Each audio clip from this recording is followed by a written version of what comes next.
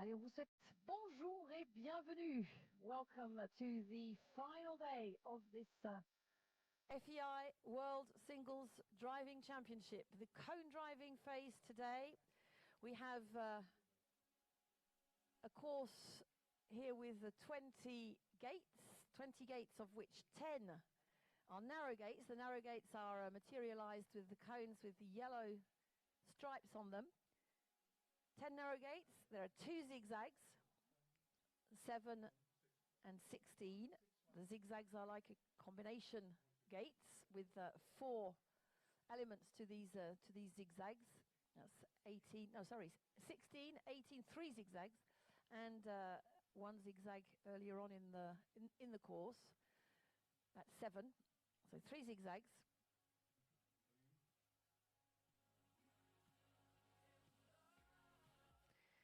And oxes, so that's gates with 4 balls that can fall down. Oxes, there are 5. Number 2, number 6, number 10, number 17, and number 20.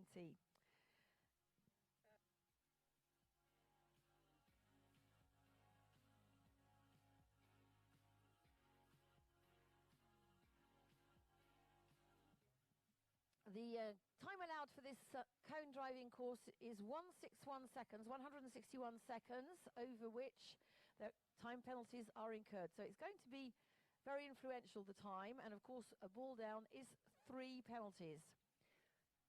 A little message for the judges. Could you please turn on your radios? Un message pour les juges. Pouvez-vous allumer vos radios, s'il vous plaît? So we start at 9 o'clock with the drivers who unfortunately were eliminated yesterday but still have the right to go. We have 3 of those who will actually, 4 who will actually drive, and we begin with them, the competition, a little bit later on. We'll have breaks every 12 drivers.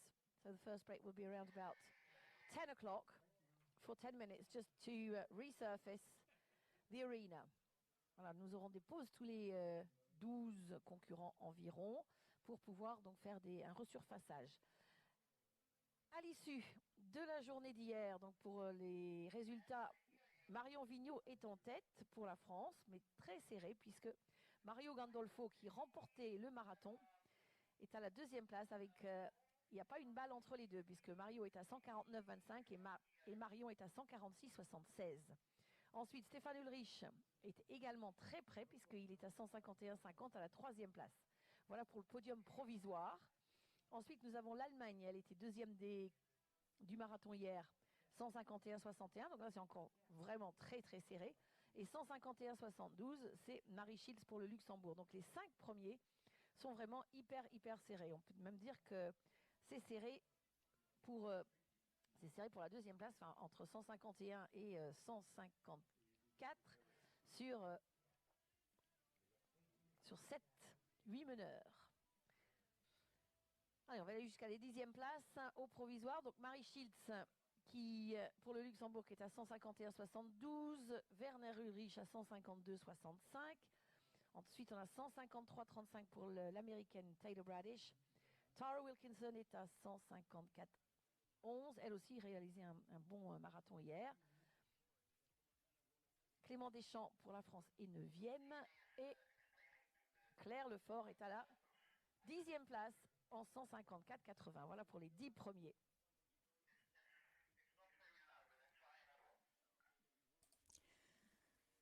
And if you are tuning in to FEI TV or wherever you consume your carriage driving all over the world, a very, very warm welcome back to you. And doesn't it look glorious? And are you still dreaming of Obstacle 3? Who knows? We did have some fun yesterday, didn't we? Anyway, I've just been actually listening to the beautiful commentary from my bilingual colleague out there in France, and my goodness, doesn't she do a very, very good job? What an elegant speaker she is. But talking of elegant speakers, let's stick with the English commentary. I'm Sarah Dance. It has been an absolute joy to share what has been a very, very exciting, in some ways predictable, in some ways very unpredictable World Championship so far. The French absolutely powered through the dressage, apart from Kelly Bruder. Of course, please do go back and watch that test again and again. It was magical. It really was. Marathon didn't go her way yesterday. It was a tough marathon. You needed really gutsy, really fit, cardiovascular work. Those horses were going up and down, pulling, pushing. There was water, there were banks. We had a couple of dunkings in the water, which was really unfortunate. And the two drivers that came in and it didn't go their way, my goodness, didn't they come in with some power and positivity. And it's very interesting. If you have a look either on, you could find it on Carriage Commentator or some of the other social media outlets that are out there, there's a beautiful short interview with the marathon winner Mario Gandolfo, who powered around the marathon. He and Stefan Ulrich really did incredibly well. And it was just lovely to hear him pay credit to his horse, how well she'd recovered, how gutsy the horse was. And he commented on what he'd seen with Mikael Barbie having the tip up in the water, and just said it meant he tried to minimise the risk a little bit, but stay brave and positive. And these snippets that we get from the drivers, where they talk about their horses, they talk about their approaches, you think about the psychology, the pressure, how they have to stay calm, but you still need the adrenaline going. It's fascinating. It never ends, the fascination we have for the mental strength that these drivers and their horses and the crews around them need. Some are ebullient in their characters, some go internal, and it takes all sorts to do this. Now, she stayed on top. She had an up and down marathons, no doubt about it, for Marion Vigneault, but at the moment she's out there in front.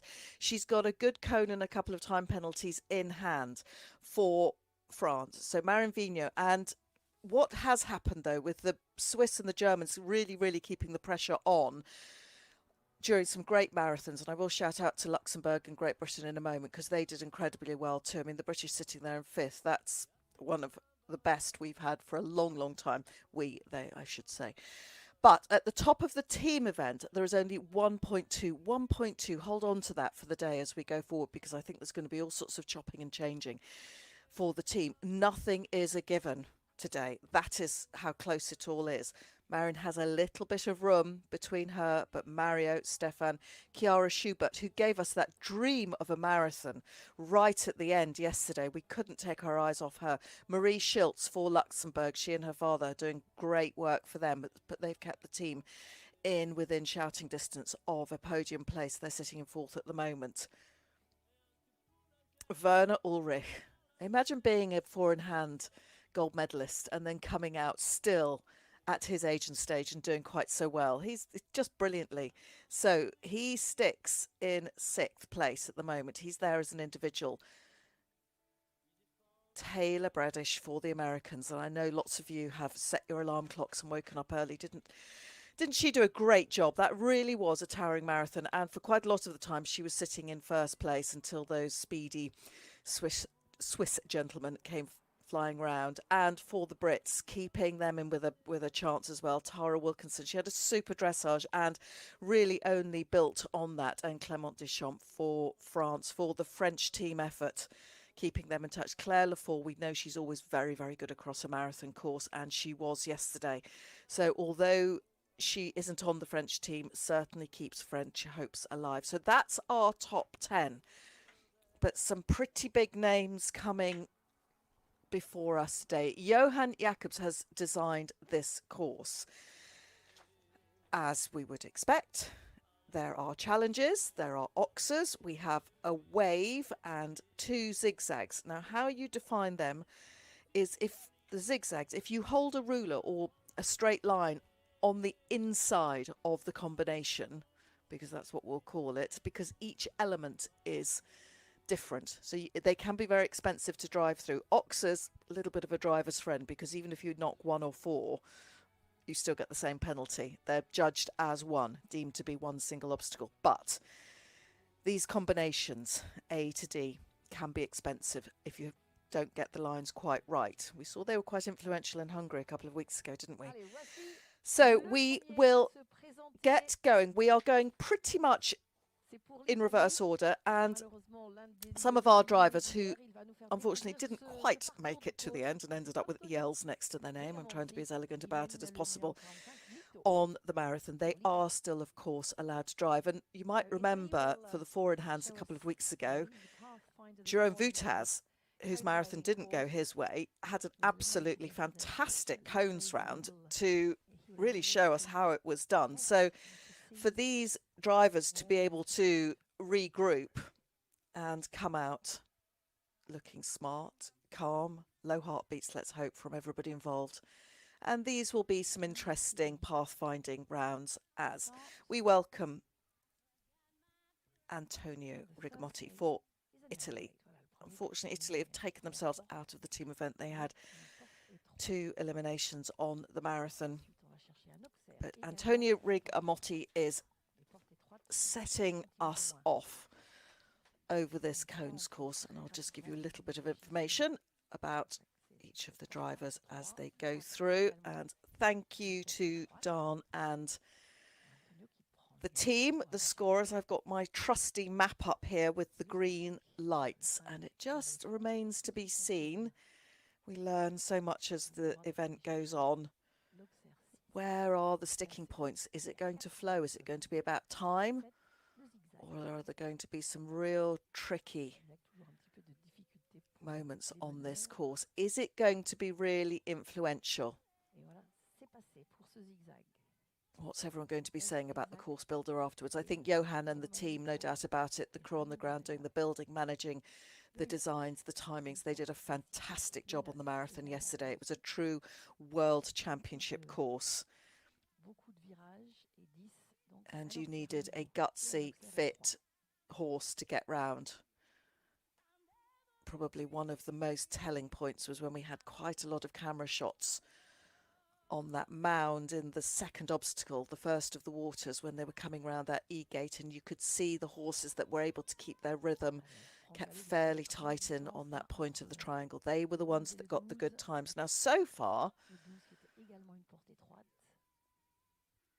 we've got all green, and you might notice those yellow bands round the cones. That indicates they are a little bit narrower, generally come in 5 centimetres from the standard 1.6. Don't forget they're driving on a 138 wheel width.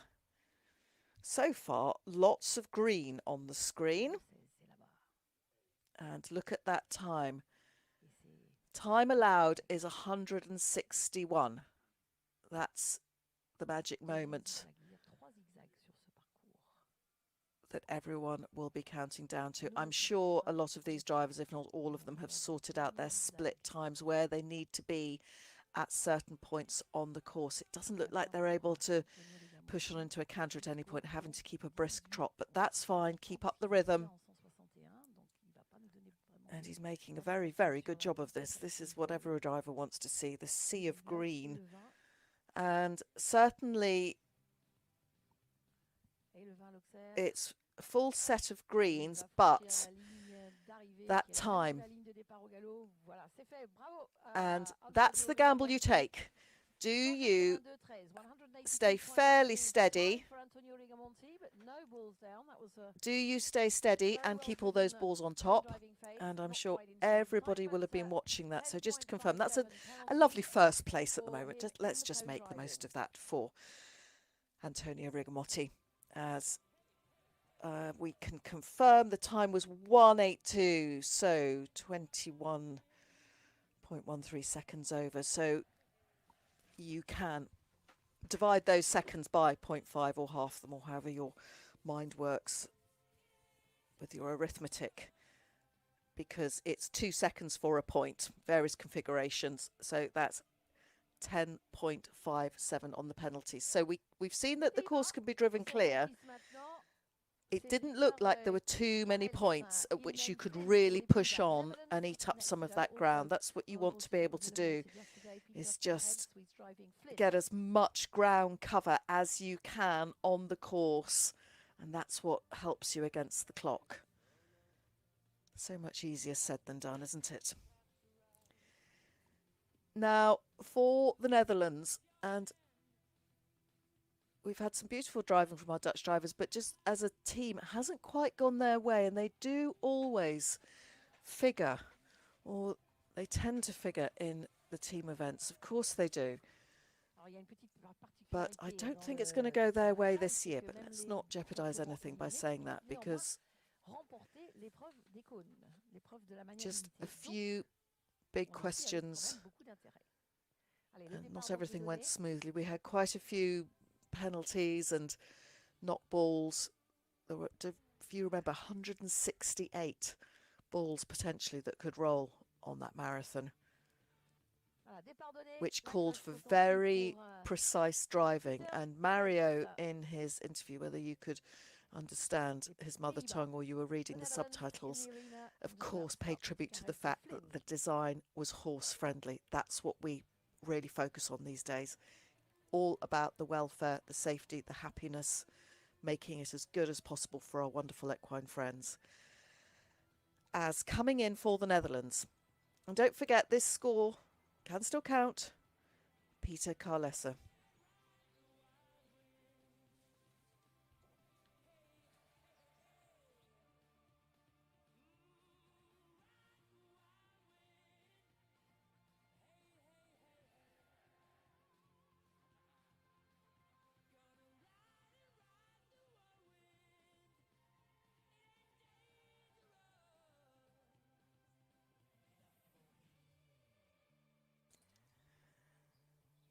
Now that was number 4, for those of you with eagle eyes at this stage, that's number 4.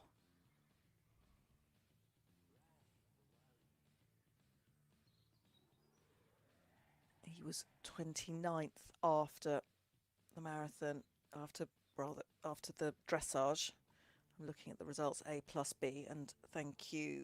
These results are coming from Philippe and the team. It is all available to you should you wish to follow exactly what the results are. You see they're like these punctuation marks, lots of semicolons and colons going through the course. They're not able to really get that flow sometimes. Still only 3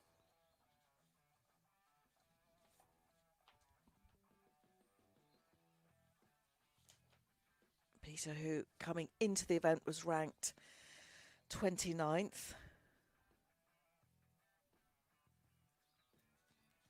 Driving Flynn, 14-year-old gelding, and of course these wonderful horses. There we are, managing to push forward into a canter. KWPN, and they've certainly been on the FEI register together since 2018. They had a pretty good season, 2nd in Harwich, 8th in Blue, and 14th in Laden. All building up to a world championship. When you have a world championship year, of course, our drivers, their teams tend to work backwards. Think of all the people behind the scenes that help get this horse ready. You'll have your farriers, probably one of the most crucial members of the horse team. Pretty much everybody being driven in shoes, and the feedback was they needed big studs yesterday. It was slippy early on in the course. Obviously in the autumn you get a dewy start, and then particularly around those water obstacles you could see how slippy it was, and that's where a couple of people came a cropper. It's going to be about time, isn't it? It's going to be about time. Just one cone there, but the time was 184.04. One ball, but 14.52. So we're getting a sense of where the questions are being asked on here. And you can see just with the offset of the cones of the course, everybody going around just double checking. And there will be breaks, I think, every few drivers or so, just to make sure that the arena party can go around. And don't forget that we've had these in-harness horse checks as well. Sometimes we get pictures of the wheels being measured as well. as they come out. And the Netherlands with 14.52 penalties for again, Pieter this was Karelse. bad Now luck we have, for the American team the effort, United particularly States when you of think America about next to go. Raymond the Helmuth sheer in logistics row. of getting everybody here with carriages, harness, horses, crew. I talked about farriers, you've got your dentists, your nutritionists, your osteopaths, that's just for the horses, and everybody who grooms and buffs them, plats them, makes them look so wonderful. And don't forget, everybody has to be dope tested, horses and humans as well.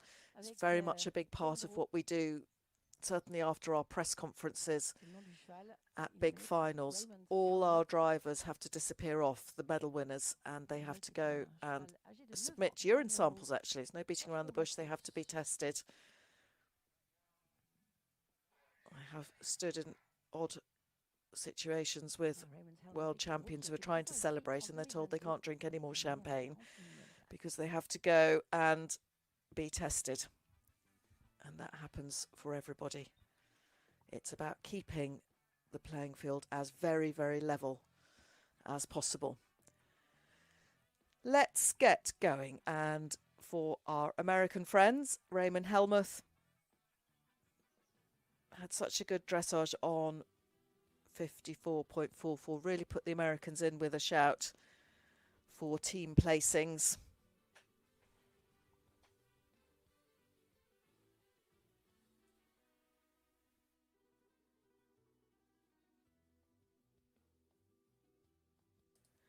It would seem that not all the drivers who are unfortunately eliminated have chosen to come forward. So it looks like Alexander Bosch isn't coming.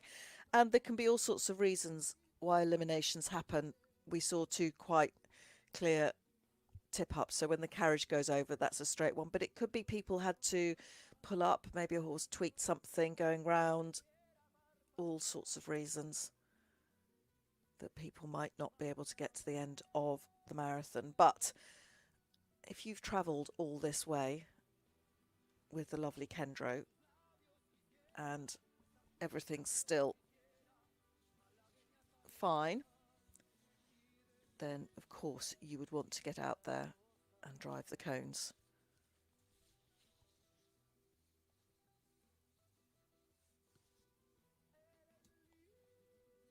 He had a good season coming up with his lovely Dutch bred or Dutch breeding.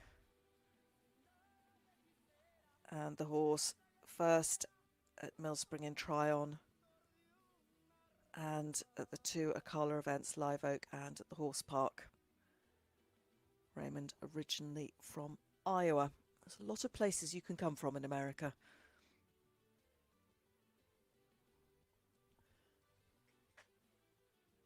All greens at the moment. So that seems to be one of the moments coming towards 15 when they are able just to push on the last third of the course. And then you've got this wave. So the wave is where they're offset. And so-called, think of how a wave comes in, that sort of arch and curl of a wave on a beach, or if you're a surfer. And then you've got an oxer at 17, so that sets you square again. And then you've got the zigzag with this straight line, the middle set cones, you should be able to have on that plumb line, and that's what defines the wave and the cones. The wave you almost have to drive on dog legs, and the zigzag a bit like the old serpentines that we used to see. Now we're into time. It's going to be about time, isn't it? Yes, we haven't had anybody under 180 yet. And there you have it, time penalties of 10.15, but nothing to add on the cones. So the speed is 250 metres per minute. And the distance of the course, which is 670 metres, it will still be the same. It's an FEI rule, but it's all about how the cones are set. It's all about, as you can see, the horses having to stay on their haunches a bit to be able to make the turns and leave the balls on top. So yes, it might be lovely to think that you can get round 670 metres in some speed, but it's that gamble, threading through these pairs and quartets.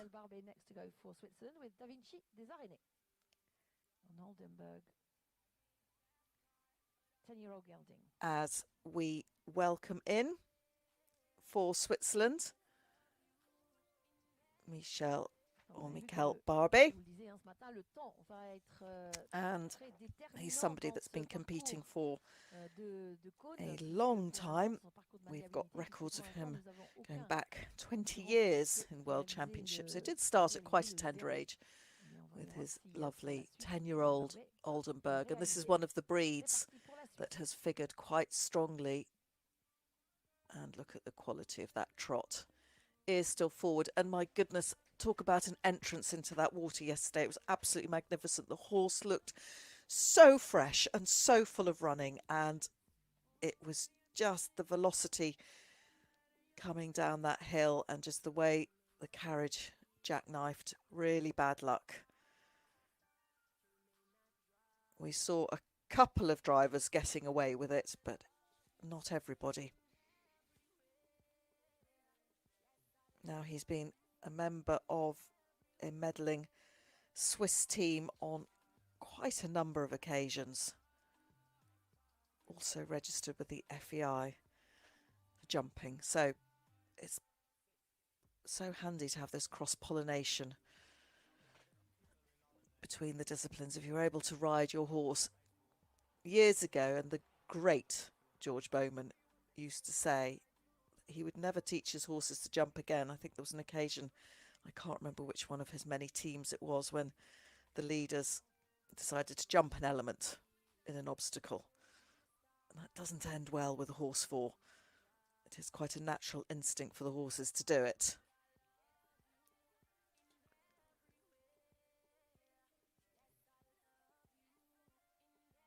Oh, that was close. That was a bit of luck. And maybe he's due a bit after what happened yesterday. And you can imagine the team talk will still be come out and drive your best cones round. There's still everything to play for in the team event. It is so close. It really is. France in front, but only 1.2 ahead of Germany, who are only 3.96 ahead of the Swiss. A bit of breathing room down to Luxembourg in fourth, and yeah, not too much. Britain, the Great Britain and Luxembourg in with a shout, and then Spain. Didn't their two drivers do brilliantly? That was a joy to watch their rounds yesterday.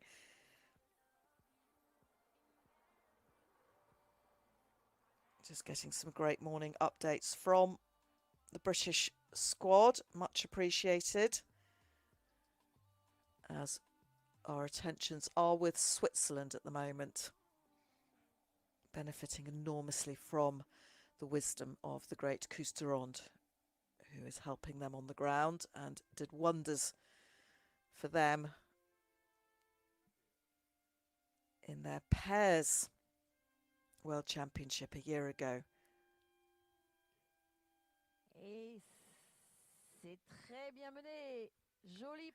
Now that was a very good round, and lots of people will have been watching that. Just over 10 seconds over, 10.57 clear. But what that means is a 5.29 penalties going forward, pops him into first place at the moment. And that is the last of our eliminated drivers from yesterday. We had 4 out of the 6 come forward, and also Carole Lumsden for the British team isn't going to come forward either, has decided not to drive. With Natalie Wilkie, she's driving Van Dijk the fourth. She's on a score of 231.96. That's her combined score.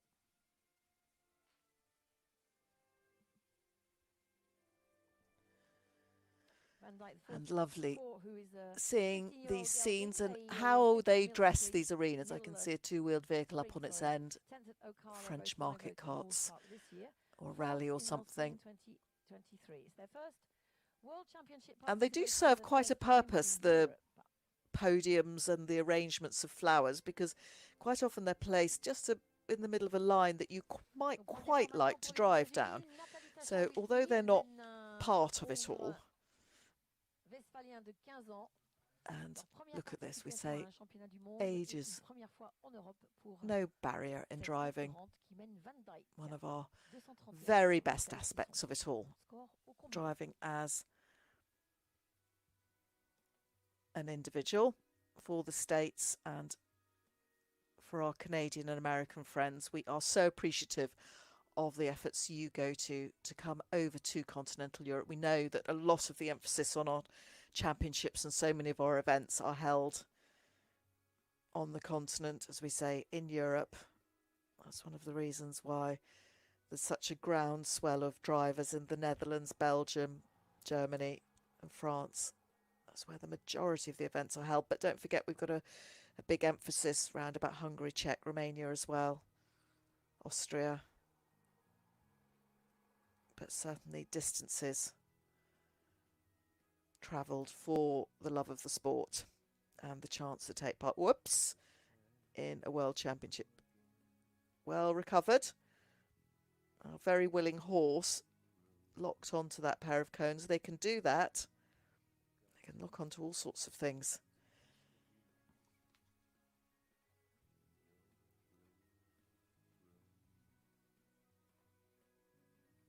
All greens. It's like a green haze that appears around each cone. Yeah, loss of rhythm there. But this is a tricky line from 9 to 10. It looks quite elegant on Johann's two-dimensional course plan. It is all out on various links and outlets at the moment. The squiggly lines that denote the course. But how differently do these things drive? How many times have you looked at an obstacle plan and thought, I think I'll go that way, and then when you come to look at it and walk it, it's completely different. All green so far. They've had some good team talks ahead of this cones phase.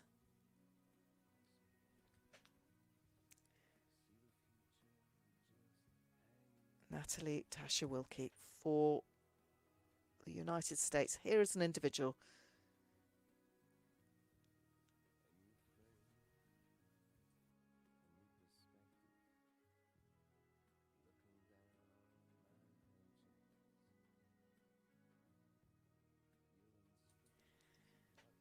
With her Westphalen 15-year-old gelding, Van Dyke 4. I wonder if there was a 1, 2 and 3 as well. Now that golden box in the FEI colours or livery, our distinctive white, purple and gold, just denotes that we are now into time. A little bit of cloud cover in Le Pam. Plenty of people watching. That's no bad thing, actually. It's been some of the dressage. These were my Scottish friends relaying it, I have to say. We're saying that it was very hot. So, quite a bit on time there, but a sea of green for the cone. So that was a good round for her. 18.2 in time penalties. That pops her into 5th at the moment in the cones competition, but rather nicely for her. Currently she goes into 1st position. She is the first of our drivers who is competing on a total combined score between A and B. So let's make the most of that at the moment for Natalie Wilkie and Van Dyke. They are currently sitting 1st. As we welcome in for Italy, and this is Cristiano coming into view, being a multiple Italian champion. Just didn't go his way yesterday, and the dressage was 65.63. But he's one of our drivers that has been competing for quite some time, but also brings on the young horses. He's got a great list of them that he's taken part in the annual Young Horse World Championships with.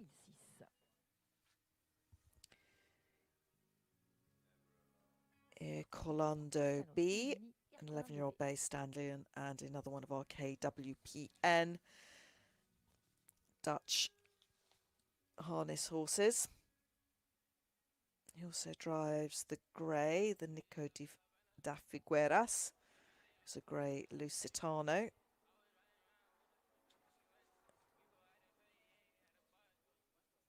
Got several horses.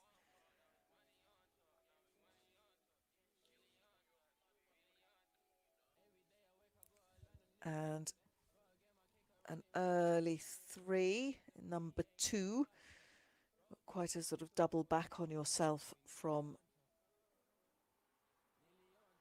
number 1. This is a world championship after all, and this Cones course has to be influential. Of course it does. Going back to the very, very early days of the championships, which of course started with the 4-in-hands. We've just enjoyed our 26th 4-in-hand World Championship, and remember they've come, oh yes, that'll be another one, number 9 there, just caught with the horse's foot, so on 6 for the Cones.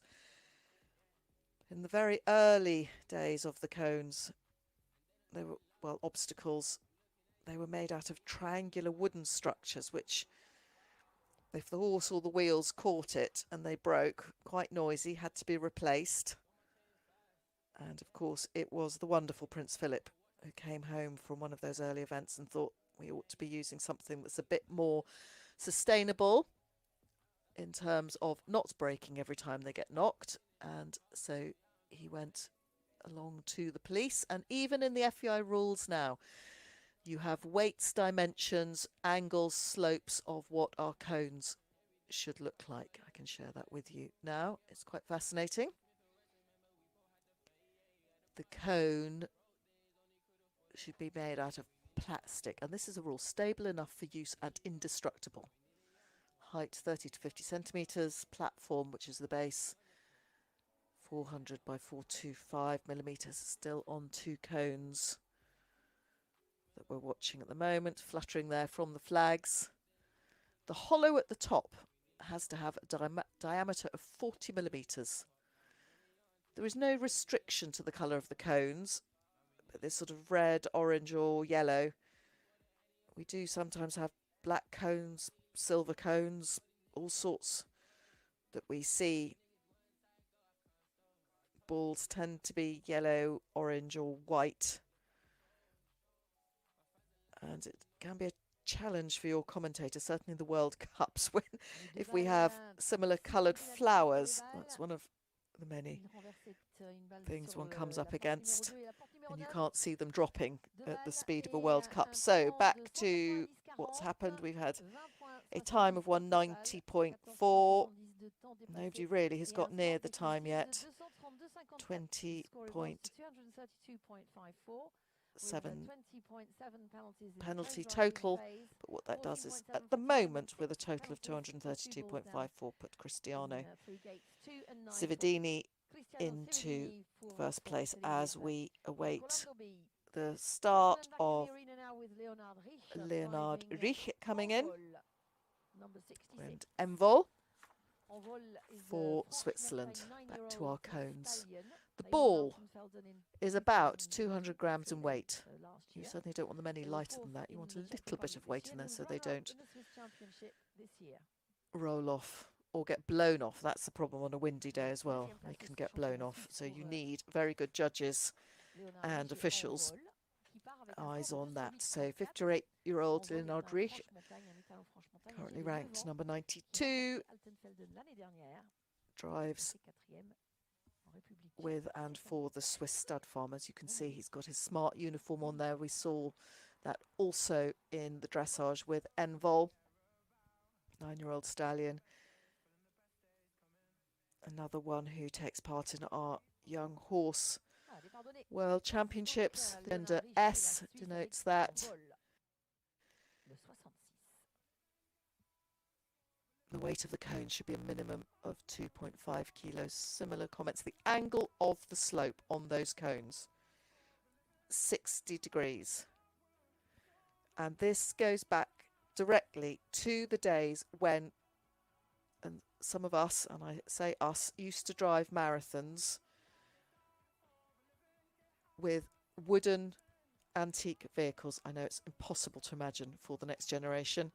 And we had to deal with hubcaps that stuck out from the centre of their wheels. They're pretty much flat now with modern carriage building, the technology and the development that we've had, the technical development with all the equipment that we use now. But that slope was to accommodate the hubcaps. And how many times did we knock a cone with a sticky out hub? Very frustrating. And back in the day, we used to drive with either hula hoops, which were round hoops that we attached to the wheels, because you didn't have adjustable axles and things back then. Or you would have, they weren't always allowed, but you would have a bar that you would attach to your back axle, and that would stick out almost like a long T, and that would give you the desired set width. Yes, there was a 3 there. Thought that might happen. For the cones. Now everything has been standardised, except of course if you take part in our attelage de tradition events, which do use antique vehicles. It's a whole different area of our carriage driving, but it promotes the use of the antique vehicles and traditional turnouts. And then our course builders and measurers are kept very busy.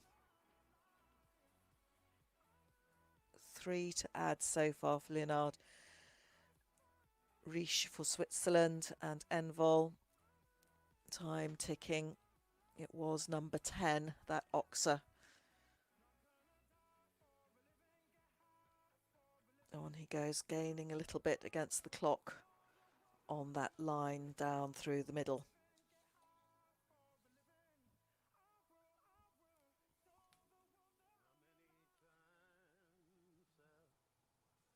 Yes, it was 16D as well, has just gone. That's come up on your screens as well. And he's got through that second zigzag at 18, just 19 and 20 to go. And we are, of course, into time now. Yes, there you have it. 161. That's the magic number. But pretty good. One of the faster rounds that we've had. But with that came 2 cones as well. But well done, and that lovely position at this stage in the event where you go into first place. But 12 points. Now it depends which scoring system you use. Don't you love a live event? My screen says 12.54 and you've just had 12.55. There you go. Brings a smile to the face, doesn't it? Back to my cone design. We even have rules about the markers, and they are important. They're considered to be a part of the obstacle as well, the red and white. They need to be stable enough for you, so that's underlined in the rules, and have a dimension of 330 millimeters square. But for indoor events, which we're all really looking forward to the start of that season, aren't we? In Lyon quite soon, you can have the sleeve, which slips on the top, which is actually what we're using here with that yellow sleeve denoting the narrow set cones, comes in 5 centimetres. Now for Poland. And we do give you an education and national flags as well, don't we? One of our experienced drivers, shall we say. Krzysztof Idzikowski. Driving his lovely grey. And some of us are grey fans. They just look lovely. This is a Polish sport horse. And how often do we see the greys with the Lipizanas and the Kladrubies as well? They're not always that colour, but certainly quite distinctive. Oh, good horse, very willing. They were also here 2 years ago when they finished 71st. Currently sitting in 70th.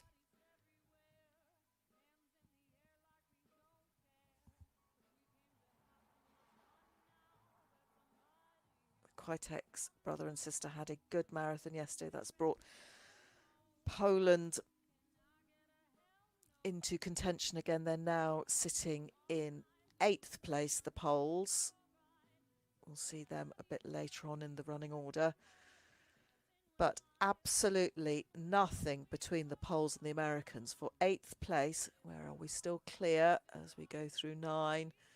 And that twiddle to the narrow Oxer at 10.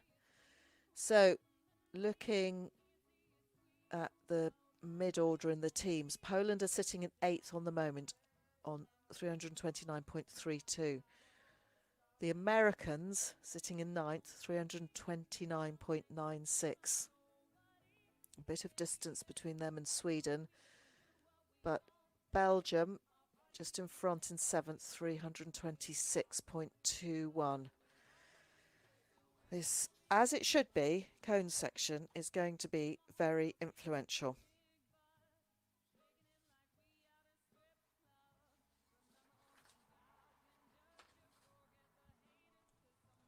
I'm seeing a sea of green so far as we come into number 16. The wave. So this is where they're set at an angle, and I will get the exact angles for you. It's from the inner cone, the axis across should be 45 degrees. And he's just collecting up there. That's a good shot. Thank you, team, to show the Oxer. Clever course building, and we're into time. But still all the balls on top. Now he'll probably be able to push on a little bit now as he exits 18, the zigzag. So the wave at 16 and the second of the zigzags at 18. So very satisfying to end on a clear round for cones penalties, but quite a bit of time to add. Time of 196.17 gives the penalties of 17.59.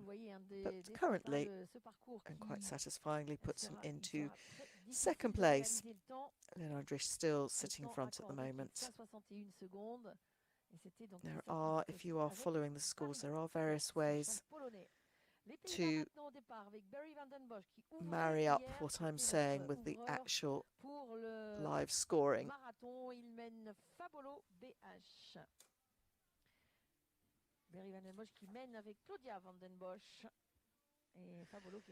Next in was our trailblazer, Pathfinder, on yesterday's marathon, and for such a long time sat there with some cracking fastest times on the marathon. He came out and gave it everything. Barry van den Bosch. Lovely opening marathon to set the tone for the day. Driving individually for the Netherlands. There you have it. Nowhere to hide on the age, is there? We do share everything. Currently ranked 72, driving the Fabolo, 14-year-old Dutch warm blood. But really had a very, very good marathon yesterday.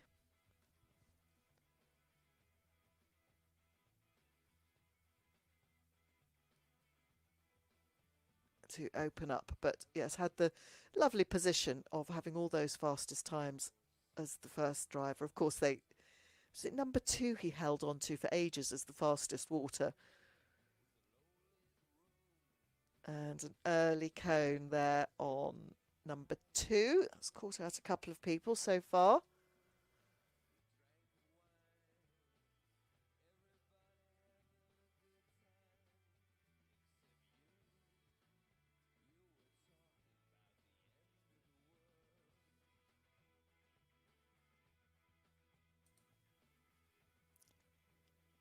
You'll notice all our drivers now and their grooms on the back wearing the regulation hard hats now. The safety of the drivers is becoming an ever-growing, and rightly so, issue, and there is quite a bit of chat about the hard hats coming in for the dressage as well, so that they're worn at all points when everybody's on the carriage.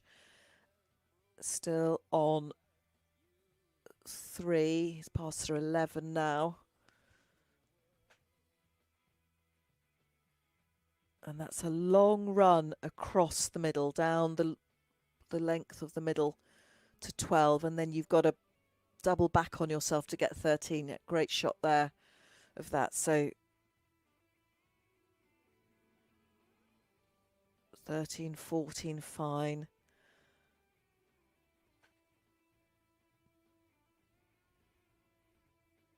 There you go, 15.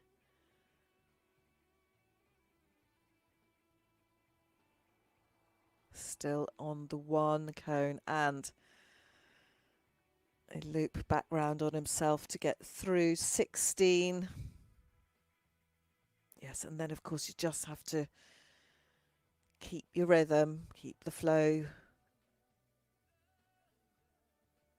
17 Oxa. Narrow Oxa in there, but you do have the luxury that even if it's a knock, it's still only the 3. And pings forward, squiggle into 19, and 20 is coming. There we go, into time.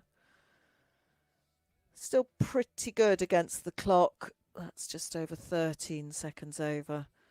Une balle sur la porte numéro 2. 1 ball down, 3 penalties. Et le temps de 174.17, 9.58. That gives him a total after all 3 phases of 209.39. 174.17 seconds. So the total time there was 174. So if you take off the 161 and then divide it by 2, that's what you're left with. And then that gives you the penalties. Don't forget to add in the 3. Eva Bliding is in the arena now for Sweden.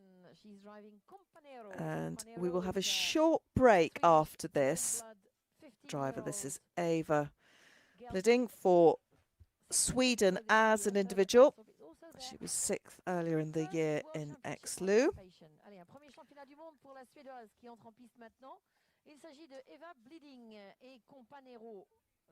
Driving Companero, 15-year-old Swedish warm blood. And again, lots of interesting facts about all our many configurations of the warm bloods. Just breeds like the thoroughbreds, particularly for the Dutch breeding. They've used a lot of Hackney. Eva, aged 56. Oldenburg, Tracanas, Celle-Français, all the cross-pollination over the years to produce these very athletic, strong horses, but they needed stamina as well yesterday. They had to be able to recover. Obviously, they had their loops and runs between the obstacles, and we had some great shots, particularly towards the end of as they disappeared out of a marathon, going off, doing a loop and coming back, and that's a chance for the horse just to catch its breath as Eva canters on. Through 1, through 2. And the Swedes benefiting from the wisdom and the presence of Glenn Geertz. And it's always interesting to follow who's helping who. Belgians helping French, helping Swedes, Dutch helping Swiss. I think Australians helping Germans as well sometimes. One big happy family in driving. That's what we like to say. 3's gone, sadly.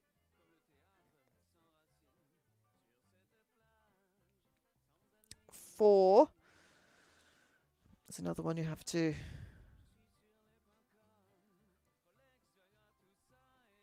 There we go, 4, and it's 5, 5, 6, 7. Oops, 10. Will go. Sorry, I'm just about 3 seconds ahead of you. 2 or 3 seconds. I mustn't spoil the fun. 10 has gone.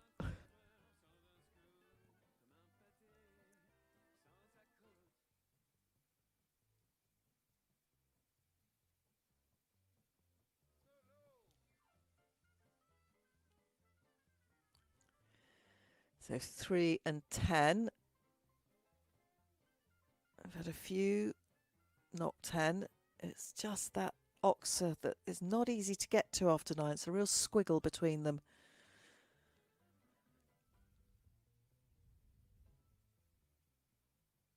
Those yellow cuffs or collars, bands, showing that they're just narrow.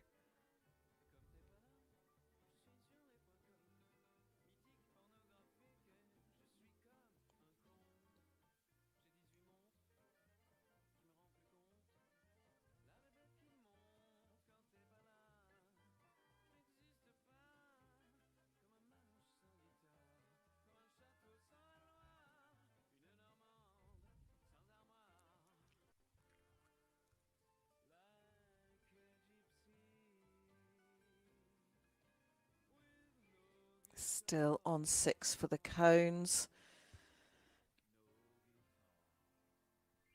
And into time. Is anyone going to make this time? It's looking quite unlikely, isn't it?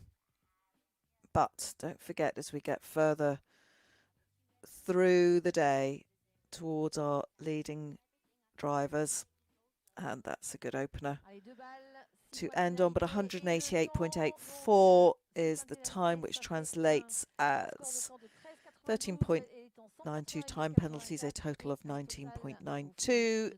But at the moment, that pops her into second place overall, 214.23. 6 penalties added, 19.92 penalties in the cone driving phase. As Eva ends her World Championship. So, good job for them. We will be back at, I think this is just one of the moments where we've got a short break, sort of 9 minutes, 9 or 10 minutes. Jennifer Thompson coming in at 9:58 local time, so just everybody out there on the course.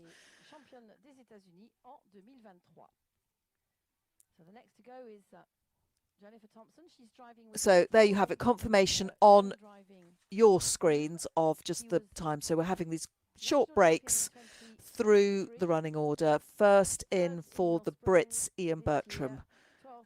Oh, now we do have a time for Carole. I was told that she might not be driving. That's interesting. Let's see what's happening. Maybe there's been a change of heart from last night. Let's just wait and see. They have put a statement out on social media, but let's just wait. Hold fire on that one.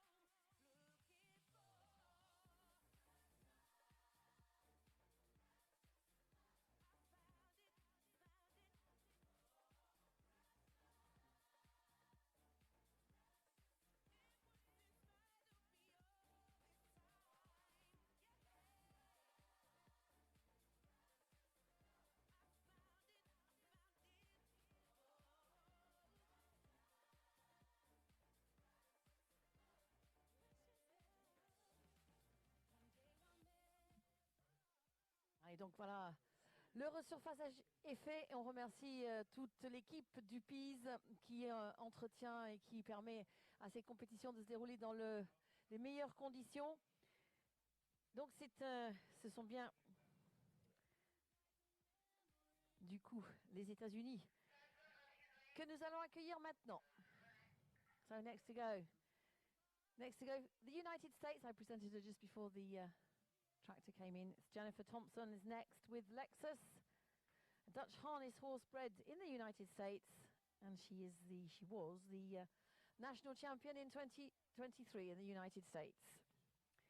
Jennifer Thompson driving Lexus with Cynthia Wiseman, who's her groom for this cone driving phase. Welcome back. If you've been making a cuppa or having a short break, or if you were glued to your screens, you will have seen the lovely little tractors going around, just smoothing out the lines that have been made on this great surface. It really has driven absolutely beautifully. It's called a sub-irrigated fibre, sand and fibre surface. But it's driven beautifully. It's quite incredible to think that until fairly recently, a lot of our events were taking place purely on grass, and they still do in so many ways. But we have become quite accustomed to seeing certainly the dressage and cones taking place on these surfaces. You might remember in Bretoni for the World Championship Horse Fours 2 years ago, that was all on grass in that beautiful parkland. As we welcome in one of our well-travelled competitors, Jennifer Thompson for the USA, driving as an individual. She had a pretty decent dressage, 57.7 for a 30th.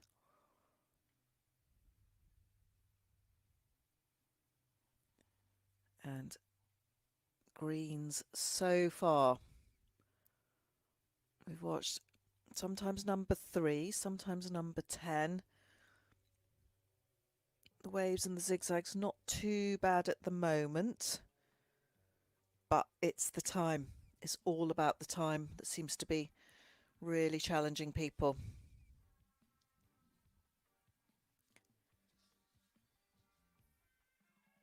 Jennifer, who was 3rd in the Horse Parker Carla event back in February, also Mill Spring and Tryon. The distances the Americans and the Canadians have to travel just to get to their events, never mind coming over here to Europe, but they can be driving for days to get, or trucking for days. Quite incredible. This was quite an interestingly bred horse, Lexus, the 8-year-old.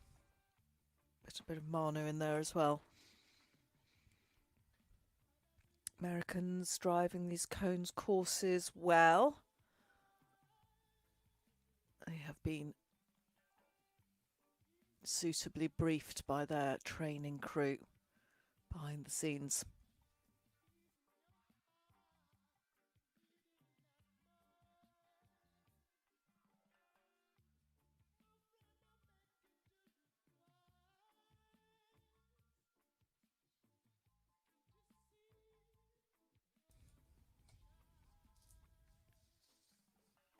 It's that time, that 161. I mean, we say there are 20 numbered obstacles or combinations on the course, but there's an awful lot more to it than that. With our oxers, waves and serpentines, narrow set cones. But so far, Jennifer, we will be into time now. Thank you. But the Americans so far are doing a very, very good job. And I can tell you that she will be clear on the cones. Time to add, but a well-driven and judged round in terms of leaving the balls on top. So a total time of 1:08.5. So 12.31 time penalties. 0.62.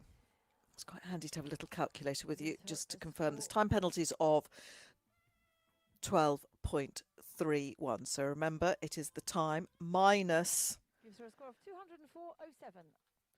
the 161. 07 le score définitif pour Jennifer Thompson pour les États-Unis en 185.62. And divided by 2 or times 0.5. And that gives you your time. As we welcome in for the Netherlands, another member of their team, Eline Houterman, and how much we owe to her father and family for all they do for driving. Your own here as dad, but one of our most prolifically engaged technical delegates, course builders, organisers, does a huge amount, and no doubt he's a bit like Johan, also from the Netherlands, brewing up for a busy World Cup series. Fino. Now, she starts on a score of 191.02. Fino Uno Toltin, to give him his full title.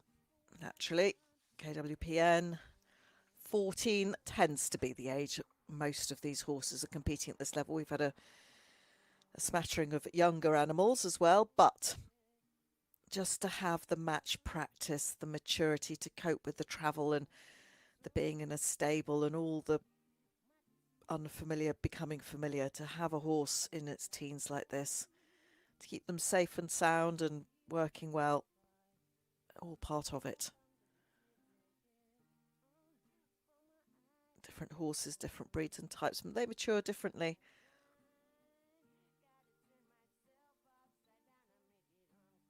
And we've got quite a few mares being driven as well. We really don't see very many mares in the pairs and team events, but a lot more of them being used as singles. Some of us are great fans of mares. I've got a yard full of them, 6 here. Oh, I think they're cracking. Once you get them on side, they're very loyal, give you everything.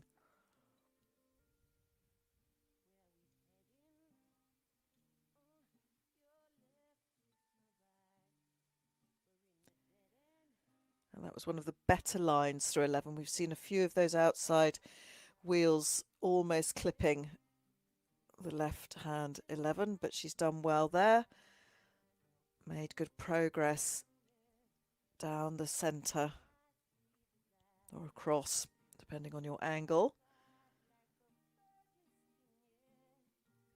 Another narrow set there. And of course, you can't be knocking the cones that are sitting potentially where you might want to go. You have to leave them all untouched. 15, and then she's going to loop up and back on herself. We haven't seen anybody coming in on the right hand turn yet to get to 16. Interestingly, that's the route that is drawn on it, on the plan. It's quite interesting. So that will have been how it's measured, but pretty much all our drivers so far have come in and dropped in on that left rein.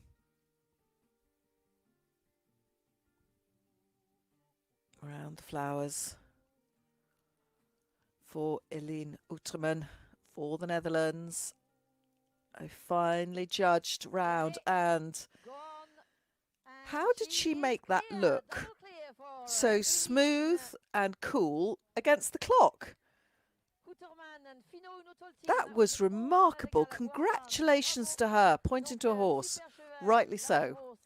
Well done. That was a beautiful, beautiful cones round. Congratulations to Eline and her lovely horse, because she didn't look like she was going any faster than anybody else. Obviously, these Dutch horses can't have this natural ground covering stride, but that was brilliant.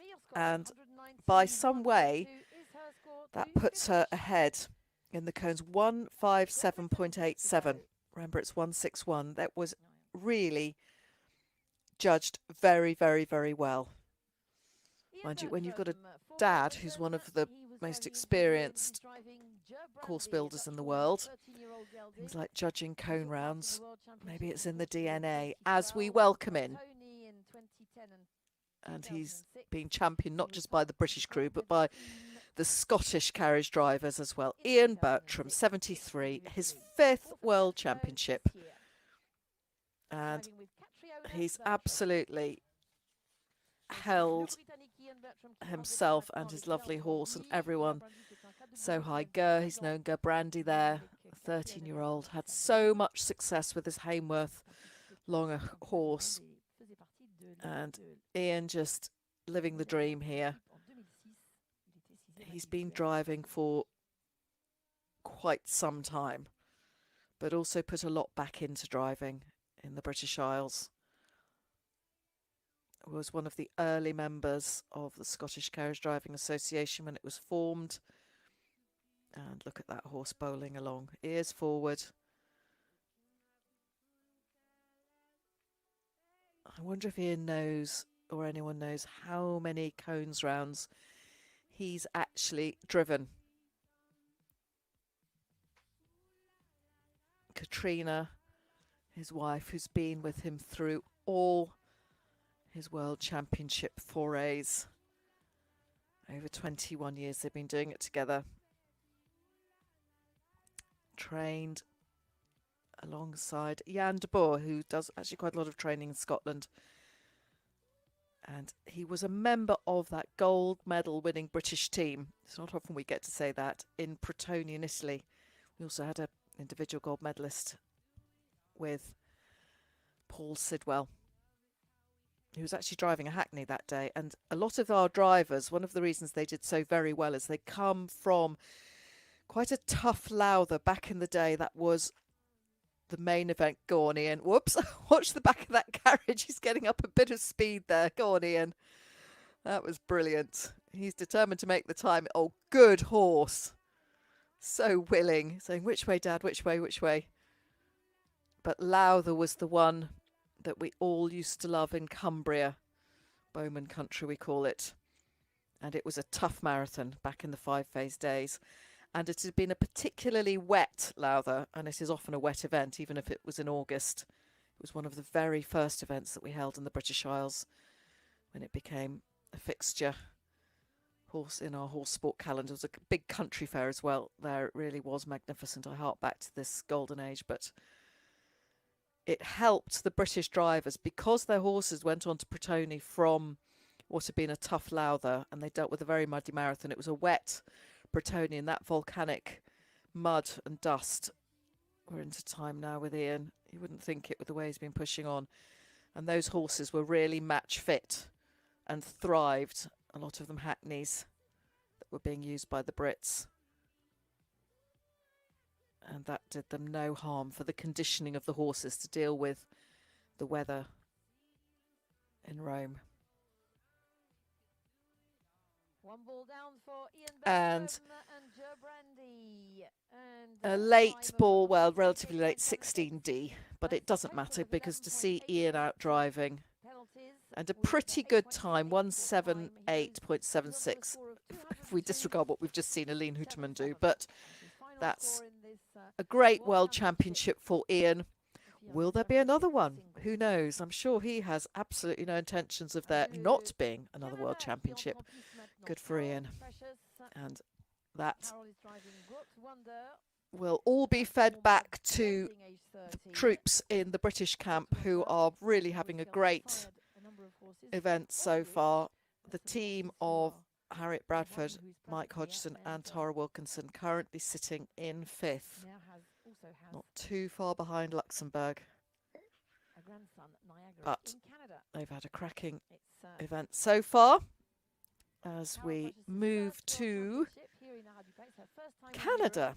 She was 2nd at Bromont, 7th at Tryon, 4th at Ocala this year, and she won Bromont. And I know they've got lots of their fans and friends who've made the long journey over to Normandy to support. It's been great to get some feedback, Jeffrey. Thank you also for your kind words and messages.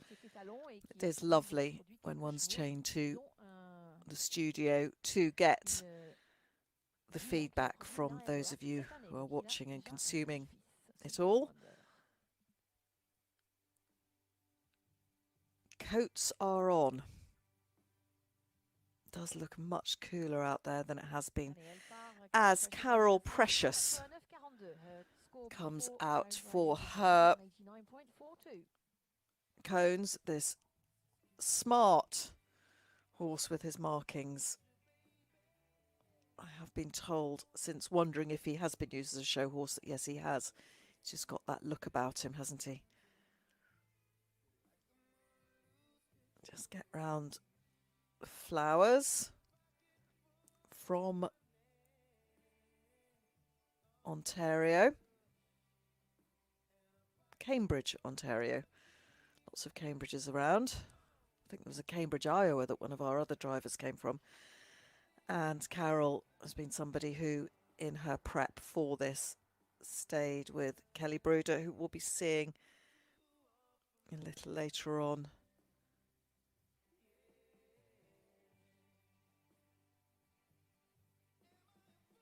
We've got Catherine in next for the Canadians. So great that they were able to field a team like the Americans.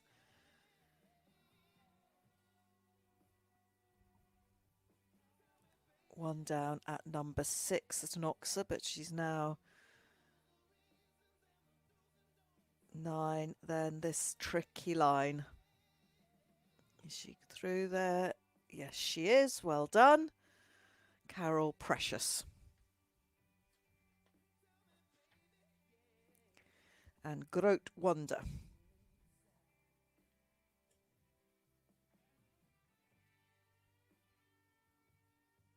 Smartly making their way round, just the one so far at that number 6. Narrow set at 12, there you go. And no sooner do you get through 12 than you have to loop back. Hairpin bend. A bit of a long line down to 14 after the 13. At 12 to 13. Just can't gain any time on that. Have to stay really focused on those lines. And up she comes to drop into 16. Our wave. Remember that time of 1:61. We think it will start soon-ish on the time. There we go. Yes, there it is. So just each second that passes, you'll notice that 0.5 gets added. But a decent round to end her World Championship on. And those many miles travelled. Well done to Carole Precious. And the clock stops at 190.2. One ball down through gate number 6 for Carole Precious. For Canada, that gives time penalties of 14.6, a total of 17.6 if you add in that 3. That's a 4th placing in the current rankings. There we go for Carole Precious. So she's currently sitting in 4th in the rankings. Eline Houterman after that fantastic cones round, and that is going to be the standard setter. She obviously had that great double clear. The time of 1:57.87. Do keep that tucked away somewhere in your brain, because in terms of the cones competition itself, the placings will be done on those times. Sometimes you can have a drive off with the cones, but this is a World Championship, so we'll be looking at the times. But the current total for our leader is 191.02. So that's Eline Houterman. Ian Bertram currently sitting in 2nd place. Jennifer Thompson for the States in 3rd.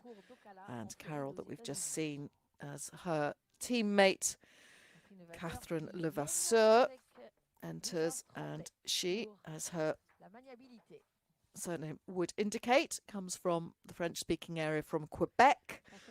on the east side of that big nation. And she stayed with Maxime Maricourt, one of our French horse 4 drivers, when she came over. She has obviously competed at Bromont and had some success there over the years, which QC next to it also indicates where that is held. She's been driving for some time with, here she is with Fizz Forever. They go back to 2016. Before that she was driving Misty, and before that she was driving Matcha.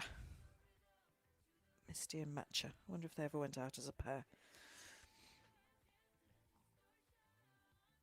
1, 2, 3 in green.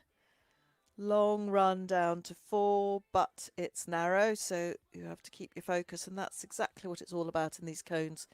Keeping the focus, precision.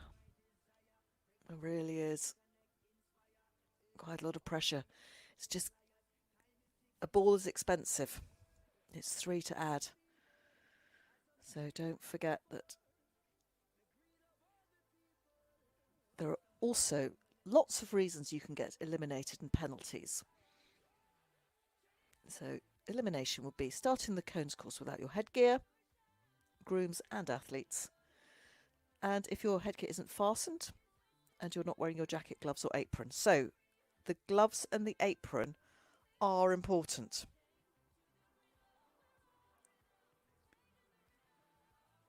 That is part of the kit. If your groom is not in position, you will get 5, 10 penalties, then elimination. If you're driving without a whip, you'll have 5 penalties and 5 seconds added. If you drop it or put it down. If you are driving without your breeching on, and if you don't have a brake on your carriage, most of them do, but they still drive with the breeching, you will be eliminated, as you will be if you engage in prohibited outside assistance. If you fail to start within 45 seconds of the bell, so if the bell is rung, if you take too long to get going, the timing will start. You don't get eliminated, but you just add unnecessary seconds to your time, as Catherine is proceeding very smartly through the cones course. Lots of green. Lots of green, so congratulations to her. Time not too bad. Not sure she'll get through here before 161. Obviously 1 or 2 balls in the same single obstacle, you get 3, knocking down an element of a multiple obstacle. So that's these combinations that we have. Around she comes, we're into time now, but 17. Oh, that's a shame. And 20. Pesky oxes at the end for Catherine Levasseur. And on she goes. Another smart horse here. Fizz Forever. And she was going so well. So that was 6 to add, but she looks like she's smiling, and so she should. Time penalties 12.9 with the 6 gives a total of 18.9, a total now of 206.43. That puts her into 4th place, currently 13th after the cones. We do have somebody in 14th and 15th. As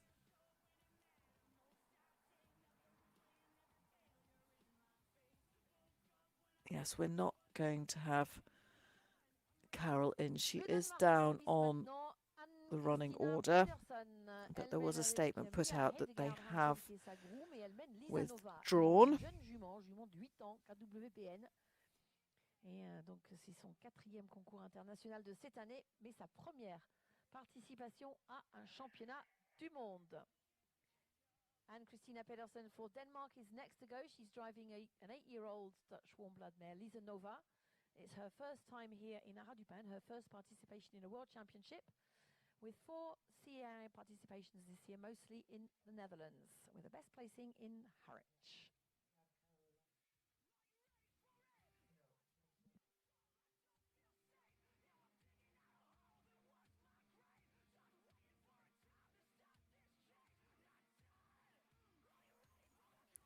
Thank you. That's better. I just had to put out a little word to those doing our graphics. Confirmation that Carole did withdraw. Yeah.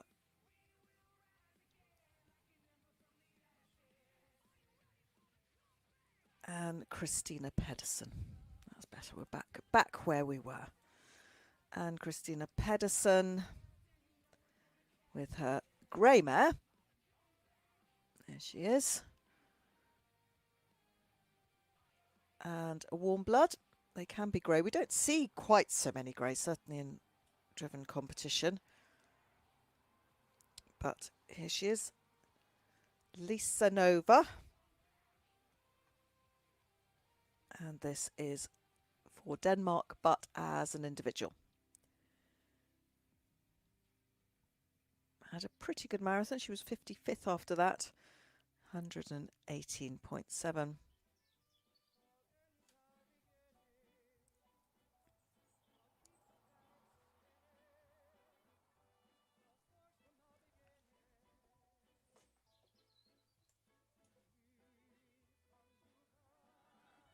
Clock ticking, nothing to add at the moment. All the balls staying on top. Through 13, the narrow ones. Now look at that podium. I don't think they take bets on driven competitions, but if they did, where would your money be as to who's going to be standing on there? Both teams and individually, it is as tight as it's ever been.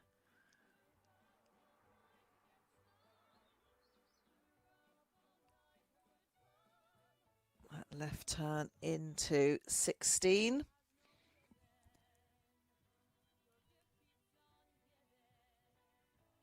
Through there. Eyes on this Oxer. That's what's just caught Catherine out, which was a shame, but no, that's all fine. Now we're on to Zigzag. 18.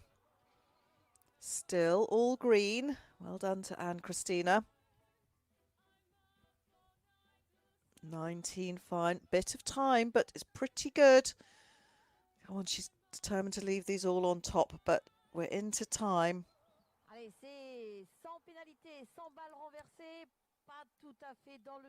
176.57, not too bad, and that gives her a time only penalty score of 7.79. Pops her into third in the cones competition and second at the moment in the overall standings. 193.98 is her score as we go back to 0. I'm afraid this isn't Carole again. I've got, oh, that's better. Yes, Carole's horse is quite distinctive with its big white blaze. So you can see pretty early on whether it is or it isn't. Now, for causing an obstacle or part of an obstacle to be built, 3 penalties and add 10 seconds. So that's if you knock it over before you've been through it. So if any part of an obstacle in advance of the one being driven is knocked down, the bell will be rung for the obstacle to be rebuilt. So that's expensive. That's 3 penalties, or 3 seconds and 10 seconds. If you take the wrong course, it's elimination. Failure to stop if the bell has been rung. That's another one.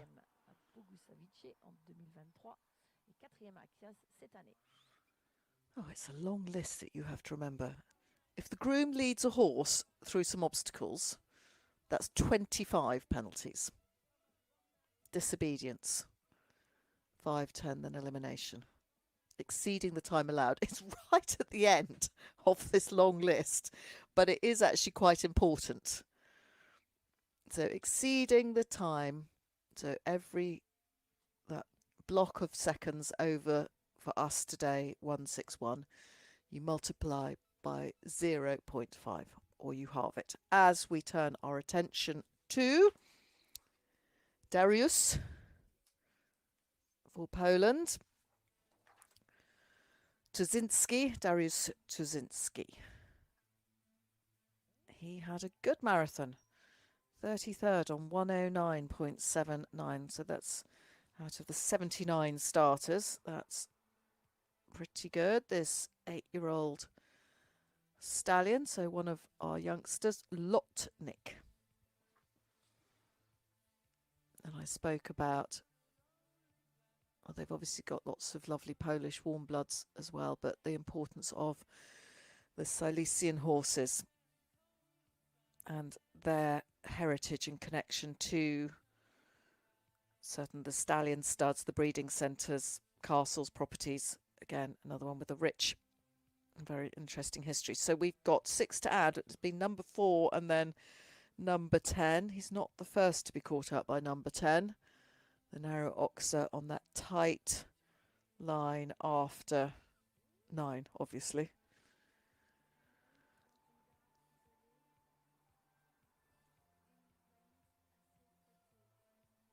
And the long run down to 12. Then your hairpin back to 13. You all know the course by now, don't you? 6 to add so far. And there he is. He's cracked on a bit. Fairly friendly cone in the middle there. Or pair 15. Hasn't been too troublesome so far. 16D's caught out 1 or 2. As yeah, you just have to keep everything on song, and we might then get the head-on view for the oxer. That's right. Great camera work here, bringing you the best possible live images. Thank you to everyone involved in that. And then the second zigzag. It's like a soft Z.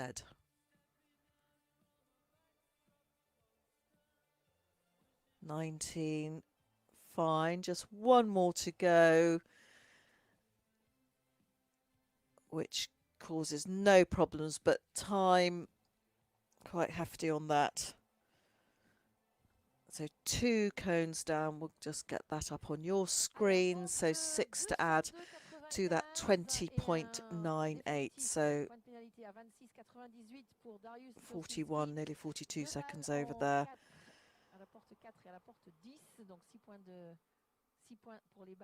There we go. That's an 8th place in the cones. 212.25, that's his final score for Dariusz Turzynski for Poland, with 2 balls down, 4 and 10, and 20.98 penalties for time in 202.95. Austria is next in the arena. Andrea Dobretsberger. She's driving her Lipizzaner horse Incitato, 13-year-old gelding. She was Austrian champion in 2024. Andrea took part in the World Championships in 212, 210, 206. Stefan Voter. Next in is going to be Andrea Dobretsberger, who's also an FEI vet.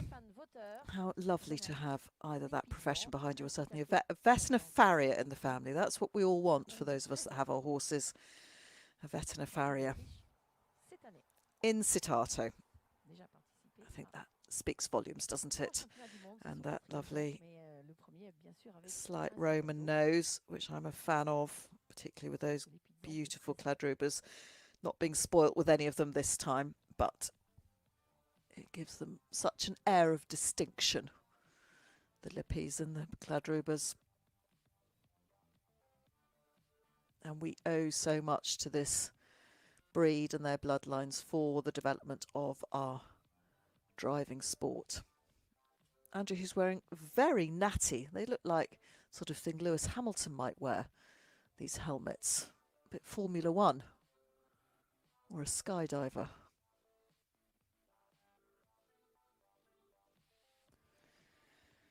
For Austria, Andrea Dobretsberger, another one who has some history at the Young Horse Championships.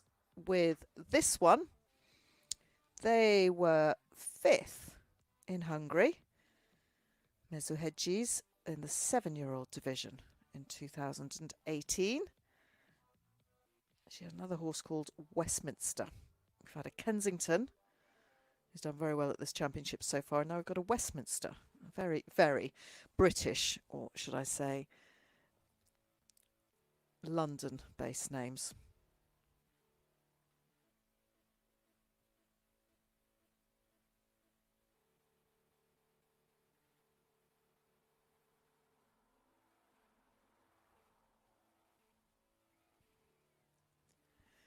As we settle on the sea of green on the live tracking that we have as part of the scoring system, really is such a brilliant bit of software.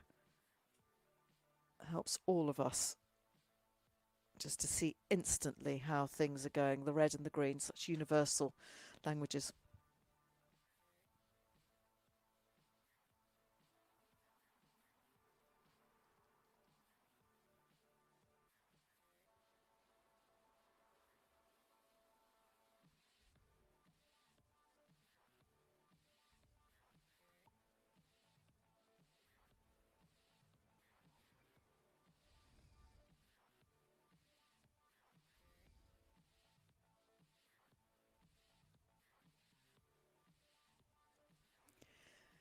Still going well for Austria and for Andrea, as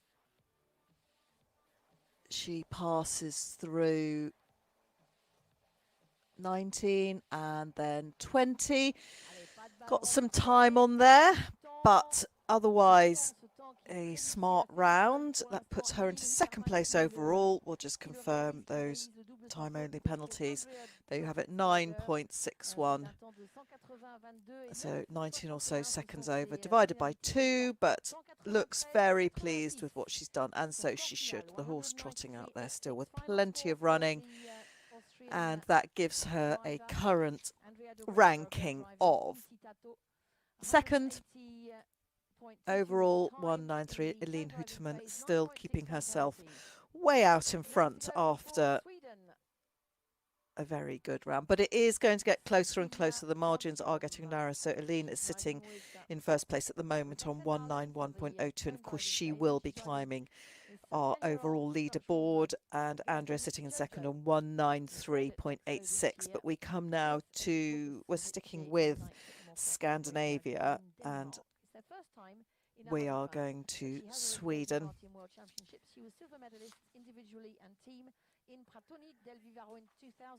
In she comes, and Cecilia Qvarnström, who is a past medalist here at Single World Championships. She had a silver way back in 1988 at the very first one in Ebbs, and another silver at that very good, this is the individual ones. I haven't got the breakdown of who was on the teams, but Sweden won gold as a team 3 years in a row. Well, what we should say, 3 events in a row. Don't forget, we didn't have the 2000, which was Gladstone in New Jersey. Due to a virus, that couldn't go ahead. It's hard to think that 2000 is really as far back as it is. So Sweden took the gold for the team in 98, that very first one. And then again in 2002, when it was in France, where we find ourselves again, and then when they hosted in 2004. So really strong. Haven't figured for quite some time. But anyway, what great exponents they were when it started out as an international world championship. As she proceeds, well, another lady who will have driven 1 or 2 cones rounds in her time. So that lovely, how satisfying to be a member of that gold medal winning team back in the day. Jojo, KWPN, he's 10. And still green, which indicates the balls are staying on top as she enters the last part of the course.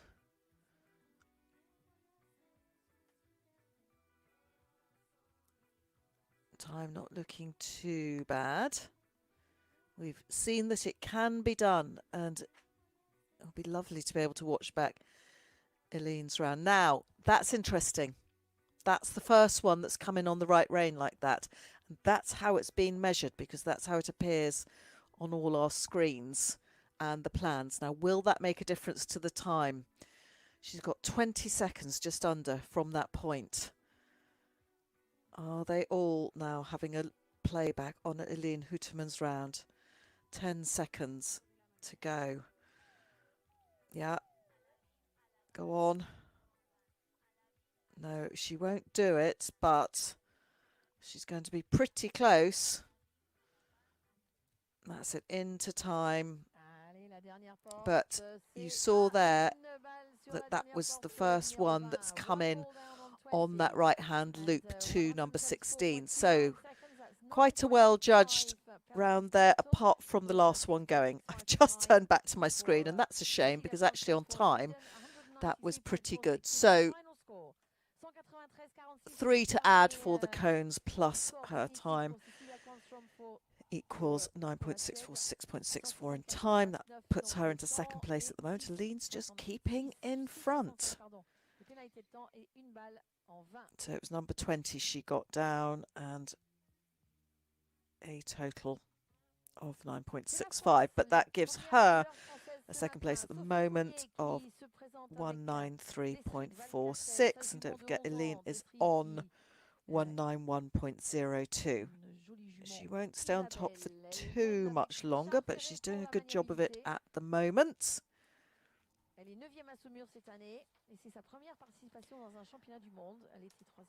will have another break. We've got 1, 2, 3 more to go, and there will be another just quick arena maintenance break.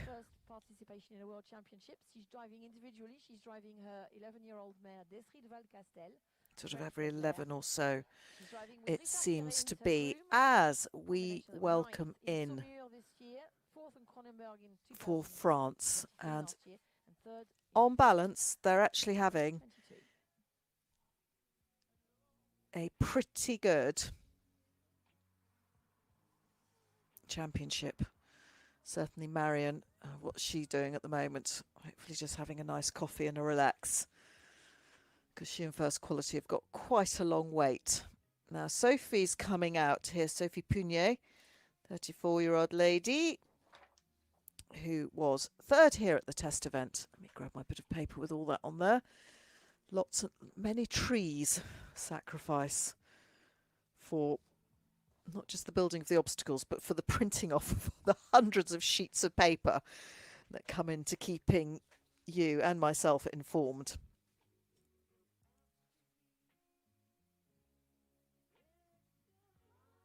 Desri de Valcastel, another mare, 11. But Sophie clearly quite keen to try and get some arena under her belt in terms of the time against the clock. It can be done. We know it can be done. Oh, good horse dancing from side to side. This is where you need that fitness, the stability through their muscling, toning, conditioning, strong bones. And interestingly, I haven't spoken enough about the tendons and the ligaments. Any of you that have horses know how easy it is for them to go lame. My goodness, all the stuff that goes on inside those feet as well. So to keep them sound and to ask them to do what they do. They start off having to do a ballet show. Then they have to run a marathon. an Ironman challenge. And now we're asking for sort of a gymnastics agility from them in these cones courses. And to get the animals fit to do that. Now this is interesting. Coming back on that right loop now. Is this the perceived wisdom as we proceed through?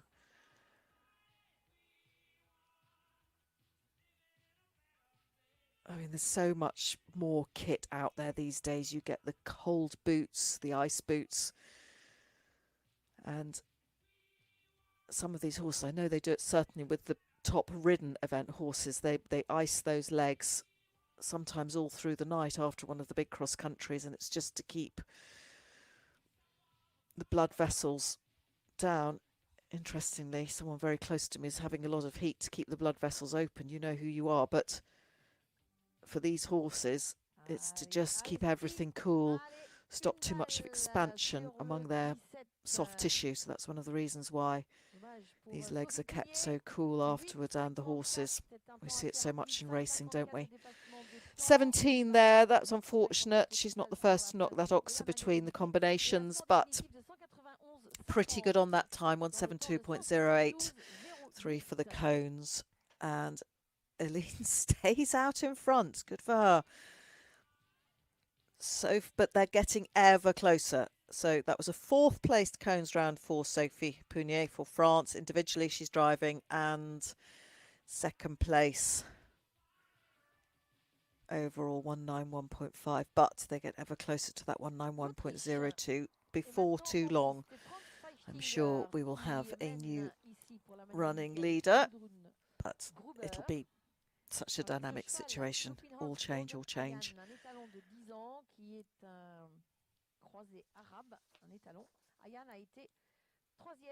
And for the Austrian team now, for Austria, Franz Feichtinger.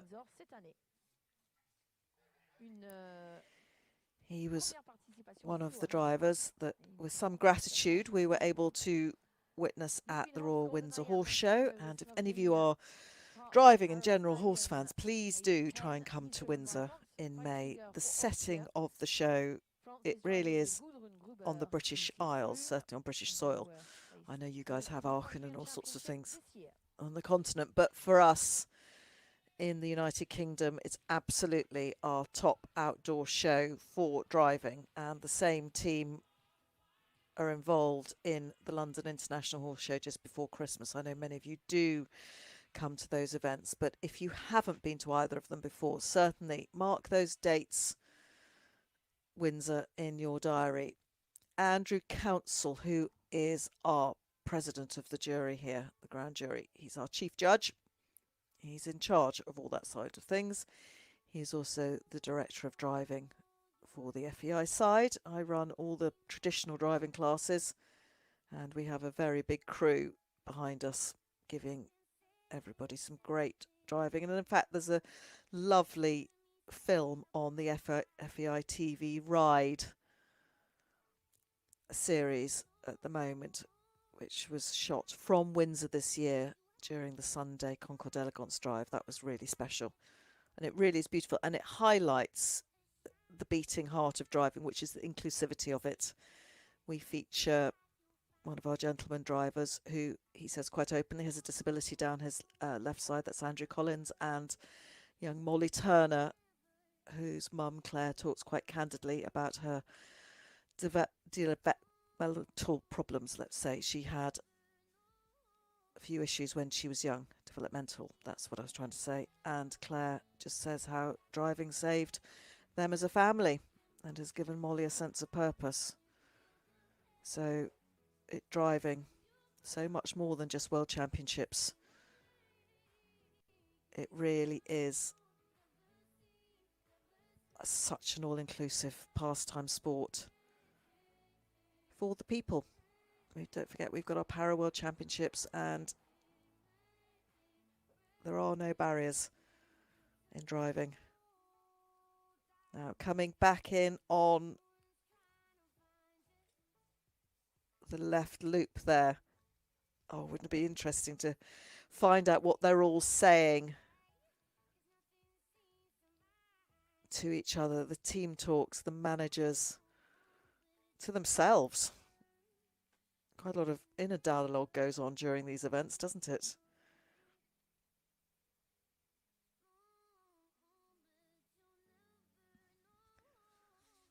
Lovely Palomino here. Lupinhoff's Golden, aptly named Ayan, 10-year-old stallion. On they go, time not too bad, and all green. Well done.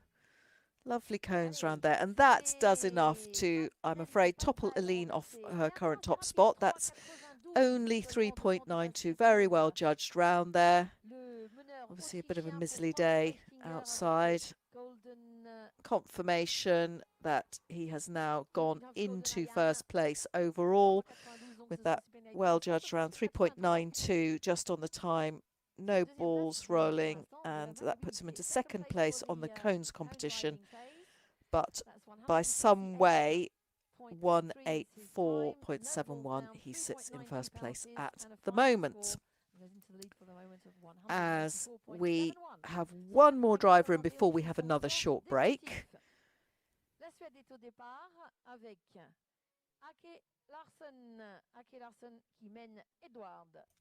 And we come to Aki Larsson.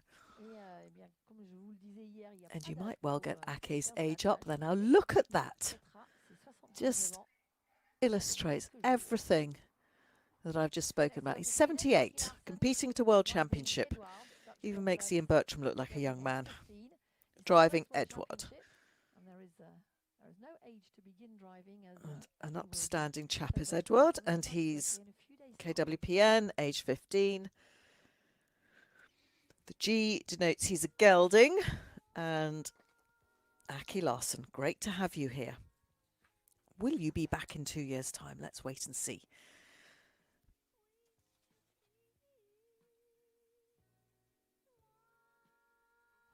For Sweden as an individual, let me get my lovely diagram up. We've got a green round number 1.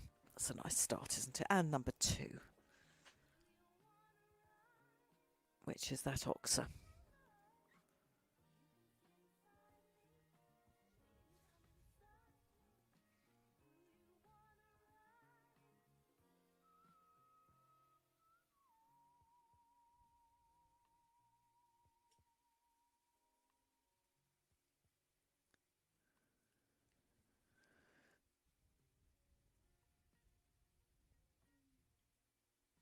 So there are quite specific measurements for the horse singles. So the speed is for singles and pairs is 250 meters per minute. For the horse fours, it's 240. It's also 240 for a pony team. Pony pair is the same as the horse pair and single, 250. Single ponies, 260. Children, 220. Paras for horse and pony are 230. It's interesting. The cones, obviously, for the fours, horse fours, 185. For the pairs, 170. And for the singles, the standard width, not the narrow cones, 160. 160 for a pony four in hand. 160, and the children have the luxury of 20 centimetres of clearance. All green so far for Aki Larsson as he comes behind the podium. The Serpentine, which we don't have this time, but that's 6 to 8 metres for the horse singles, which is the distance between them all, and on the zigzag and the wave, zigzags 8 to 12, 8 to 10 for a wave, and the distance between the obstacles should be 12 metres. So much to think about. Aki Larsson coming through well. Now, 17 hasn't always been an easy one to get through, but he's done it. Oh, no, there was a C. 16C has gone. He do rather blend in these balls against the background, and he's into time, but nearly done. Through 19 for Aki Larsson. Great to have him here, age 78. Fabulous. And congratulations to him and everyone who supported him, and quite rightly. Big congratulations there. 18.61 is the total, so that's 12.61 in time. And giving a current position of 7th overall, 199.35. There you go, is the score total on which he ends his World Championship. And we shall have another short break. We will be back, and this is quite a short break. 10:56 local time, so don't please go too far away. This is a short break. Back soon.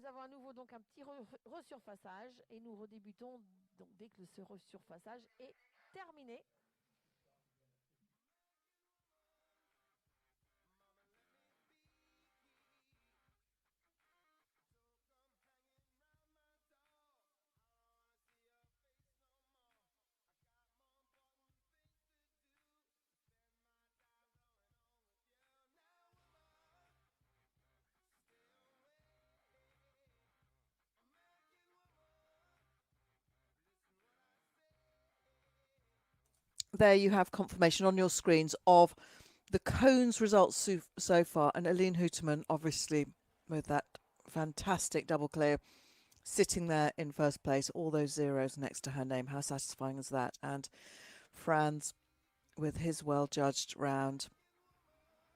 And confirmation there. We have finally got it officially that Carole Lumsden did indeed retire from the competition. She was not eliminated. It was a retirement after the marathon, as did Alexander Bosch. So that technically just gives you the correct information as to why they have not come forward. Just a very short break. We'll be back with you in a couple of minutes. As you can see, Mariana Padedet, another one of our well-travelled competitors. Chris Ainscough coming in for the Brits. And Harriet Bradford. Chris did pop some information out online last night just to say that poor Anton, his lovely Arabo-Frisian, had lost a shoe in the first obstacle, which was really bad luck, because actually it was a day when you needed not just shoes but some studs as well on that parkland. Beautiful Haute Bois parkland that if you ever got a chance to see some of the aerial shots, we were bringing you some great drone footage as it was going on, but also some of the great photographs and some very talented photographers putting out some of the images connected with the event. Melanie's one of them. And just to see where the chateau sits, the backdrop to the obstacles, really as good as it gets. Very beautiful. So all rolling out in front of the complex, where we have returned the Equestrian Centre complex and the stabling that's just had this incredible 24 million overhaul and investment. It was pretty much ready and completed for the World Pairs last year. A year ago we were here for the pairs when, of course, Martin Holler won so emphatically, as did his colleagues for the Hungarian gold as well. They continue to be the ones to beat by some way for the horse pairs. The Dutch in the fours, and it tends to be at the moment can go any way with these singles. Who will it go to? Marion, is it going to stay with you today? Let's wait and see. Don't go too far away. Please keep watching this live coverage that we're bringing you from Normandy, from Le Pin au Haras, or Haras National du Pin, lots of configurations. as we turn to one of our individual drivers for the USA and a first World Championship for Mariana Padedet. And we're currently, as you can see, 54th. That's where we are in the running. So going in reverse order after the combined results from phases A and B, A being the dressage, B being the marathon yesterday. And it really did shake up the order, there's no doubt about it. It was enormously influential on where everybody is now. So Mariana Padedet from the USA, currently ranked 40th and driving MVA Fountain. 9-year-old gelding. And unfortunately we have a 4 that has come up in red. So that's 3 to add so far, as you can see.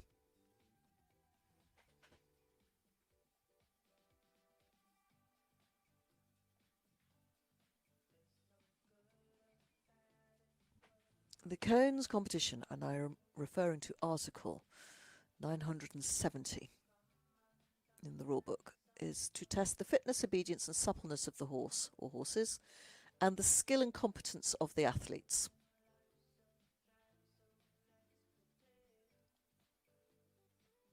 So it's a fault competition conducted on the basis of penalties for obstacles knocked down. We call them balls or cones, and for exceeding the time allowed. The score for this round will always be used solely to decide the final classification.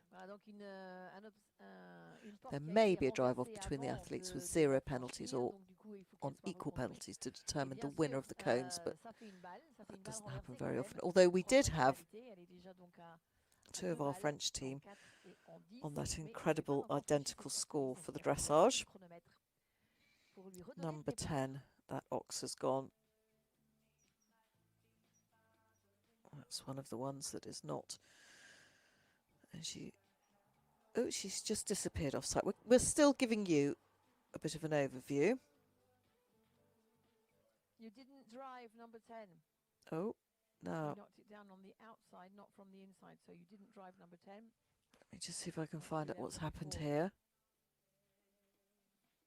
So that is unfortunately elimination. And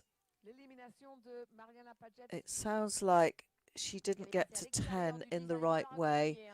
And oh, what a shame to come all that way. That's elimination. That's elimination for Mariana Padedet. It looked like she went through 10 the wrong way. Don't quote me, but that seems to be the feedback I'm getting, is went through 10 the wrong way. Oh, the pressure of these events. I don't know how long she's been over in Europe for, but don't forget horses and humans have to deal with the jet lag as well.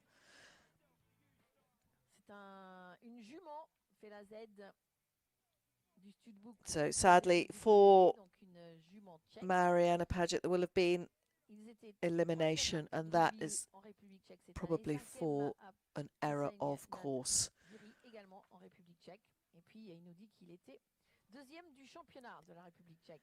As we move to Jiri Ziegler.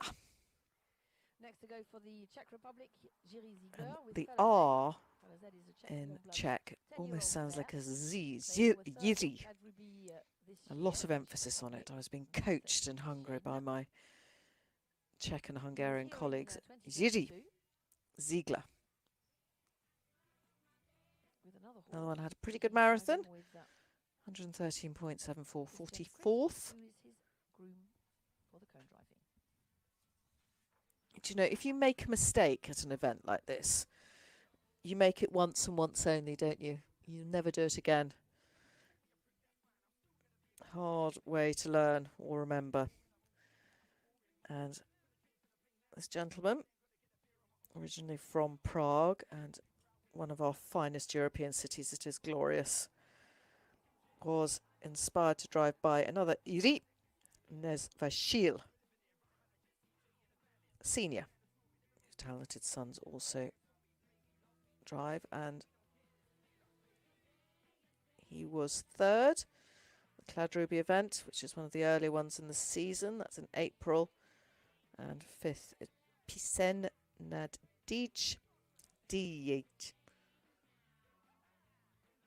J's become wise, don't they? Currently sitting in 53rd, and we have Fella Z, probably Fella Z, and she's a Czech warm blood. So again, there will be an interesting concoction in her genealogy.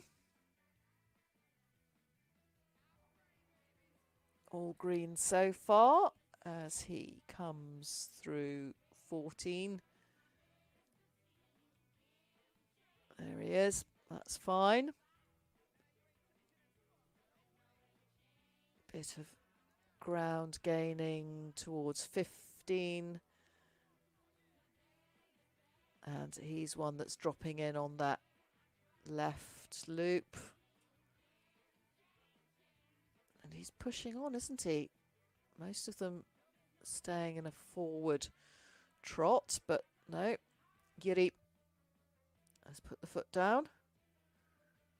Squaring up for that tricky oxer. It has caught a few of them out, but he's okay. Now, an eye on the time. See, this is looking good for the Czech team. Jiri Ziegler, come on. Are we going to have another one? It's not going to be quite, but very, very, very nearly. Oh, so close. So close on time. 3.45. That does enough to put him in front at the moment. He's got a total score at the end of his three phases of 183.88. He did very well on the clock. 3.45, and lovely to see the pat. That's what we like. But that's enough to pop him into second place in the cones competition as such. Puts Franz Feichtinger down a place, so that's 3.34 for second place at the moment. Franz on 3.92. There will be an award ceremony for the cones round about the same time that we have the final individual and team award ceremony. So it's generally quite a long dishing out of medals and accolades and presents and gifts and things at the end of it all, but deservedly so. I don't know if they're going to have any speeches. We certainly had lots of speeches in Hungary. Just so much pride in the event we had in Spielsvasvarad. But great for Jiri Ziegler. He can do no more as we come to Denmark. And for their team effort, 36-year-old Christina Klindt. Again, she's competed at several world championships over the years and has done well with a pony called Pluto Callisto. In fact, she's won a gold before now. That was in 2011 in Lipica. And Slovenia, again, another place that if you haven't visited, please do so. A beautiful stud, and like so many of these national studs, is a really important event centre as well. But they've got the beautiful hotel on site there too. It was renovated not so long ago, and that's well worth a visit. So her father, Christina's father, is the well-known Danish pair driver, Kurt Klindt. So a very horsey family, and here she is with Lorso von Ludwigsburg, who's German breeding, 14-year-old. has been driven in the pairs World Championships in 2019 and 21 with Kurt Klindt. Currently sitting in 52nd place. 3 to add so far, and that was at number 5, but she's managed to proceed quite well. So the balls aren't flying around too much. I think we can say at this stage, sort of a third, just over a third of the way through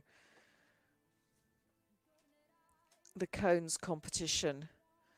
The course is asking questions. It's having to be driven with respect. There's no points or very few points apart from perhaps through number 15 where you can just take a big deep breath, but certainly at this level our drivers showing that it can be done, but it's the time. Only one double clear so far.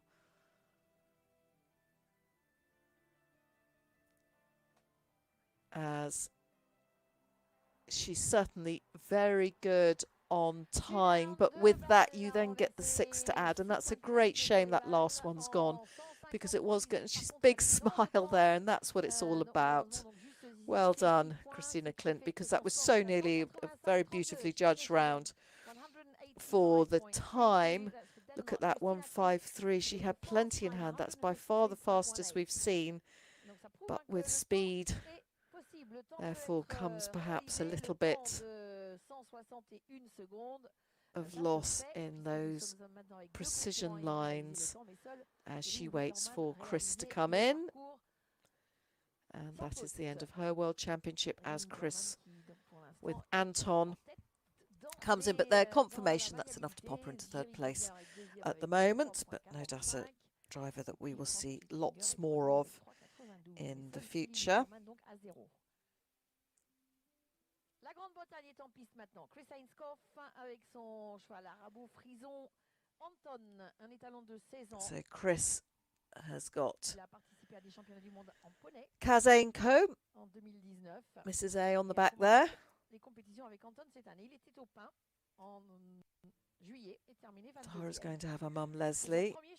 Carole would have had her son-in-law Jamie. Mike's got Alex Loveman. So 36-year-old Chris Ainscough, fairly recent season with his old friend John Nesbitt. They've done an awful lot together. Chris back in the day worked with Amanda Saville.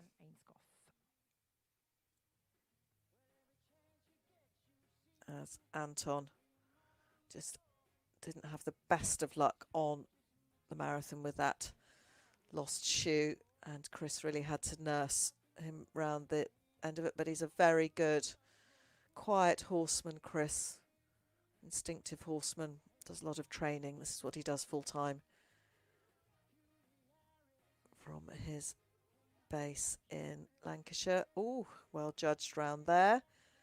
Another man who's driven quite a few cones courses in his time. Competed at international level with his cracking pony back in the day. Does a lot bringing on and training youngsters as well. Currently sitting in 51st, but driving here for the Brits as an individual.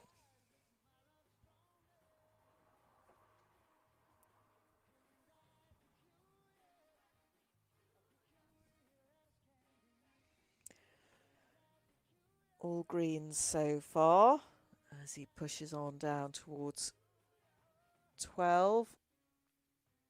Our drivers who are coming forward now have had the benefit of being able to watch the early rounds and just see how the course is flowing, where you need that extra respect, where you can gain some time, some seconds on the clock. So they do have the benefit of all the feedback from those earlier rounds. at this stage. 15.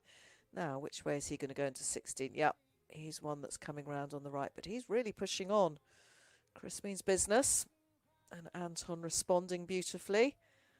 It's a good angle. It gives us a great shot of this 17, which has caught one or two of them out. But I can share with you now that Chris gets through that safely as he enters 18. The zigzag. Now, Chris, you've done everything right for the time. Can you keep it up? 19. Come on, Chris. Oh, come on. Yes! Oh, beautifully judged round from Chris. Well done. Now, he's just slightly behind, and you can see Kaz just puffing out her cheeks. Well done, Chris. Oh, really deserved that, because yesterday didn't go your way, but one of driving's nice guys. Well done, Chris. What's an angle to have for you? But anyway, doesn't matter. That puts you into first place at the moment. And please, everybody watching, screenshot that.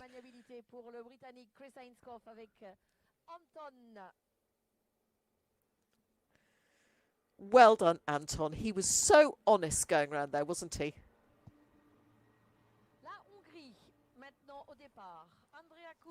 Good for Chris. Now, back to it. Let's concentrate. No national bias at all from your commentator, I promise. As we go to Hungary. Well, I confess to a little bit of national bias after a fabulous event in Hungary. And just being completely wooed by the whole atmosphere and the passion. It was just the passion everybody had. These crowds, the people, the energy. And it really was like going to a concert at Wembley or wherever you go for your festive atmospheres. Just the people beyond the stadium at Svilsvarsvarad, and just in that setting, nestled in those Buk Mountains. So Andrea Kuhn, in case you hadn't guessed, driving here for Hungary. And she did well in the Budapest event earlier in the season.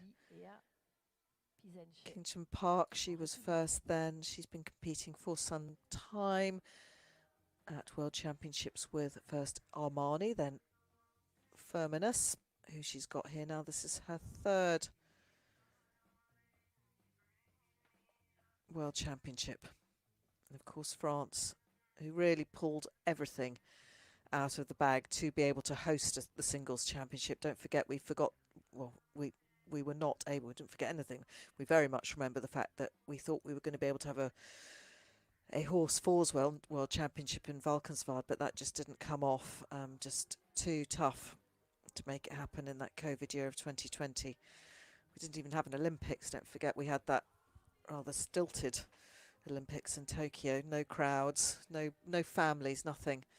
Wasn't it great to have the Paris Olympics still fresh in our memories? We've only just finished the Paris, and to be able to have all the crowds, and for the athletes and the travelling squads to be able to have their support crew around them makes all the difference. As Andrea Kuhn for Hungary, and she is driving for the team. The Hungarians currently sitting in 11th place, but they are neck and neck with the Swedes. Listen to this, 334.03 for the Swedes, who are in 10th, and 334.7. So 0.07 between the Hungarians and the Swedes. Not much for the Czechs either. They're sitting in 12th on 336.79, so less than a cone. The team event really is so close. But all thoughts of that really have to be put out of the minds, because otherwise the pressure, the nerves, the adrenaline, it can just all boil over in this phase when it is coolness, calmness, focus and precision that is needed. And that's what we're getting from Andrea Kuhn at the moment. She's having a pretty good round so far. It's all in green. Through B. Really enjoying this shot as we move the focus to that head on through 17. We don't always see if the balls tumble, but I'm trying to give you that info as soon as it comes through. She won't make the time, but at the moment it's clear. Yeah, she's through 18 and through 19. Yeah, that's the time started, but very well judged. All the balls on top. Well done to Andrea Kuhn, and that certainly does the Hungarian team effort a lot of good. So only time to add 7.09. That's just the time penalties, double that, and there's 15.18 was the time over, and that gives her a total now of 185.12. So she goes into fourth. Currently still sitting in front is Chris Ainsko. So he'll be climbing up the leaderboard after that very good cones run, which puts him into second place in the cones at the moment, behind Eline Houterman. But he really wasn't far off her time. On we go as we move back to the Netherlands. And Christiaan Provoost, who is driving as an individual. The Dutch always travel wherever they go. Whatever the championship or the event, they do have a very strong squad. And you can just see the flickering on the big screen at the end of this beautiful arena on Quarry, it's called. And indeed, it probably was hewn and quarried out of a hillside and then built up. There he is, 63 years of age, ranked 39 here as an individual.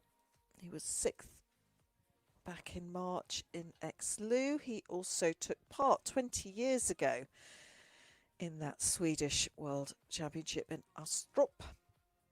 He was also in Pretonia in 2010, came 22nd then with Umiro in 2012. He was in Portugal, had a great finish then for a 5th. And 2 years ago here in Le Pan, he was 42nd with Duran H, who is registered with the NRPS.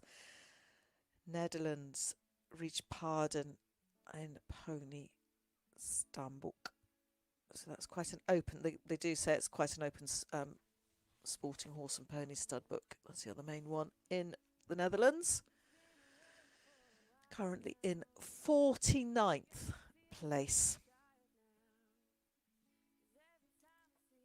He was 54th after the dressage on 63.63 and 43rd after the marathon 113.61 was his total there, to give him a current total of 177.24. And balls all staying on top at the moment as he curls round, avoiding that frame-like box round the upturned carriage.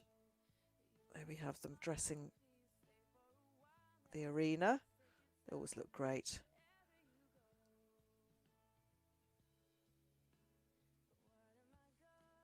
Yeah, 12 to 13. Driving remarkably well, considering that it's tricky, or it looks tricky. Seems to be okay.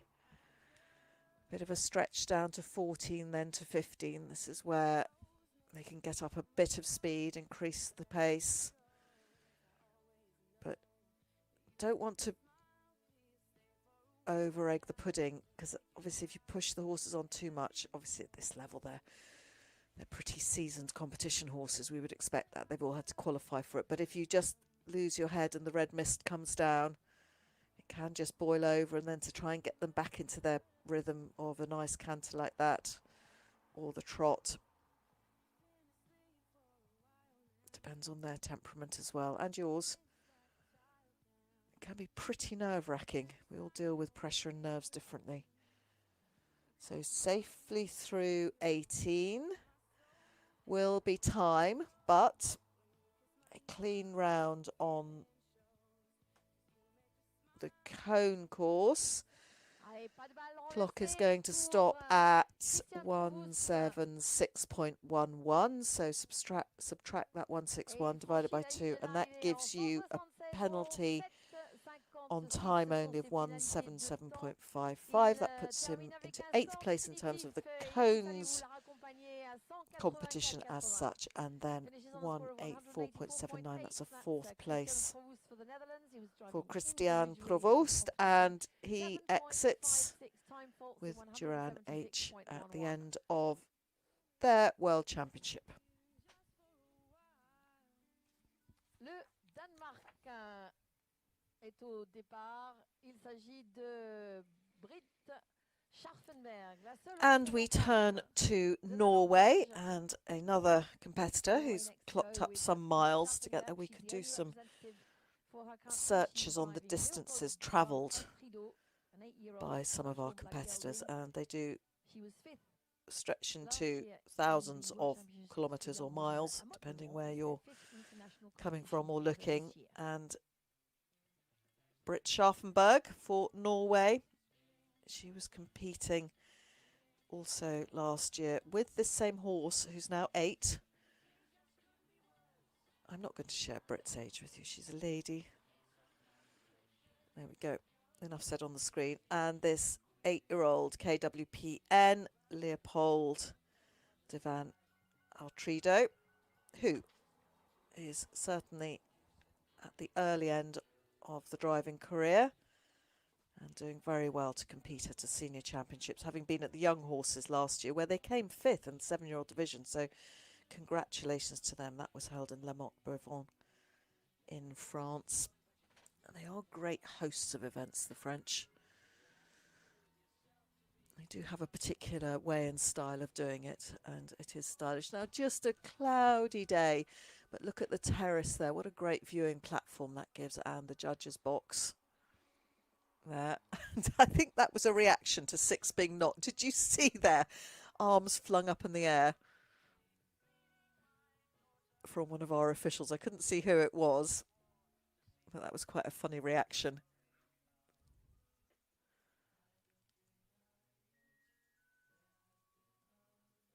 So 6, I've just seen some animation from one of our officials. I'm not sure which judge is sitting down in that box. We have Barry Capstick in the box in Svilsvarsvarad. Although he's based in Gloucestershire at the Unicorn Trust in Stonewall, he drives and judges for Ireland. And it's so important, the international flavour of our horse sport. Now, she's really moving on now, Brit. There we go. Lovely horse. Ears forward, enjoying itself to get to 12 and regroup. Yeah, that's what happens when you come in fast, but she's done it. She's got through there, and she's going to put the foot down again.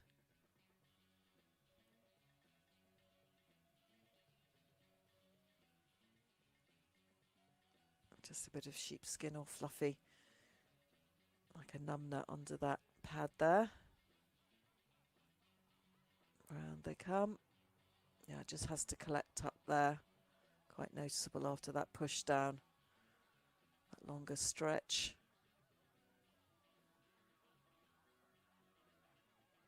Sitting up well. The temptation is to lean forward, but then you lose your core strength. So sitting up just gives you a bit more of a range of movement through your arms and shoulders and upper body. There we are, well balanced on that seat. 19, yeah, it's just 6 so far that's gone. And a little bit of time is being added, but a lot of conviction that round was driven with. So you got a brief glimpse there of the penalty. So 5 0.59 time penalties. So just over in time and add that 3. Gives 8.59, so that puts her into 7th place at the moment on 185.53 and 11th place in the cones competition as such. So Chris Ainscough, or Ainscough, I should say, we dropped the N2 letters, a bit like the French, and he's still in front, so I hope his friends, family and fans in the British crew are still making the most of Chris and Anton and Kaz sitting there in front at the moment. And we move on, as we do in these situations. Internationally, we come back to America, Stars and Stripes for Leslie Berndl, another one of our experienced drivers. Also takes part in the Young Horses World Championships and has a number of horses in her biography. This is impressive, the 11-year-old gelding with the Dutch bloodlines. Took part in the World Championships 2 years ago. They were 45th. But Leslie, she was in the World Championships in 2008 when it was in Poland, driving Koopman's Lightning Rod. Had a number of different horses over the years as she drives for the American team.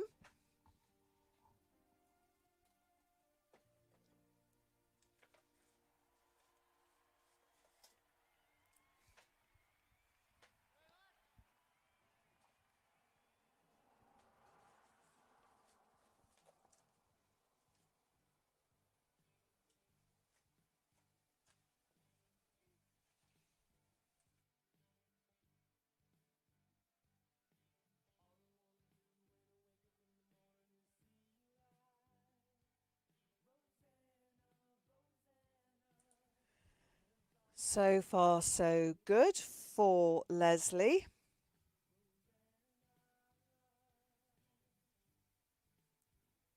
Just over the halfway point. Time not too bad. But you just have to stay on top of it through those cleverly placed combinations at 16 and 18. Oh, now that was quite an emphatic knock there. We were given clear view of that one. Number 14, one of the first times, if not the first time, that has caused an issue for anyone, as Leslie turns back on herself for this line through number 16. That's all okay. And square up for the Oxer at 17 and more judges and officials under that gazebo there. I think Andrew's probably under there, Andrew Council. Yeah, horse striding out well. Now, time will be there or thereabouts. Right, yeah, she's just gone a bit deep on that. It's a shame because actually she was doing well on time as she comes through, but there will just be a few time penalties to add. But that stayed on. So we'll give you that breakdown in just a moment. So she's done enough to put herself currently into second position on 183.66. And so 3 to add for the cones and the time penalties of 4.05. That was a time of 169.10. So that is, if you think the 161, that's what you're taking off, and then dividing it by 2. As we move to another former medalist and experienced single horse driver. This is Claudia Lauterbach, who was on a gold medal winning team back in 2004, 10 years ago now, with FST Velten. She's got Verano 27 this time, 9-year-old gelding, driving as an individual for this very strong German squad there. It is. She's ranked 13th, so one of our upper ranked drivers that we've had so far through today, and it looks like it's getting a little bit brighter in Le Pam. The Germans sitting absolutely on the shoulders of the French for the team.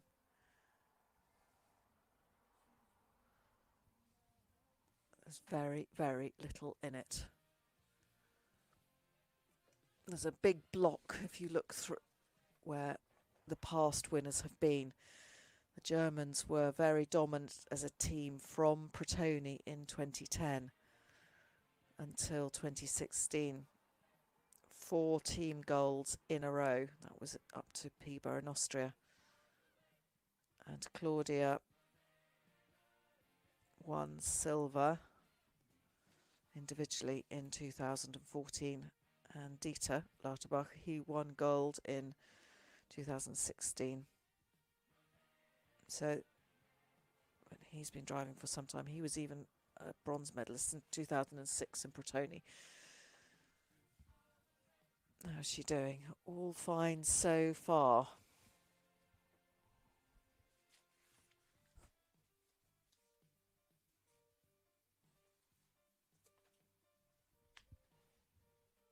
Claudia Lauterbach for Germany as an individual, not on the team this time. And they do have the luxury, they have it across all their disciplines, single pairs and teams. Just such a depth of talent, their structured training programs and the selection process. I'm sure they have a system of doing it, but always so competitive, so organised.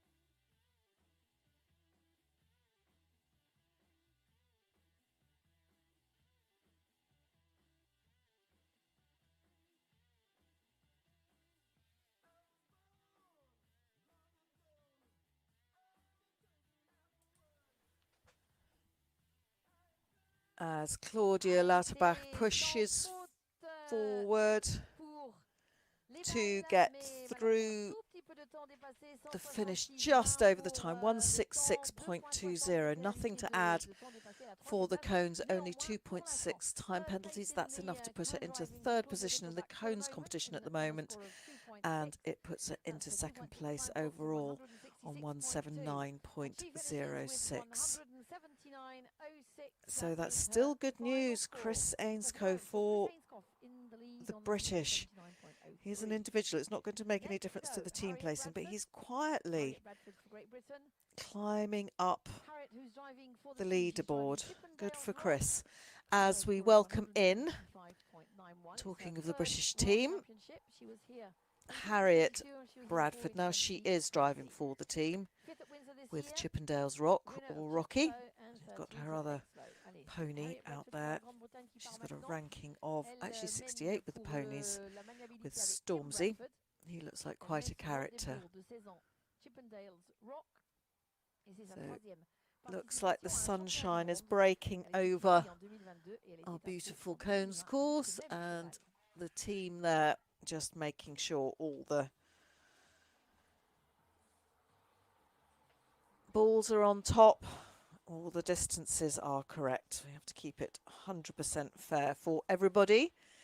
Harriet, who is a vet, She's 32, and Chippendale's Rocket's exactly half her age at 16. Now, Harriet, what can you do for the British team hopes, sitting very well in 5th place? Harriet Bradford for the British team.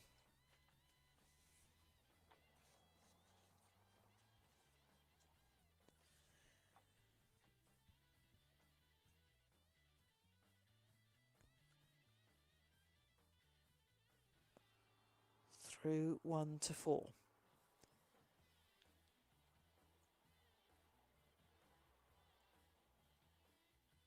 5, and then that turn back to the Oxer at 6. Okay, so far for Harriet Bradford. 7. The first of the zigzags, these combinations offset along the line. And Rocky pointing his toes. They were out here for the test event earlier in the year. And 9. All okay so far for Harriet.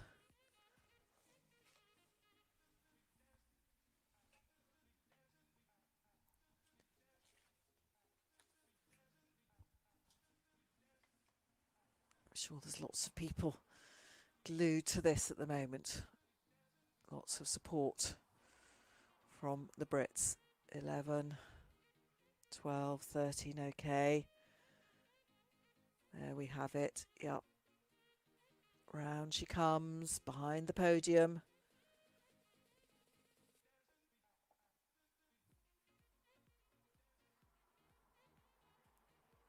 And getting word back from the British camp that everybody was, to use the terms, going absolutely nuts after Chris's round. Looping back in, they will have had lots of talks, lots of analysis as to what's working against the clock. Harriet through 16. There she is, all okay. 17, been tricky for some. How's she going to do? Yeah, that's come up in green. Well done, Harriet. Keep it up. 18, A, B, C. She's going to have time. There will be time. But if she can keep it all clear, stay tight on those lines, Harriet. 19, come on. One more. Come on, Rocky. You've got a bit of time. Now go on, foot down. Go on, go on. No balls down for Harriet Bradford, but time penalties. We've got 18, some time to add, but well done. Well done. That's Dad John saying, well done, girl. That's 186 total. So that's fine. That's absolutely fine. She didn't come out here to win a cones round. Chris Hengesko's doing pretty well on that one just now. But for the British team, that's great news. Time to add, and she will be able to feed back to Mike and Tara, who are coming in next, or as the day goes on. But clear round, job done for Harriet Bradford. She can do no more for the British team. That is her great contribution. Her dressage score of 61.83 was counted alongside Tara's. Mike's was the score that wasn't counted. Then Harriet's marathon score wasn't counted, but Mike and Tara both had very good marathons. Tara's of 100.67, so nearly got below that magic line, and 100, and Mike on 103.23. Two storming marathons for them really helped the British cause as we move back to a nation that is enjoying a very good World Championship. Natalie Büchi for the Swiss. Decent dressage of 58.97. She was just over the halfway mark at 35th after that, currently sitting in 44th.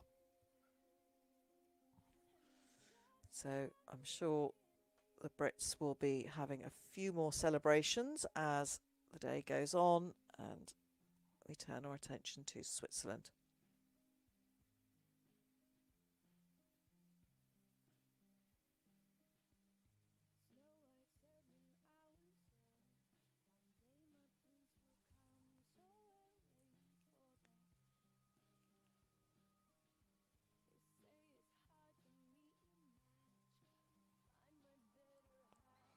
All green so far for Natalie.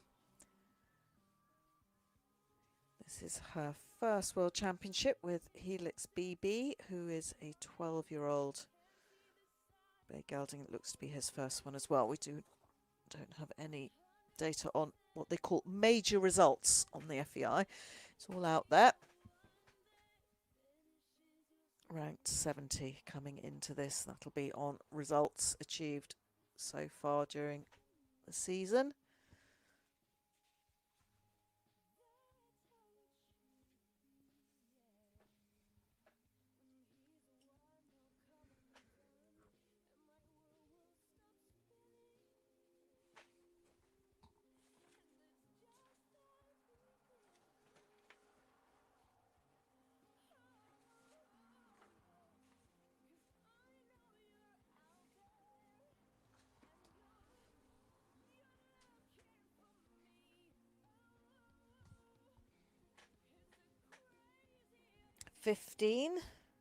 All looking pretty good so far. And one of the few to come in on that right turn to number 60. Most of them have gone up through the middle and then loop round to the left. But each one of these drivers will know extremely well what is the better rein. A horse is a bit like us, either left or right-handed. They have a stiff side or a slightly more supple side, even when they're trained to World Championship level. So people will be driving to their strengths. And this is quite a well-judged round. I think we will just creep into a little bit of time, but only a little bit, as all the balls stay on top for Natalie, and just a few time penalties to add, but well judged. Well judged and clearly pleased with that, which helps a lot. Puts her into 4th place in the cones competition, 2.27. Let's see where that puts her. And sadly, that means that Chris Ainscough is no longer our current leader, but he's sitting in 2nd at the moment. That's enough to put Natalie in the running standings just now into 1st place on her total of 178.66. So that is our new overall leader at the moment. By some way, Chris was on 179.03. So we are getting into the bigger margins now as we come back to Denmark, darting around the globe as we do from nation to nation. And we're about to see a Danish warm blood coming in. Vojumgard's Dolomit, who's 14, and Helene Jeppesen-Friis. So back to Denmark for their team effort. And after this, there will be one of our arena care breaks. So just a short break after Denmark, representing a nation. Helene Jeppesen-Friis. And we've had some good rounds. Only 2 double clears so far from Eline Houterman. She remains in front for the Netherlands with the cones competition. And Chris Ainscough for the British as an individual. He's just had a lovely double clear. But those final positions for the cones competition will be down to the time taken over the course. But what a lovely way to end on a double clear for those drivers.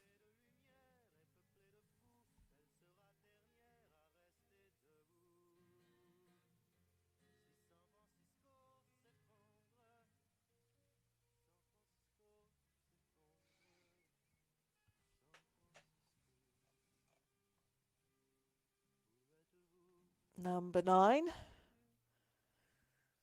is fine. How's number 10? Yep, fine with that. The drivers all sitting centre on, as are the grooms. That is the ruling. If you think once upon a time when everyone was driving their singles with two-wheeled carriages that didn't have any adjustment on them, and the groom had to sit next to you. So you had to drive your cones round, either leaning past them. Whoops, but she's done it. Little bit of a loss of rhythm through there. But you had to keep your elbows in or lean forward when you had your groom sitting next to you. Yeah, 14's gone. You could just see they'd lost a bit of balance and rhythm between 12 and 13. And so 14 was a price paid for that. 15 is fine as they loop up and back on the left, but this will all be smoothed out by the tractors and the rakes being used by the arena party.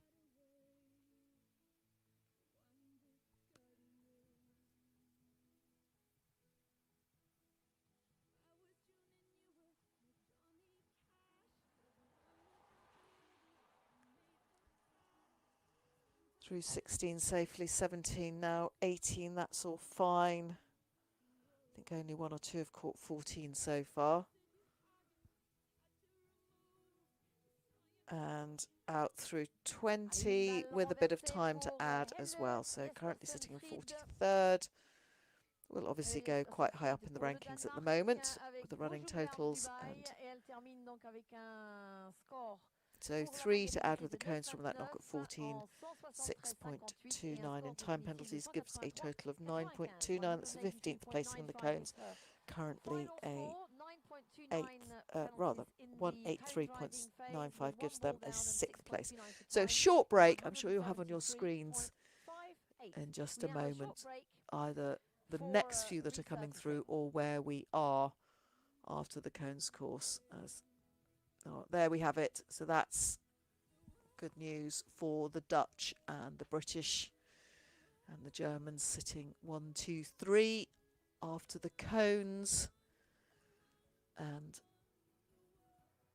that's the cones titles just running down there. I'm sure you've got your friends, some of them may even be some of your trainers or teammates that you're looking at going down through that long list of names that have been so far. Just one elimination so far, just went the wrong way around through number 10. We'll take a very short break in the commentary just whilst we regroup before the next lot come forward.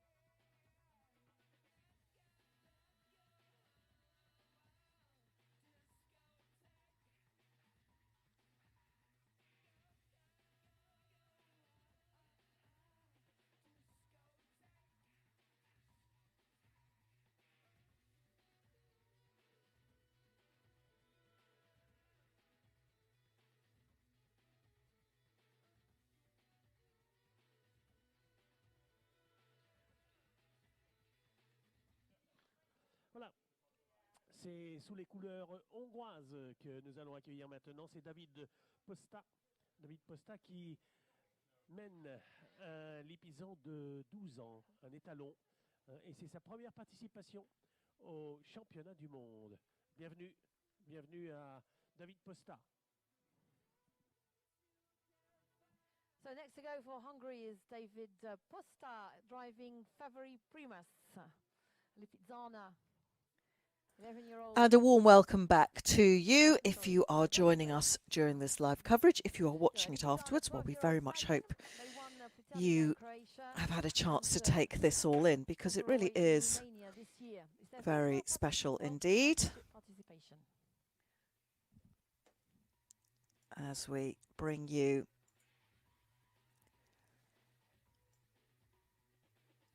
these live pictures from Le Pan.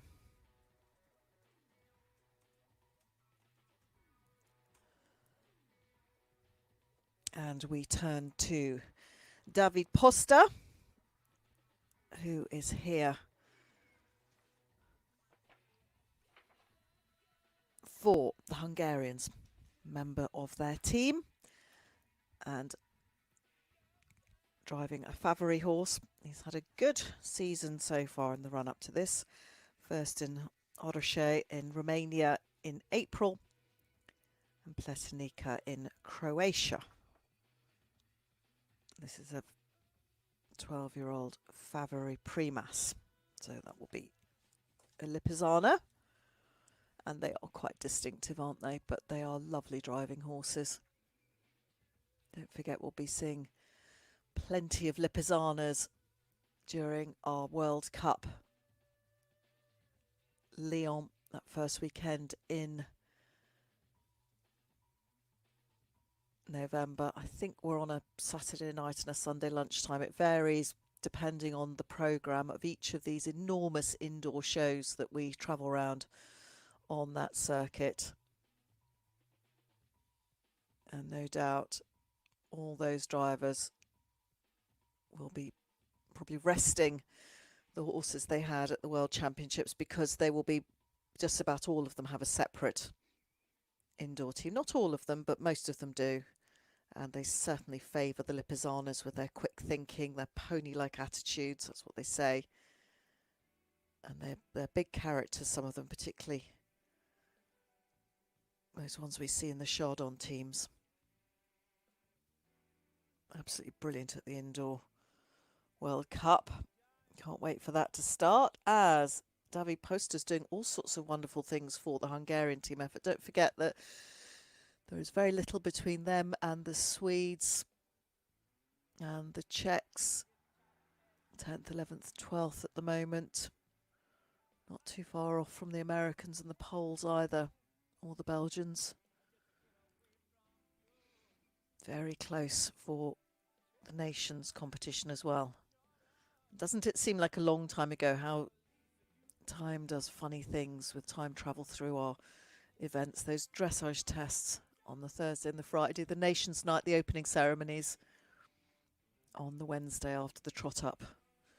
Getting some good crowds in there on the seating, and we get odd shots of the buildings and the terraces as we have a good cones round there. Everything stayed on top, and that's enough to put him currently into first place. That's a third placing for the cones. Still only 2 double clears from Eline and Chris so far, but 2.33 to add in time, and that gives us a new current leader overall. Natalie Büchi's sitting in second just now. 165.65 to finish the competition. And that means Claudia Lauterbach, who was sitting in third place for the cones for Germany, has gone down a slot as we turn our attention back to those driving for our host nation, the French. She had a very good marathon in some respects, and then I think it was one of those that just had a few penalties to add. It was like a lot of the French marathons, highs and lows, and Violaine Brissou. She has been a national champion for the French on many occasions and has been on the team in the past. She won a gold medal for the team back in 2008 when it was in Uranto, Poland, and an individual silver. Next to go for France is Anne-Violaine Brisou, her 12th World Also a member of the team in 2018 in Kronenberg when they took silver, and in 2014 cone driving phase. when they also took silver.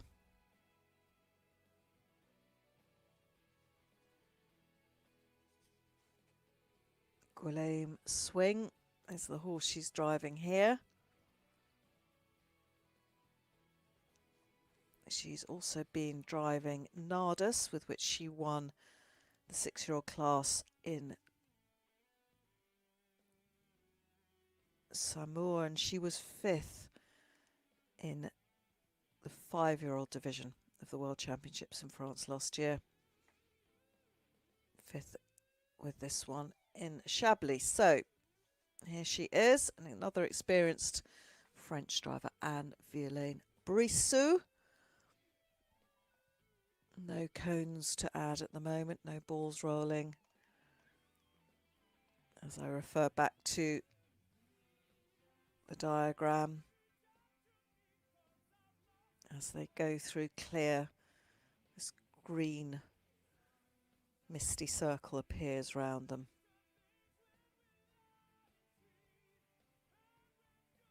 10 to 11. 11 has driven well. That hasn't appeared in red yet. 10 has. That tricky oxer after 9, just offset. She's making the most of that long stretch down to 12, although it's narrow. That hasn't caused problems either. But this double back to 13, yeah, a little bit of a swoosh on the back of the carriage there. You can see the groom holding on. Look at that, leaning forward, clinging on. They're setting some pace around here. And I wonder if they've got eyes on double clears and a bit of maybe some placings. Yeah, come round on that left rein. She's cornering. My goodness, this groom is, I think, our hardest working groom so far. They're not allowed to help in any way, no verbal assistance, not like the marathon when their input is absolutely vital. But they are allowed to lean a bit, keep everything upright. Not supposed to too much, but anyway, this is looking very good and will be good on time. And this could well be our fastest round to date. I would expect that we're going to have a new leader by some way in the cones, and I'm going to congratulate whomever that is sitting on the back, because they really did have to hang on.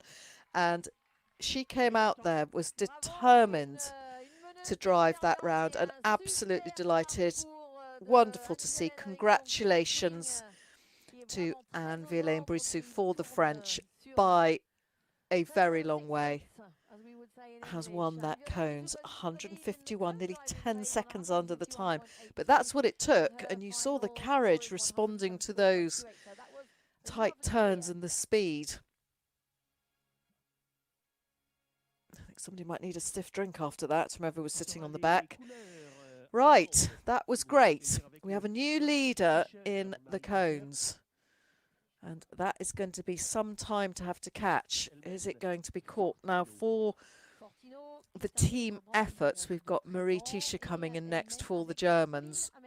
Lovely that as it is, and had a bit of a devil-may-care attitude because she wasn't driving for the team, so she could really come out and go for it to win that cones. But that's going to be the new time to beat, 151.82, nearly just shy of 10 seconds under the time. But you saw what it took, and there was a little bit of luck in there as well, keeping everything where it should be.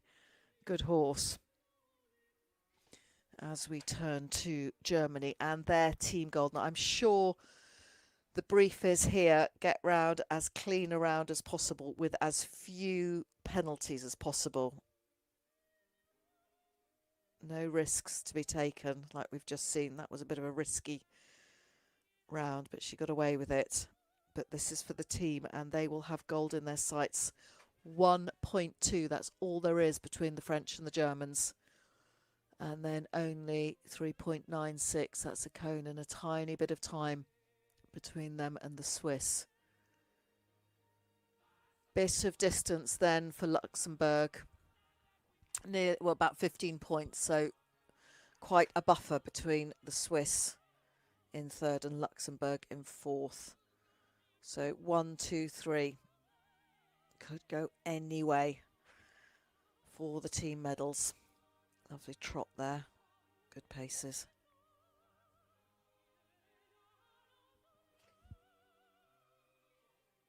And you can see why, with the quality of that trot we're witnessing now. She was fourth with 45.65.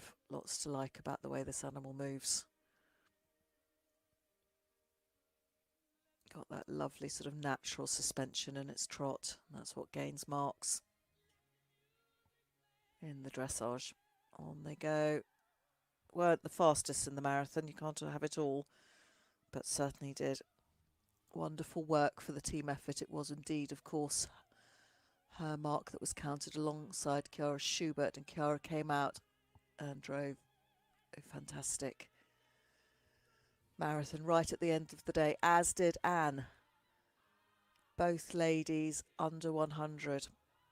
Chiara's marathon of 96.57 just split those Swiss, Mario and Stefan, the speedy Swiss, and then Anne and Zeitig will see her before too long, 99.53.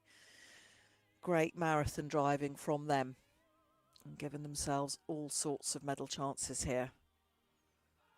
As Marie currently sitting in fourth, but this could be a cones round that is very, very decisive for the team. Now, oh, come on, push, push.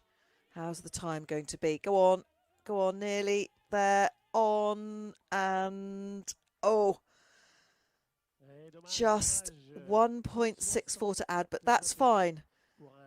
That's fine, they've got that. And that was a brilliantly judged round for the German team effort. So 1.64, so that puts her into fourth place in the cones competition at the moment. But that's not really the issue here. The issue is the Germans want really strong rounds, as fewer penalties as possible to keep the pressure on the French for team medals and just to give themselves a bit of distance away from the Swiss, but it's all relative. There's not much in it. So beautifully judged cones round for her. That puts her into second place overall. Anne-Marie, look at all the names together. Anne Vilaine Brissou stays ahead of Marie just by the smallest of margins in the individual competition. But of course that changes each time somebody comes into the arena. And is by some way ahead in the cones, and we go all the way back up to Eline Houterman, who's currently sitting in second.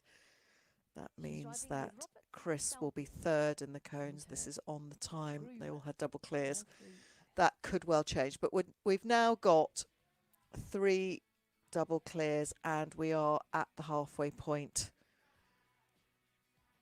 as we come into our 39th placed competitor. So the halfway point in our cones phase of this, the Singles World Championship for the FEI, being brought to you live from Le Pen in Normandy.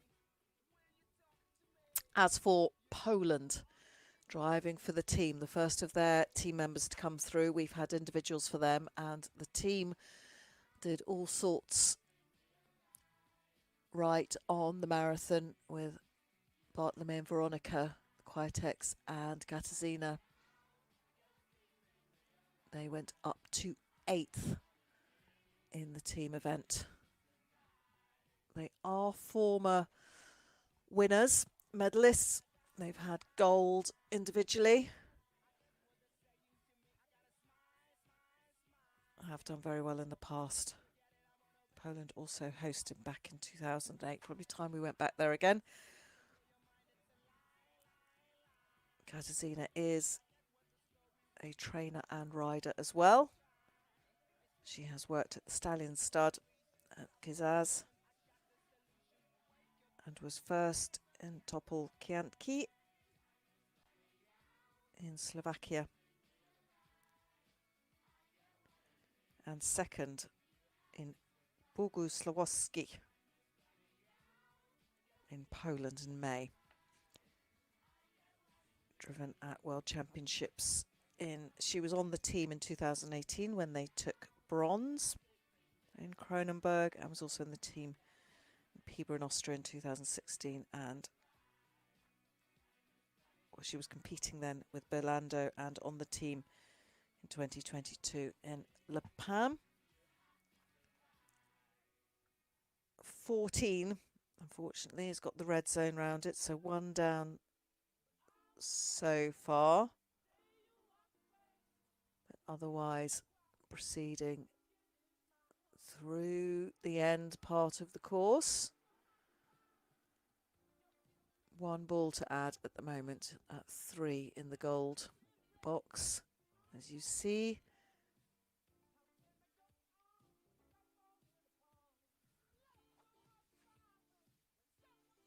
(19) strategically placed flower arrangement. As the foot goes down through 20 and they finish with time to add as well. We'll get that up for you now. So 5.46, just over 10 seconds. As you can do the maths. 3 to add for the cones. That's a 7th place overall, 181.04. 16th for the cones, 8.46. As we proceed into the second half of our cones competition. Looks like there's a little bit of rain there. See it flickering on your screens. No bad thing, really keeps everyone cool. Doesn't look like a dusty arena at all in Hungary. We had a lot of water out on those arenas. Actually, the water cannons going pretty much any time. There weren't horses in on the warm-up arena, and then we had Bowsers in the main arena with that stadium seating round it. As we turn our attention back to Sweden, and my goodness, with Fredrik Persson, didn't they have a good 4-in-hand World Championship, and no doubt they all train and work together. But for the purposes of this event, Glenn Geertz is also helping and advising them. Fascinating to watch the patterns of our 4-in-hand drivers who double up as trainers. That's often the day job aside from their competing. And Oman looking pretty good for his age. 19, I think possibly the oldest horse here, Swedish warm blood. Again, they're a nation with a great national stud, which doubles up as all sorts of things going on, veterinary centre and things at Flyinge, and was the venue for the European Championship for our children, juniors and young drivers, or the under 25s. How are we doing? Clear so far for Jens Larsson. Second in X-Lou. That's a nice way to start the season. This horse previously driven at World Championships by Johan Herner for Sweden as well. Sitting in 38th. Through 8, up to 9. How's 10 going to be for them?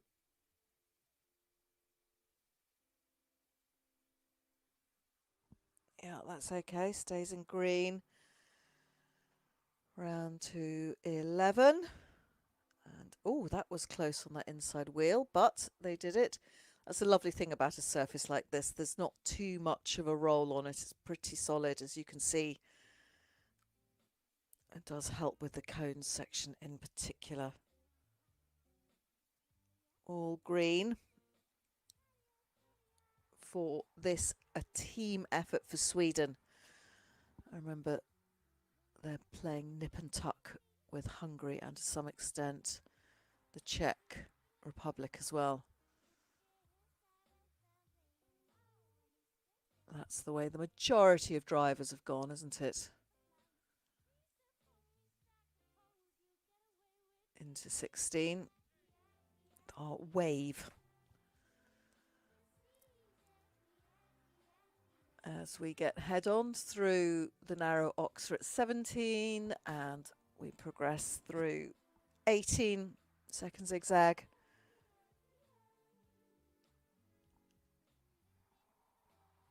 Time not too bad, but I think we need a little bit more in hand.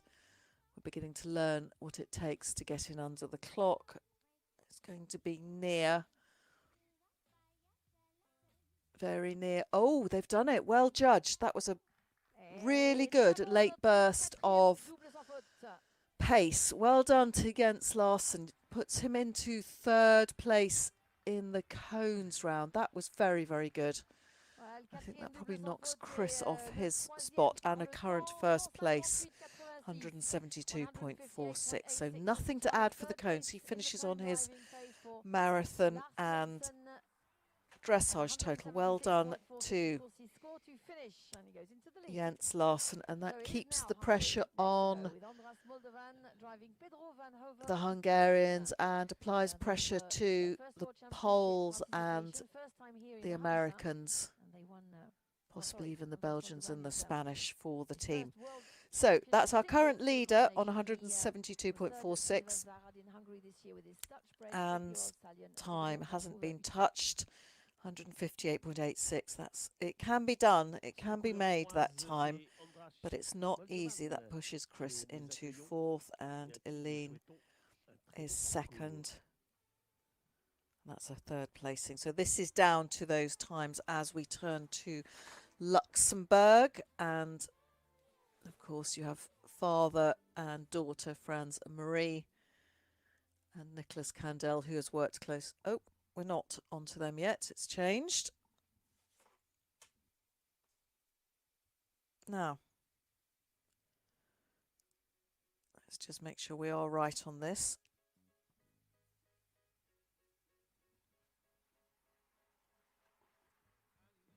Yes, that was down to your commentator getting one ahead. I do apologise to the Hungarians. Yes, it is indeed Andras Moldovan. I moved my ruler up the page too far. There's an awful lot of lines and numbers, so we actually do stick with Hungary. Next it will be Luxembourg. Hungarian flag fluttering for Andras Moldovan.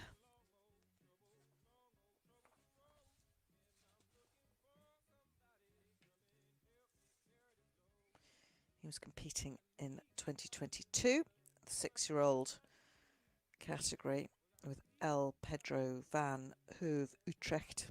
They were 8th. It's a good result.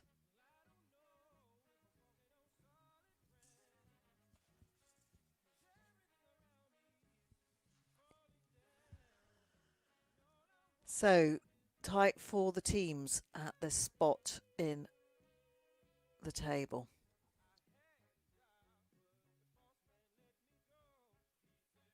So our course builder can do no more, Johan Jacobs. He will have watched with some curiosity how it's been driving. That's it. Once it's open and live, it's all set up. The official plan was released at about 7 o'clock this morning, local time.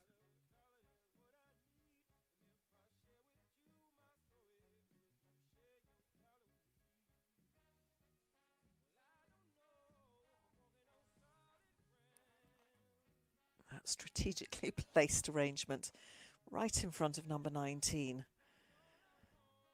as well. We've got them there, and that was 13 to 14. A lot of thought goes into where you're going to have your arena decorations as well. It's really interesting when you're at these events, just watching all the behind the scenes activity. There'll be 200 or so stewards and officials, most of them volunteers helping out here, and without the army of dedicated people who are often working in quite pressured situations. Decisions have to be made quickly. We're dealing with people who've spent a lot of time and money to get to these events, and just remaining calm is probably the number one skill that's needed as he once again goes round the flowers. We are into time for Andras Moldovan as he rounds off his cones, and quite a lot of time to add, but no balls rolling there. I'll have up on your screen in just a moment. Yeah, time to add was 197.39, and that equates to the 18.2 penalties. That's the 33rd place for the cones, 18th now in the running. Totals 190.35. There you have it. As he exits another event. Now we can move to Luxembourg. Driving Festinov, the 14-year-old Dutch warm blood gelding. It's their 4th World Championship participation with the same horse. This year they were 9th in Chablis. So a 4th World Championship for Nicolas Candal.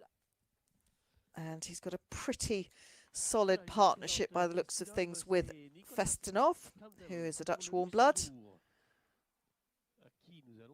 14 now. They did their first World Championship together in 2018. They also took part in 2017 in the 7-year-old division in Hungary of the young horses, and they were 4th there. Good result. They've been on a 5th place team twice. Now they're going one better at the moment to be 4th. Whether they will get past the Swiss, the Germans and the French, I don't know, because they are here with a big job to do. His grandfather used to drive, and that's how Nicolas was also studied law, a bit like Franz himself, who is also involved with the law. It does help, particularly with Franz Schultz being the athlete representative and a member of both the FEI Athletes Committee and the Driving Technical Committee, to have that sort of mind that can read things so analytically and interpretively, reading between the lines. That's what a lot of law is about, isn't it? Or not. That's it. He's tucked in there. That was a good line. That was a good, neat line in there. All green so far. He's come through 7 safely. 7 not really causing any problems, actually. That flowing well. 9 and 10. Is it going to cause any trouble? No, that's fine. Quick look back there from his groom. Of course, there is now the FEI Grooms Association really celebrating and championing the role of the grooms. Now, they mean business, don't they? Of course, the grooms so visible in driving. We have one on the carriage here with the singles, also with the pairs, but don't forget we have 2 on with the 4s, and they even get their own end of season award now, international award, in the FEI prize giving award ceremony at the end of it all. He really is cracking on, my goodness. It's like he's going through a marathon. Good horse. Very good horse. For Nicolas Candal, currently sitting in 36th.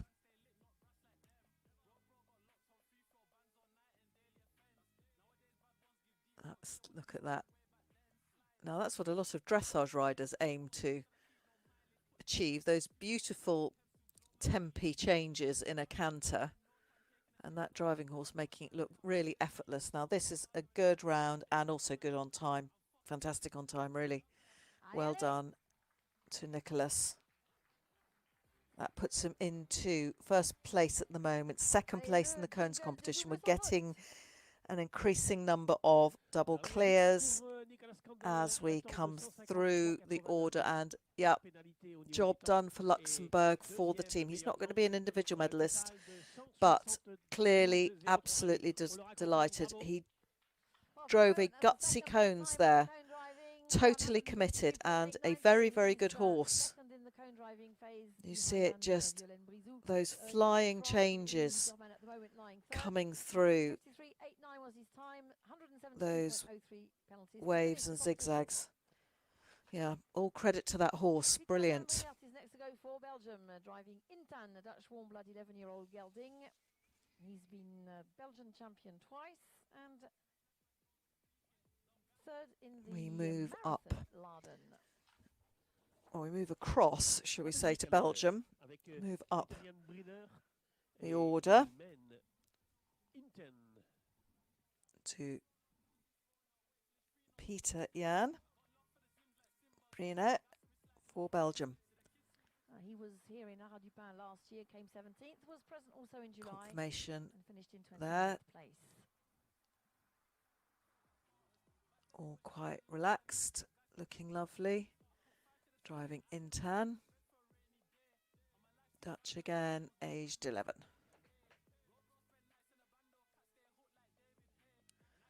The clock is ticking.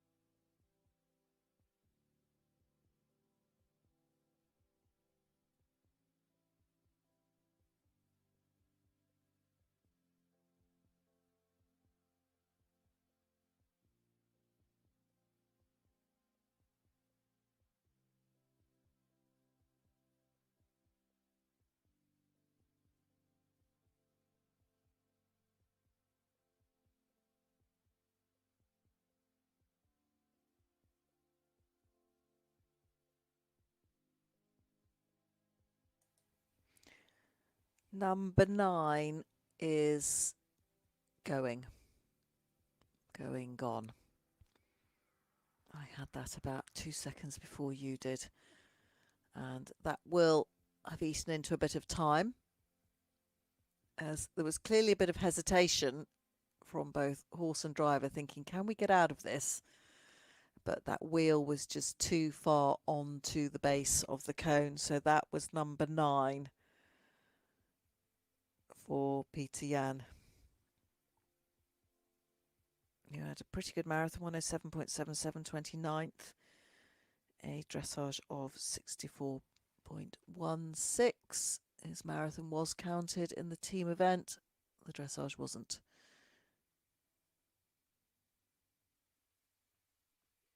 Very little between Etienne and Law, the other two members of the Belgian team. Etienne's marathon was 110.63 and Law was 110.86. That's quite well judged. And we have another red round 14 that has caught a few people out. I think we can say perhaps 10, 14 and 17. Odd ones, 16D occasionally. But otherwise, all flowing well as our cones progress. Will be time as well. We're over that 161 and the clock stops at 167.73. So not too badly judged. Actually, if they hadn't had that pause, they would have been pretty good. Number 9. Anyway, 9.19, that is a 21st placing for the cones. 181.12, that puts them into 10th place at the moment. As he exits, that's the first of the Belgian team members to come forward. We move up and across to Denmark, still for the team, as we are moving backwards up the order. That's what it feels like. All this being run in reverse. So those drivers on whom the pressure is the greatest are the last to go, and some find it absolute agony throughout the day, do everything to distract them. For others, it's just another day, all down to temperament as well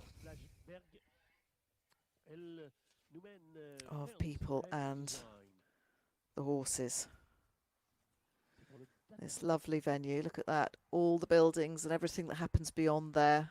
There's a bit of a slope down to the warm-up, and this was a horse that gave us quite a lot to think and talk about, this lovely Trakehner for Carina Blaberg for Denmark. She's been driving in World Championships for quite some time with ponies, actually. She was there in Minden in 2017. It was a good event for Tara Wilkinson. We'll see her a bit later. She was here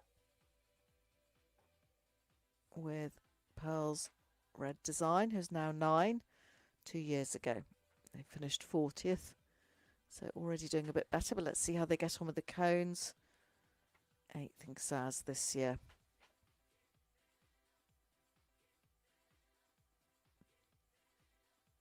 Got 3 horses next to her on the FEI database. Dornix, Champ R and TT Kali Konstantin.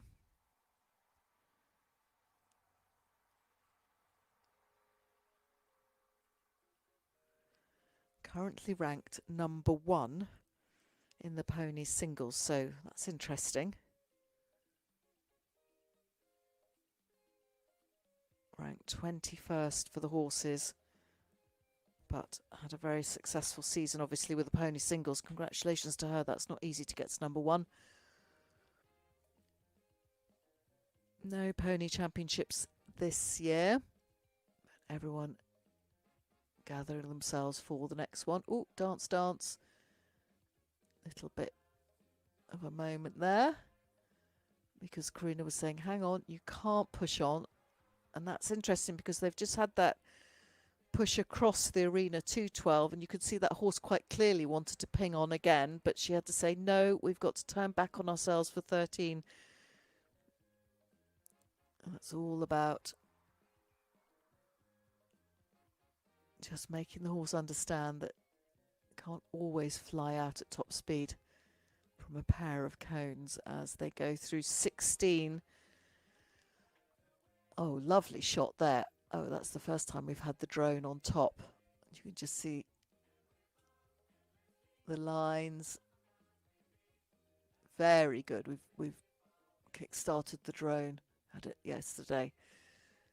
Gives such a great view of it all. Out she comes. We're into time. But clean round. Well, no balls down, but no balls down. 73.85, that's the 12.85 over in time, which will be penalties for time, 6.43. There you have it, 6.43. So it's 14th for the cones competition, but still quite a young animal. Lots to like about it as they canter out. Just wait a minute for the next one to come in. And I expect there are lots of people. You can see a great confederation of Dutch sitting there. They seem to have taken over that bottom corner of the arena. So distinctive with their orange tops on. And this will be one that lots of people are sitting up and watching.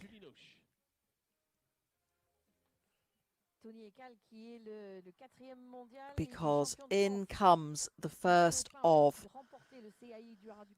the French team, and this really does count. Didn't go all his way on the marathon after that storming, really beautiful dressage. Again, one of those ones you must watch again and again. And this super horse, Kensington, really owned that dressage arena. It was really only Kelly's Flip that could get past them, but Tony Ical, first in Chablais in August, first in the test event in Le Pan with this 9-year-old, and certainly drove beyond those 9 years. Beautiful paces. Do make the most of watching this horse go through, because it's a treat.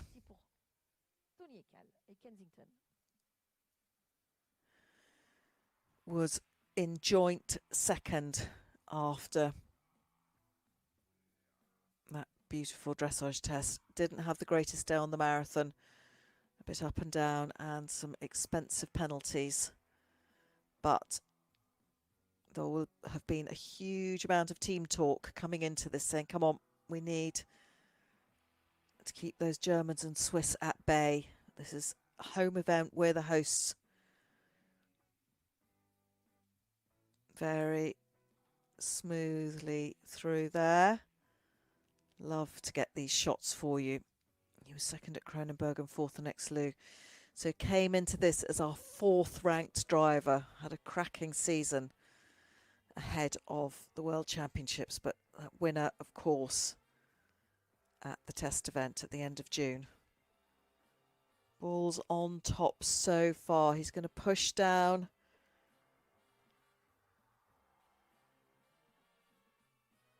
As he comes to 8, 9. That's it. Oh, that's a great shot there. Just to see how much they have to check and correct between 9. Now, it looks like there's a bit of distance, and even when you walk it, it probably doesn't look too bad. But don't forget, you've got the length of the horse and the carriage. Got to get the whole tone out through there. And he means business, doesn't he? Tony Ical for the French. And this really matters this round for their team medal. He won't be on the podium now, sadly, having figured in the dressage prize giving alongside Marion. How tremendous that they ended on exactly the same score after the dressage. Quite something. I don't know if we'll ever see that again. And now, that's the first time that's happened. But he kept up his speed. Very interesting. That was brilliant to be able to share that with you from above. Thank you very much to the crew behind that, because to be able to see that big loop round the flowers, he knows he's got a horse here with fantastic paces. And so far, so good. This is going to be important for France. All green so far. Will it be green through 20? Yes, it is. Now, where is the clock going to stop? Is he going to do it? Yes, he has. Oh, congratulations to Tony Ical. That was a Cones round driven under some pressure. And he needed to get a double clear in for the French. And he did it. And an air punch there, quite rightly, from both of them on the carriage. Well done to Tony Ical and well done to Kensington. Let's play tribute, because they took that different route round into 16A. Will we see more drivers doing that so they can keep up that flow? That was a brilliantly judged round, and that keeps the pressure on everybody else for the team event. That was brilliant. That's why he came into this event ranked number 4, and that's why it really mattered. Brilliant job for the French. As we move to Belgium, Etienne Lejeune. with the Belgian sitting in 7th overall. Both his dressage and marathon scores counted. Good dressage, 59.23. Laure had that lovely dressage, 48.58. And Jet Set Dahashi He's part of the Belgian team. currently sitting in 32nd. Was 5th in Kladruby back in April. Not so high in the rankings. Doesn't look like they were out competing quite so much this year. And this horse, the 9-year-old gelding, is registered with the Belgian stud book. Le Cheval de Sport Belge. SBS is the acronym for that. What can they do? We've just seen a lovely double clear from Tony Ikal.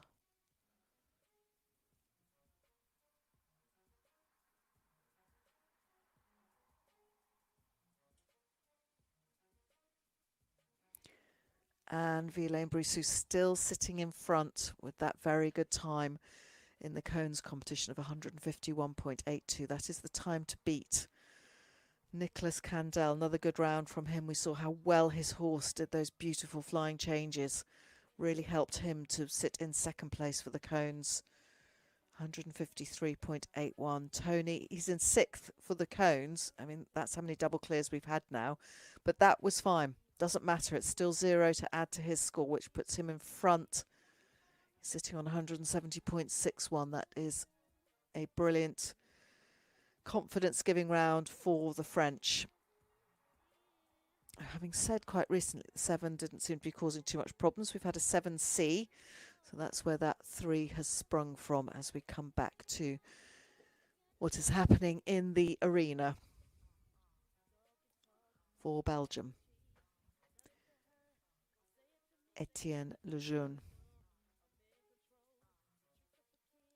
Currently sitting in 32nd. He was 36th after the dressage and 34th out of the marathon. There's nice symmetry to those numbers.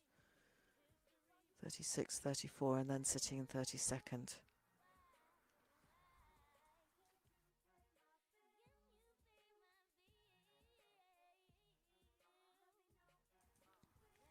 And this final curl round, the flowers for 19. 1 down so far. Could be all right for time. On he pushes, and the clock stops. Oh, wow, that's as close to the time as we've been. 161, remember, very well judged. Good for you, Etienne. 3 down, so that's a total of 3. Only the 3 for the cones. That pesky 7C. But that puts him into 4th currently, 172.86. So that dressage marathon D plus M plus C. There you have it as we move back to the Netherlands, driving individually. Next to go for the Netherlands is Frank van der Dolen. He's driving Iverno, an 11-year-old Dutch. Had a good marathon yesterday, 107.03. Kept some of those fastest times for quite a bit. Frank van der Dolen has been in the past on some of those very strong Dutch teams. He took team bronze in 2012 in Portugal. Companhia das Lazira. That was 12 years ago, driving Roos. He was 8th individually. 4th individually with Sterre in Kronenberg on home turf there. 4th, and then the team took gold. 2020 in Pau with the same horse, 19th, but team gold as well. And then, of course, a member of the team that took silver 2 years ago with Iverno, who he has here.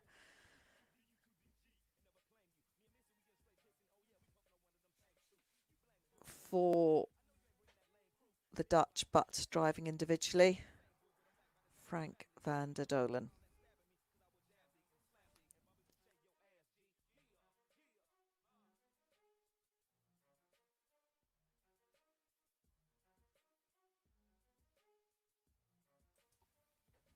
Quite a distinctive stamp of the KWPN with its conformation. Quite high set in their necks, quite fine necks as well, particularly around the throat where that joins onto their heads. Quite rectangular, the heads, and then of course these relatively high rib cages, a little bit deeper than some of the others we see, but they're long legs and flat across those backs. They run quite flat from the withers, from behind the withers, and then wide hip bones as well. Gives them this range of movement through the back end as well. Rangy horses. Yeah, just losing a bit of time there. Horse looked like it's high head carriage looking elsewhere. Clock ticking, but balls all on top at the moment. It's looping up through 11 and then they go down this centre line. This is where they gain a little bit of time back again, particularly after that collection they need to get through 9 and 10 and then again between 12 and 13.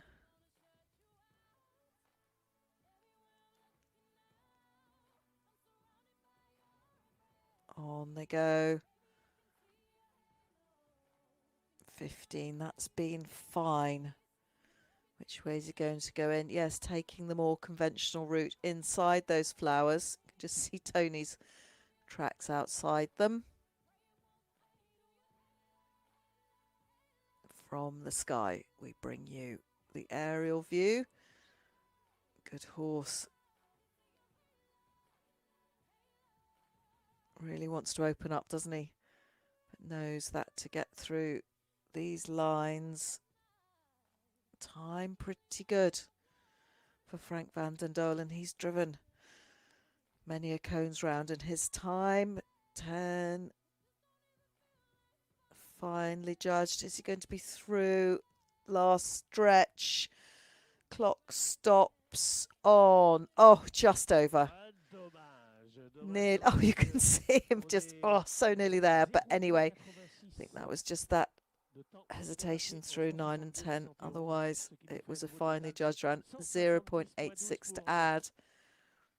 He knew it just as he went through that finishing post. Just slithered over.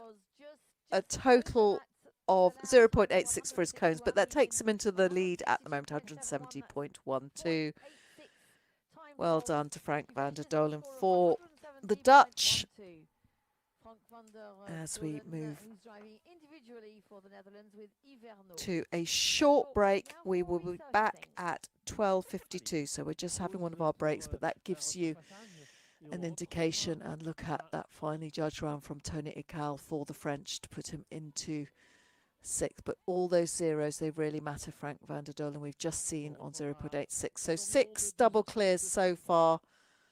Some important rounds for the Germans and the French. Chris Ainscough still sitting there, job done for him.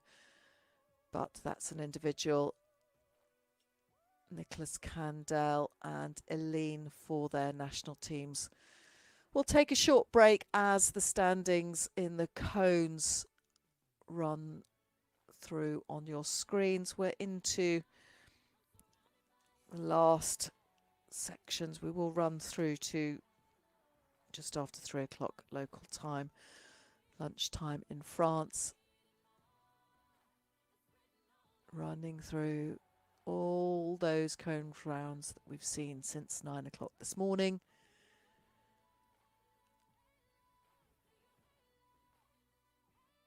All available to you should you wish to follow it. And yes, indeed, that roller looks too wide for the cones, but they get the rakes out as well. You can see those rakes working. That's great. That gives you just an idea of where people are standing at the moment. It will all change very, very close. Lots of 170s, 172s, 174s. Marion currently out there in front for France, 146.76. Short break whilst they tend to the arena. We'll be back at 12:52, where we go to Poland with Bartłomiej Kwiatek.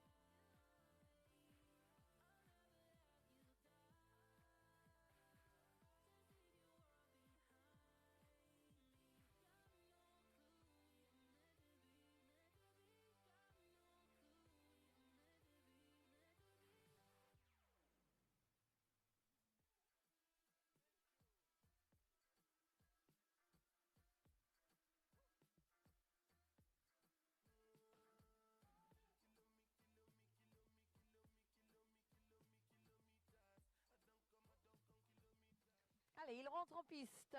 Le concurrent suivant pour la Pologne, c'est Bartłomiej Kwiatek qui mène. And spot on time, because it is one of the things you can say about our driving events, particularly at this level. They do run brilliantly to time.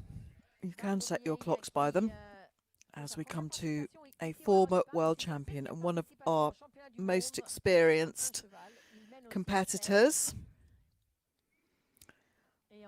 Bartłomiej Kwiatek, for Poland, and very much a young horse specialist, got this incredible record through the 5, 6 and 7-year-old classes at many world championships. Remember, it takes place annually, and you can drive more than one horse in each class and then drive them across the divisions. And he and his sister Veronica and people like Jessica Wachter have won on multiple occasions with multiple horses. And he also worked for many years at the National Stud, the Stallion Centre at Kazaz, and runs the Kwiatek Driving establishment and team. He was first in Bogusławski, I think. I'm not doubting his position, just my pronunciation of it. Anyway, has a pairs ranking of 46 as well, and is our 7th ranked driver coming into this event. Balls all on top at the moment.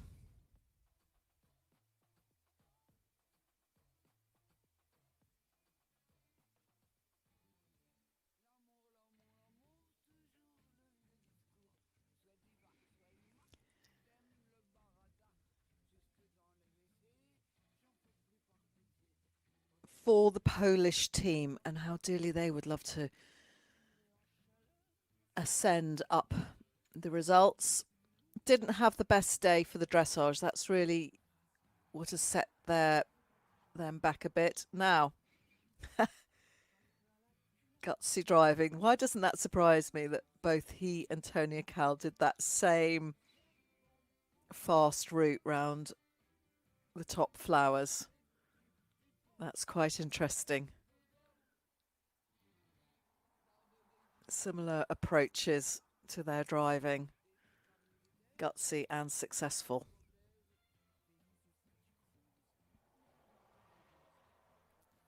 And here he is, 19's fine.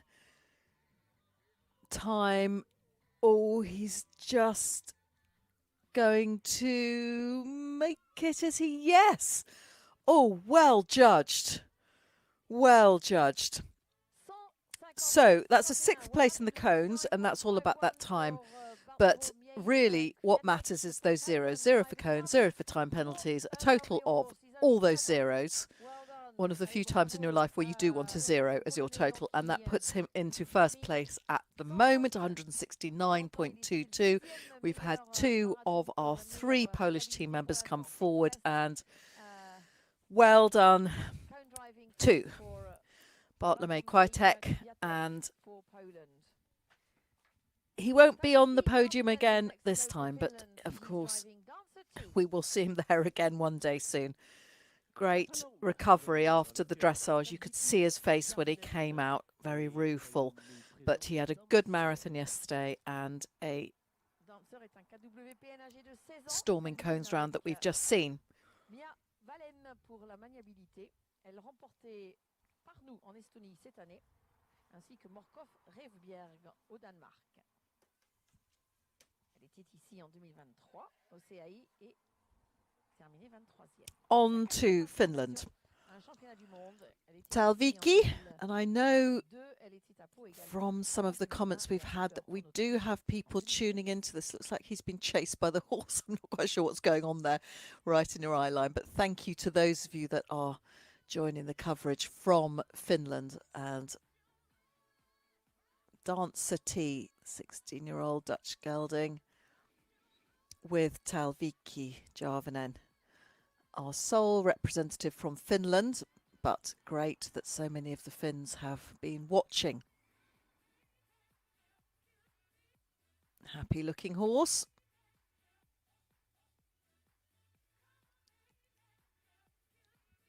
I'm sure somebody somewhere will be able to say just how many miles have been covered for Talvikie to join us in Normandy, in Le Pam. The Finns did have teams in 2016, 18 and 22. Talvikie is here on her own. Drove that line very nicely. That was smooth. We've just seen odd combinations where the horse is locked onto the 19, but she's got a nice ground covering canter going. Horse doing these flying changes. Watch and learn, dressage riders. Look at our driving horses, aren't they clever?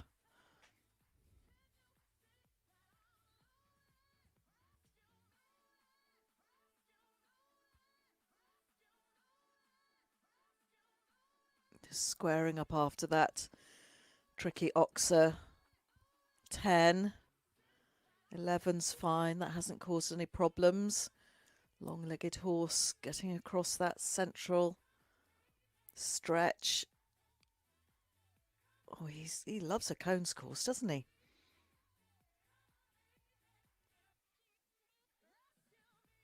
This looks like fun. Nice to see our hands just bowling along behind the horse. Looks like a really nice contact.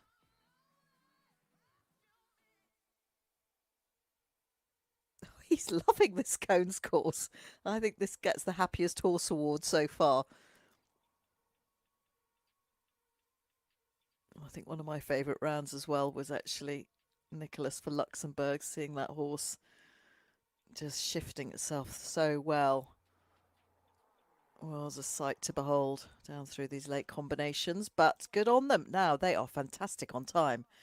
Are we looking at a new winner? Let's just see. They'll certainly be up there if they can get through 20 safely, which I can reveal they do. Wowee! Now, where's that going to be for Cohn's time? That was an absolutely glorious round to watch. Thank you, Talvikie. Thank you to Finland. That's the second place. She hasn't quite got past Anne for France, but well done. That was an absolute joy to watch. And congratulations to your super horse, Dancer. He was named 16 years ago, but if ever there was a horse appropriately named for the job they've just done, he danced and sprung and hopped and pinged and pirouetted all through that. That was fabulous. Do we do a Strictly Come Dancing for horses? Because if so, I think we've got Dancer could be out there. Super to watch. That's what it takes. As we move back to the Netherlands, individually had a very good dressage, and this was one of our youngest drivers. There we have it. And I think I was very impressed by the clear, beautiful relationship. And is this the horse that has this fantastic breeding? Yes. Now, look at that trot. And when I tell you, if you weren't watching, that this has Totalas in blood flowing through these veins. Now, look at that. Boom, boom, boom.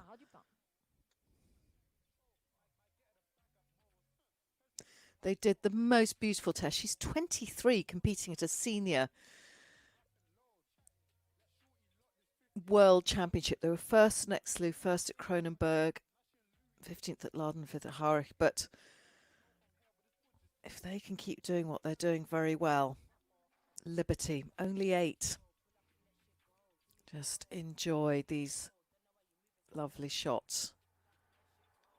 Beautifully bred horse.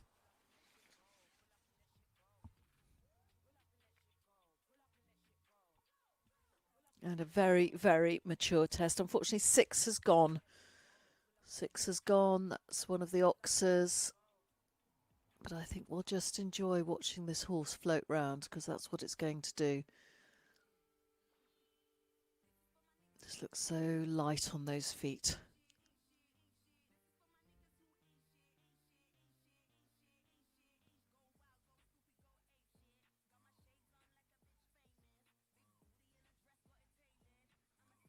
Nine, 10, well done. She's squared herself up well, but of course they're all turning inside. I suppose if you really wanted to, you could go around the top of that carriage and come in on the other rein, but you just lose too much time and the cone's in the way. So this is one of the reasons why 10 is difficult, because they've got to do that sharp turn to get inside that box to get to 11.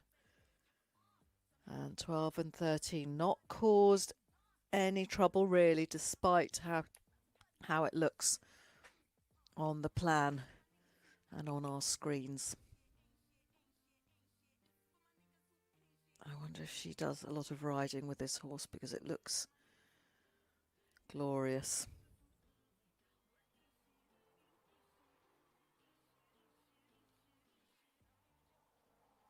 I'm sure we'll be seeing lots more of them together as she comes.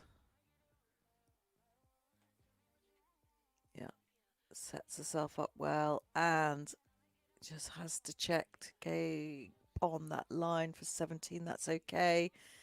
Into 18. Well done. Will be a bit of time, but it doesn't matter. She's only 23 and the horse is 8. All being well, many more World Championships for them as they go through. Yes, time on that. 6 was down. 8.12 to add. 175.53 for a 10th place. But what a super event for her.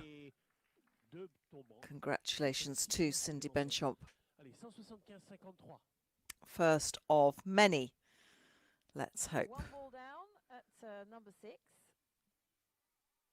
She was 10th after that dressage, 52.57. Interesting. And we move back to Switzerland. Switzerland is next to go. And a lady who was a very good marathon. She was a bit of a pathfinder for the Swiss, actually, and went storming round, was one of the early leading scores after the marathon, 103.10. If you think Marion was 102.24, that was a 12th on the marathon for her, but that just goes to show how in touch Lear was. Less so, the dressage was a 63.83, but a good marathon from her. Very strong phase for the Swiss. She's currently sitting in 27th, and the clock is ticking as she goes through. You can see that start gate quite clearly. The start and finish at the same point. This was a really good marathon horse, quite compact, a little more conventional, should we say, in its conformation from some of the warm bloods and the Dutch horses. A little power pack, actually.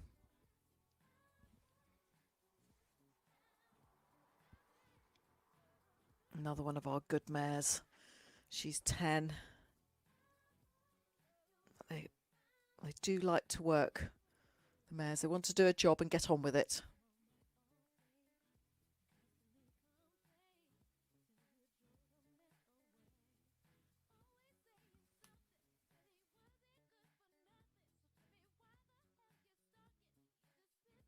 Fine through there, 9, 10. Here's 11. Look at the big screen there. That seems okay. On she goes.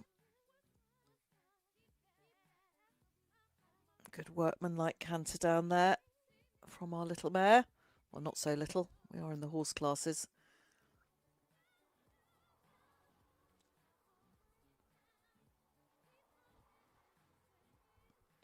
Leah Spring driving as an individual for the Swiss, but of course all these squads do work very closely together, whether a driver is on the team or not. They all feed back, gathering intelligence all the time.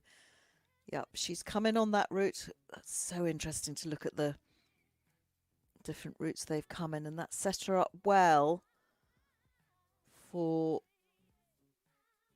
the drive down the wave. And 17, not a problem for her.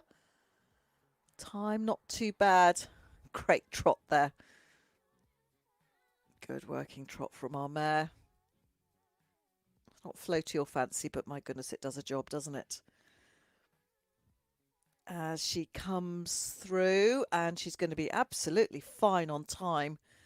Lots to like about that mare, isn't there? I think a lot of us would happily take that horse home. Good girl, good attitude to work, hasn't she? Get on with it. And that's a 4th finish. Nothing to add. Time of 1:56.09. Of course, we did wonder, some of the early drivers, if we were going to get the clears Eline Houterman perhaps a little bit further down the rankings than she would have expected. So she gave us that early indication that it could be done. And that puts Leah into the lead at the moment on 166.93, but of course it changes pretty regularly. What can Michael Hodgson do for the British team? They're second of the team members. We've had Harriet Bradford through with Rocky. Little bit of time to add to her cones. Mike, who did well 10 years ago, aged 19. He's 29 now. There you have it. He's still qualified even at 19 for the youth championships. He was first this year at Royal Windsor, and that is such a sweet win to have when you're a Brit on home soil. Second at the international event at Chepstow that is organised by the British team's chef d'équipe Jane Isaac, assisted ably. And they are a great team with Janet Pilling. Janet, who's competed for many years herself, and her husband Owens represented the British horse pairs concern on several occasions. And they were out here, finished 20th at the test event. Alex Loveman on the back with Mike. He is an accountant and a tax advisor. So when you have a sport like driving and you have to travel as a Brit across the waters, quite handy to have a bit of financial prowess as well.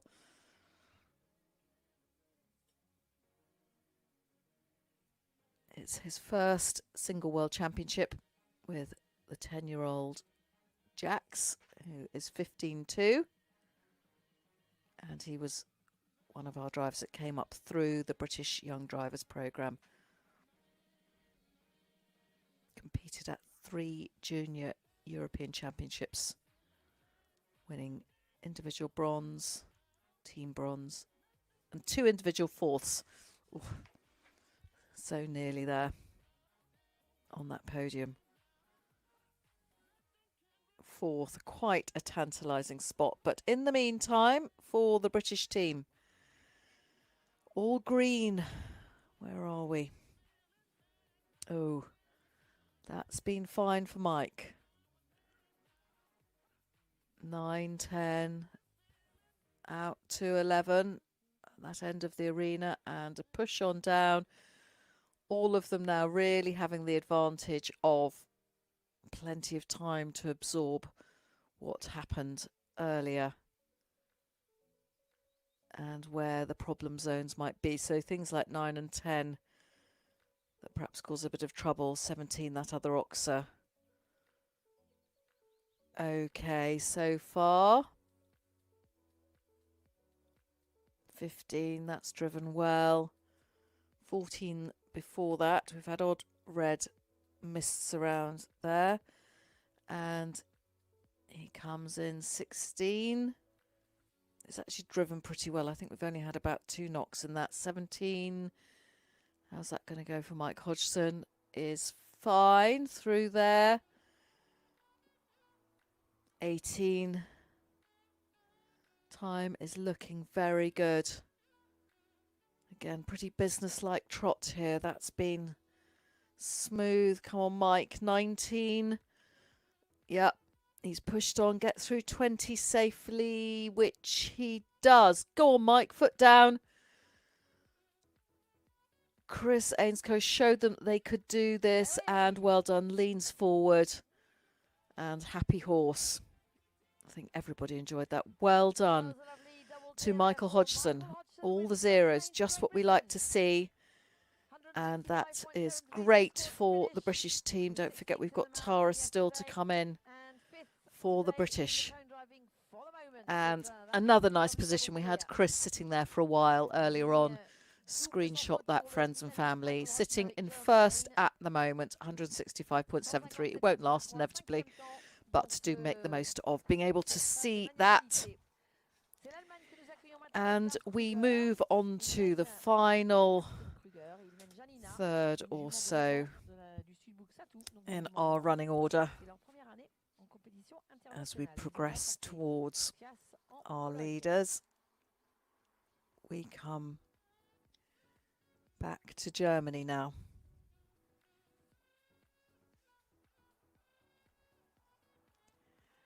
As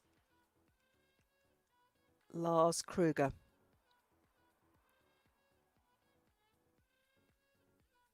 Another mare.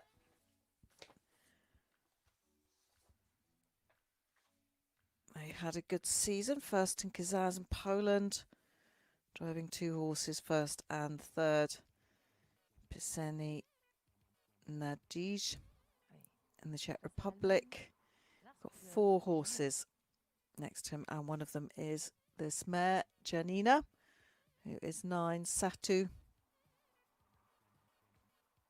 And the German horses, and certainly their bloodlines, have figured very much in this championship, be they as their own breeds or as important contributors to some of our other warm bloods. Into 25th position, that's where we are.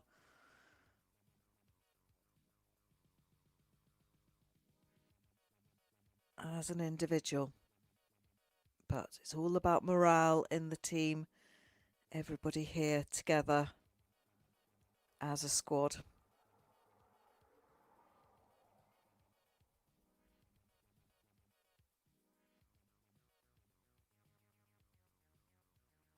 Being made to look easier and easier, this course, as we progress through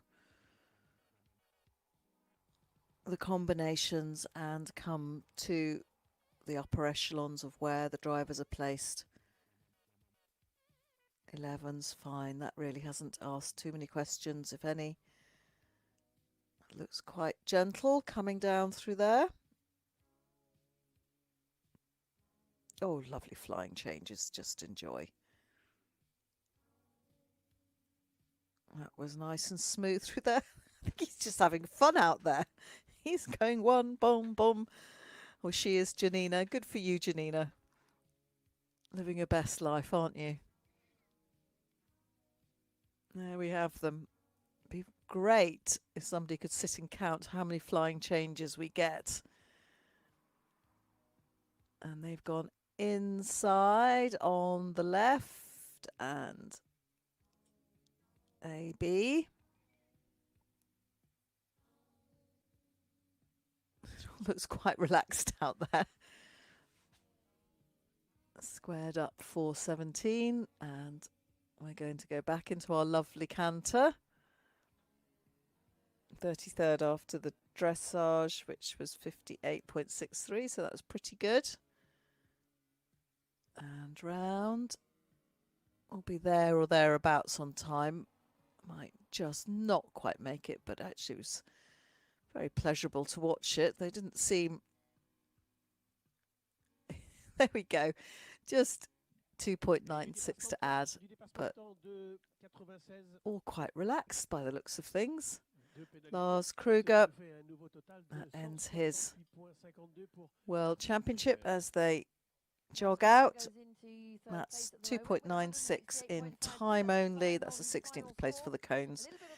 And 168.52. That's the third position at the moment. German driver Adam Rack for Poland. Out they go as we come back to.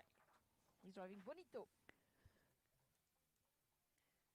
These were fascinating shafts. These intrigued me the other day. These particularly long britching straps having to come down to reach those real bowed shafts. Just with that little loop back onto the side of the pad there. Certainly gives the horse plenty of manoeuvrability within them. So different from those straight shafts, almost curving in towards along the line of the body that we get on our traditional vehicles, particularly the two-wheelers. But yeah, almost a slight sag to them as they come out to loop back up. And the arena party, all their lovely gilets on. And somebody's popped their ears forward as Adam Rack and Bonito, who is only 7. And they were 4th at Boguslavica.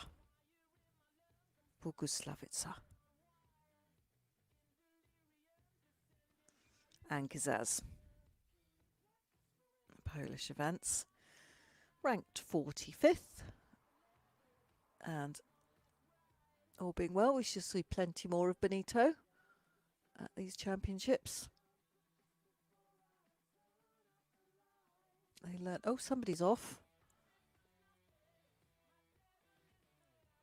You can always see them, the carriage driving turn up. You have the horse box and then generally the trailer on behind, which can double up as stabling. But when you come to an event like this, obviously you have the use of the beautiful, and they are absolutely breathtaking, stables in the complex. But in most what we call greenfield event sites, stabling is provided, but if you are able to travel with a stabling trailer, those sides can open up and make a temporary home for the horses. That's part of what we do in driving. Yeah, good view there of the lines in the sand, out to 11, and the long canter down to 12.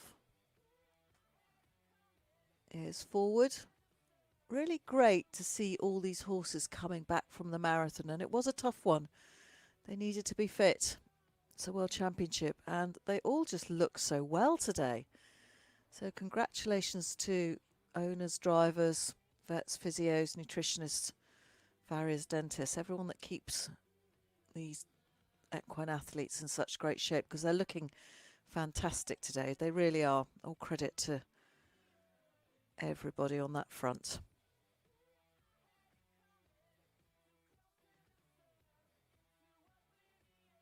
As Adam Rack progresses through his cones course, seeing an increasing percentage of drivers with the solid greens flashing up on the screen. 17's been fine. 18 doesn't look like it's causing too much trouble. It really hasn't, to be honest. I wonder if Johann's thinking he should have given them even more angles to deal with. But the time has certainly been a bit of a factor, as we see a few penalties creeping on here, but otherwise a lovely round, nice and smooth.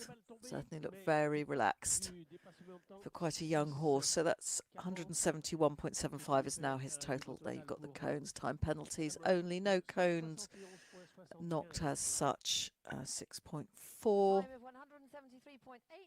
and he seems happy, which is lovely. Wave to the crowds. I'm sure there's lots of cheering going on there, and all being well, they will have had plenty of support.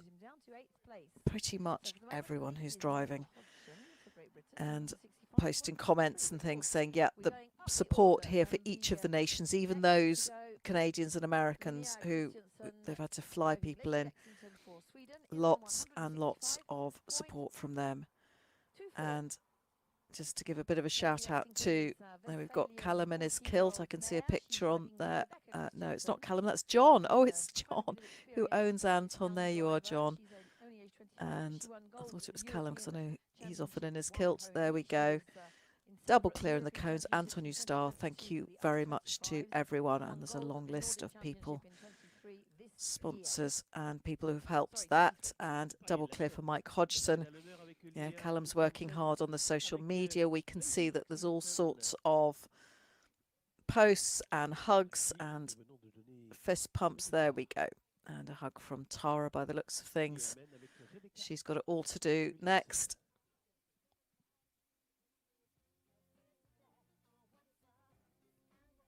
As we move to the Swedish team, and I know this is a young lady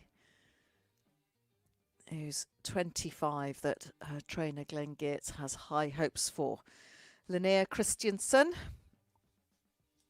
and she's had some great success coming up through the Young Driver Championships.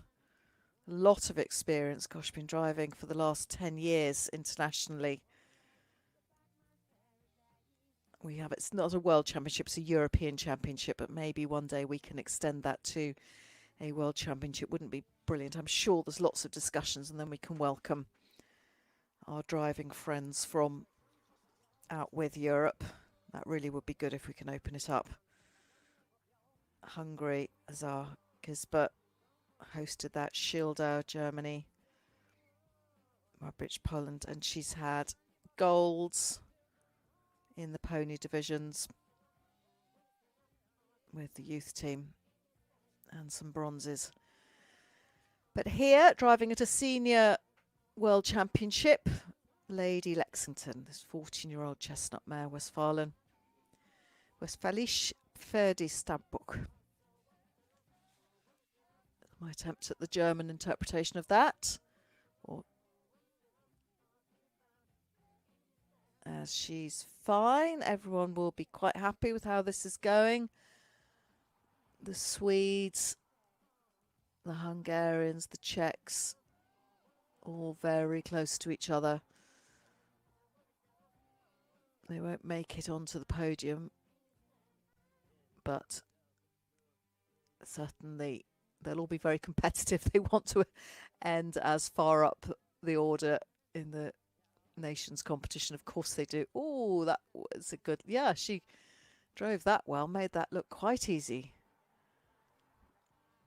Very talented young driver back in the day. Now age 25 on the world stage for the singles, and time looking exceptionally good, actually making it look easy.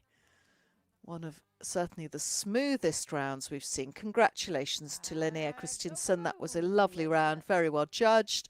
157.05. Smiles from everybody. That's a 5th place for the cones, and well done, Pat, from behind. And that's her first senior championship with the horse singles. She has also competed at Minden. She was 6th. She's obviously had a very, very good pony. Plassen's Lucky Luke. You get some of them along the way if you're lucky enough to be their custodians, and my goodness, don't they set you up, particularly if you're one of the youngsters. Lucky Luke did amazing things for Linnea. All the L's there. As we come to Germany, again individually, and I mean it's quite something for people like the French and the Germans to have, and the Swiss, you know, these really strong squads that have rich pickings for their team of 3. And we've got Ulrike Schmidt here, who's competing as an individual. She was 3rd in Harwich in the Netherlands in June. She was 28th here with Nikolai. Or Nikolai 44. Numbers make all the difference. He's 17 now.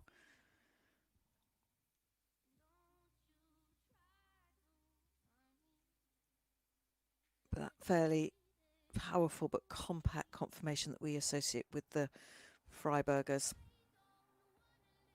or Franche-Montaigne, depending which side of it all you come from. But the cones really not posing too many problems as we are in the last third of our drivers. This is often how it goes. And there's quite often chat afterwards about how influential it can be on these final placings. But don't forget, these drivers come in with individual and team pressure on them towards the end.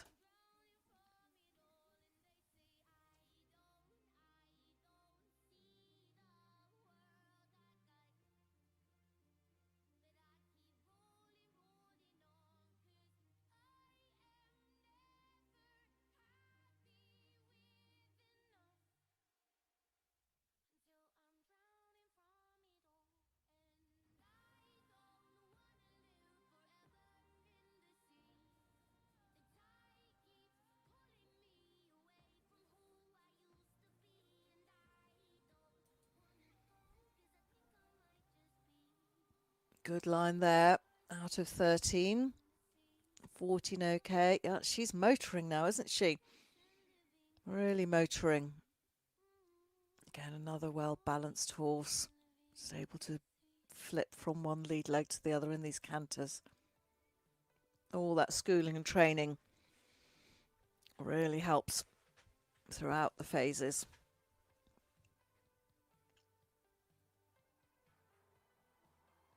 what a difference these drones have made. Not always very popular. We have quite strict laws in the United Kingdom about them not being used over other people's property and all sorts of things. You can't have spies from above.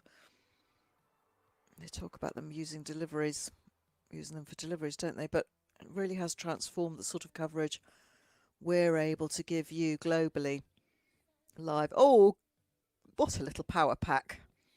Fantastic. Yes, yes, yes, that's what it means. Oh, and a lovely double clear and a big smile, and the pressure's off, the relief, the emotion. You can wear it on your sleeve, and that was lovely to see. And she goes into first place at the moment, but that all changes. But a really lovely round as we see the fine trot of Franz Schulz's horse. That helped him in the dressage on day one. Of course, so associated with the wonderful Frodo that Marie is now driving. Very nice of Dad to pass on his top horse. But anyway, he has got another very good one here. Westfälisch Pferdestabbuch. San Remo Royal,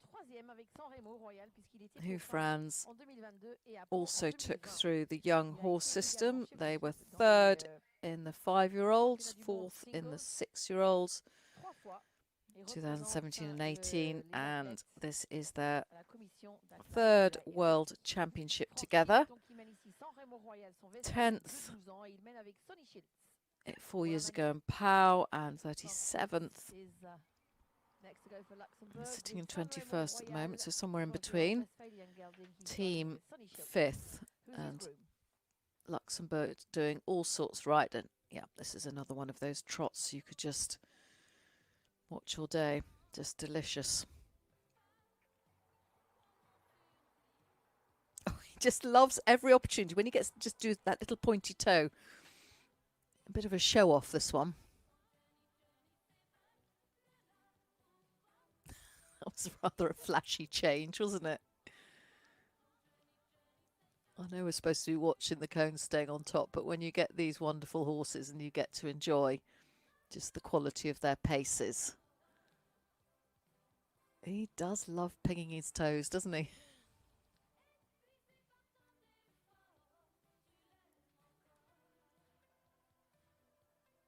He just wants to float across this arena.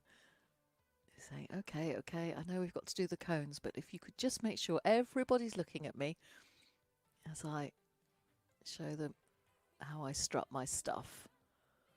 And Franz is probably saying, hang on, we just need to keep a cap on the enthusiasm and energy.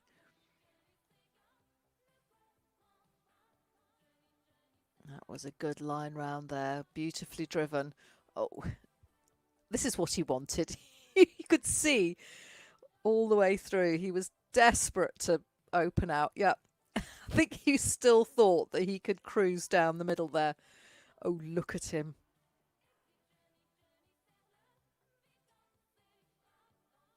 Quite a character by the looks of things.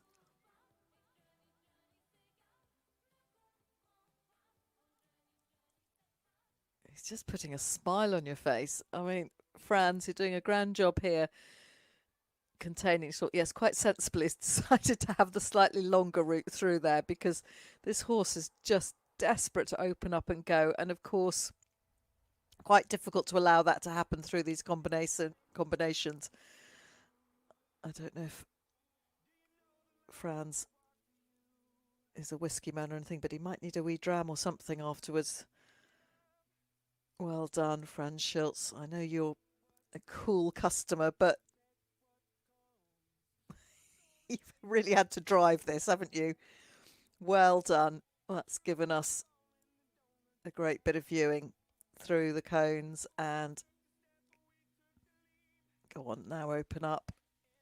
Oh, are you there? Oh, just a fraction. It was just a little bit. That was just that slight loss at the start of 16. The horse was so thrilled. And after the long stretch as well, all he wants to do is open up and move.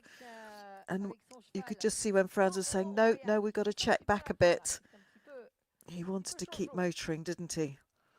But that's fine. 0.12. That's great for Luxembourg. Good for them. Doing all they can to keep the Brits at bay.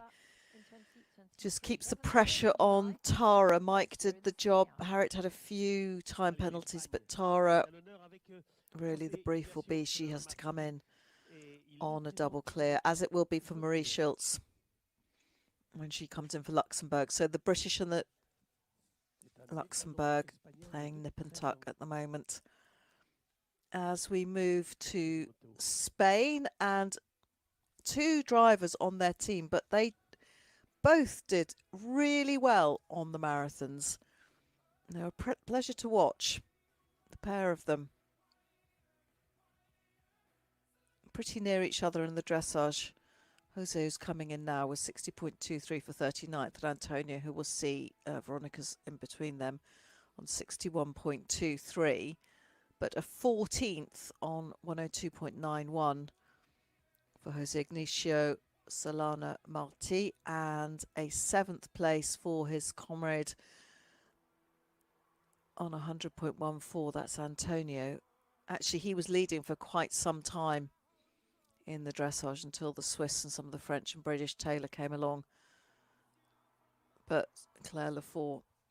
But yeah, two absolutely cracking marathons from the Spaniards yesterday.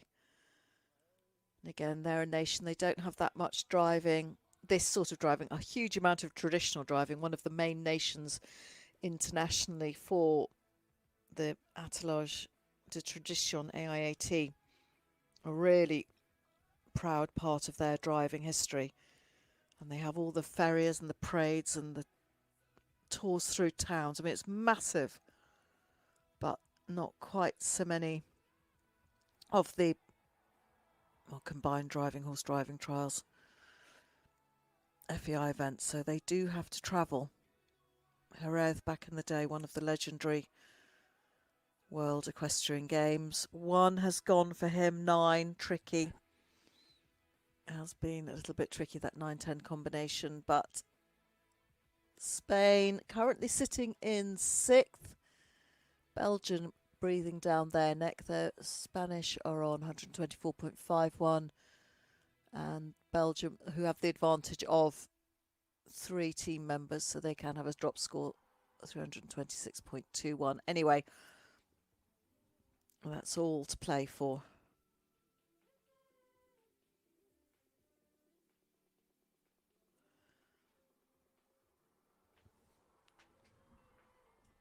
Yeah, he's going round. It seems to be a bit of a trend. Those often the good marathon drivers as well. They're just opening up, letting the horses move. Less of a loss of rhythm if you keep that wider loop there. Still just the red round 9. It's been a while since we've had a ball or a knock, but it happens.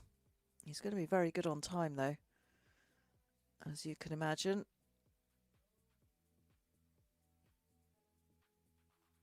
And over, yeah, that clock should stop on 158.7. That's fine. 3 to add, that's a 20th place for the cones, but that pops him into 5th place overall. So great driving from the Spanish, and he seems pleased with that, patting the horse. 166.14 is his final result. 5th there. Well, that's where he is. Then we come to Veronica. I think I was reading off her score. Anyway, now we move back to Poland. So we're zigzagging across Europe with the odd foray into America and Canada.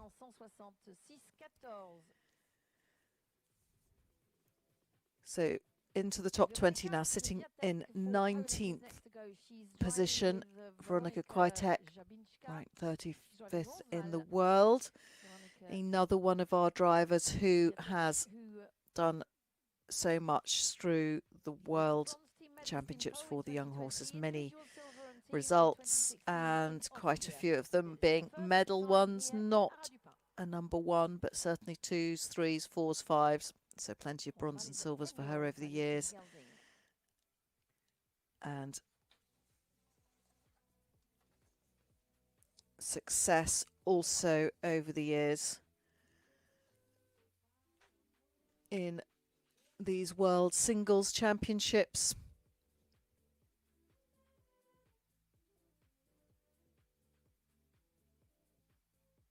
She took team and individual silver, good event for her, in Piba 2016. Team were bronze in 2020.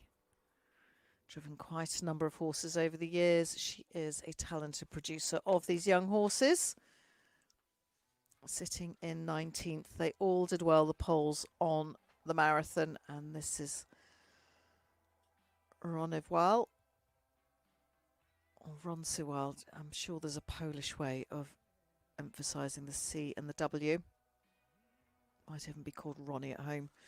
Who knows? They were 4th together in 2019 in the 5-year-old division in Hungary for Young Horses World Championship there, and he is now 10.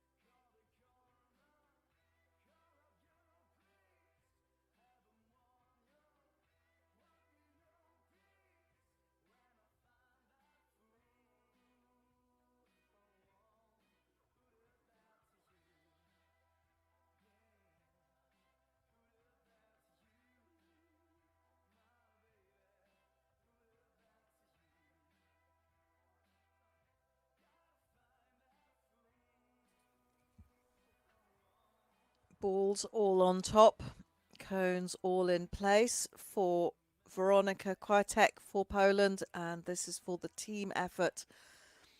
See if they're going to creep past Belgium. Every chance that they've kept the USA at bay, but let's wait and see. She's just balancing the horse through that last D gate. A lot of these drivers making it actually look an awful lot easier than it is in reality. There's going to be a little bit of time.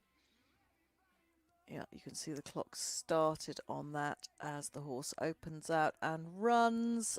Clock stops on 169.79. So that's a 24th place, 4.4 in time only. All the balls on top.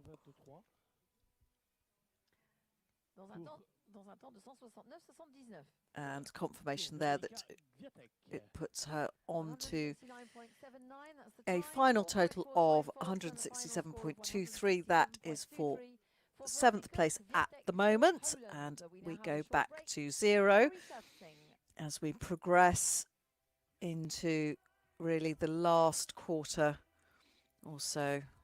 Between a third and a quarter, we're into 18th now. I suppose the last third still.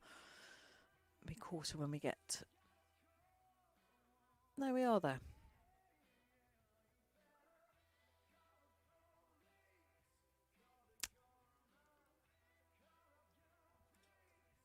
So we are on just a break before we return with Antonio Perez Pejaras. Oh, love these foreign names. And he's currently sitting in 18th position as we scroll through and bring you some lovely shots. And there you just get a little bit of an idea of what's happening beyond where so much of our attention is. You can see the buildings, a glimpse of the warm-up area as well, the road going up past, and that's really a lovely shot there from above. The drone will be buzzing up high. We are back at 10 to 2 local time, and that gives you the combined results after the 3 phases at the moment. Nice for the Brits to have Mike Hodgson in there. Franz Schultz for Luxembourg City on top at the moment. Ulrike Schmidt and Linnea Christiansen. Of course, it changes, it rolls each time somebody come forward. And we've effectively got 2 more sessions to come. We'll have another break after this, after Taylor British. But that shows you where the standings are now after a busy day. Everyone keeping beautifully to time.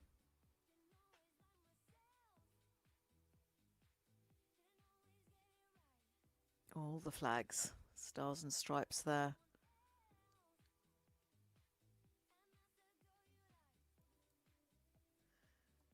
And we'll take a short break and be back with you in just about 5 minutes or so.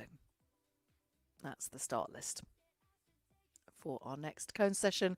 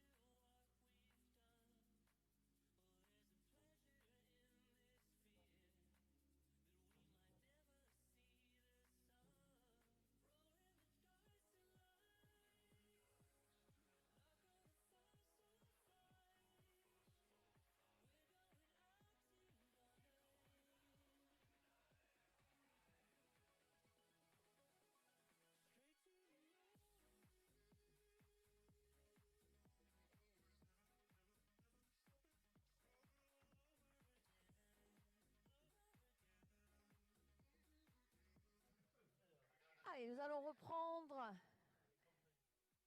Et c'est l'Espagne que nous allons accueillir dans quelques tout petits instants. Donc pour l'instant,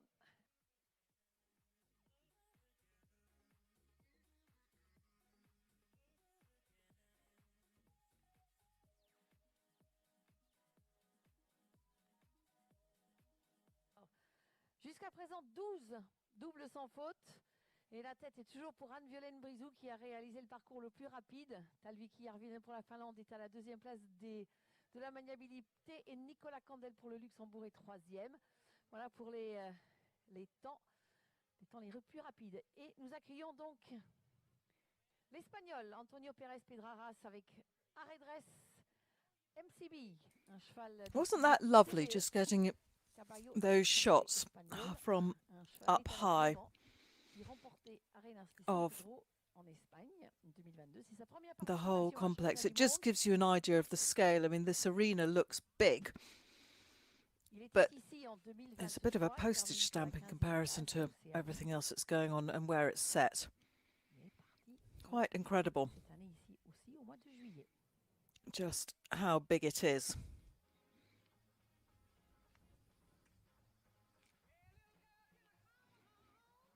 Oh, the nerves are evidently jangling in the British camp, they're saying, getting all these lovely updates.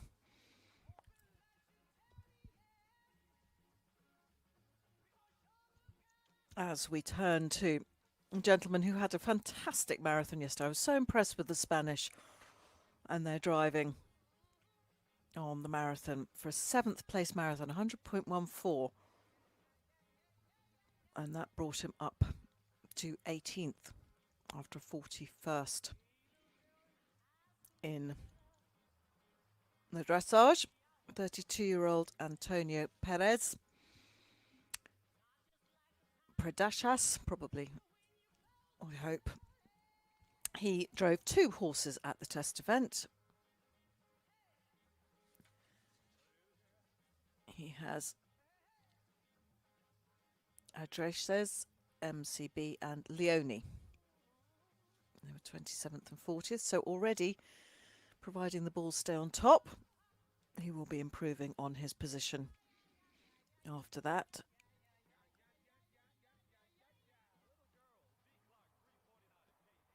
"12 has gone green and, oh, not too much of a disagreement. Yes, that's fine.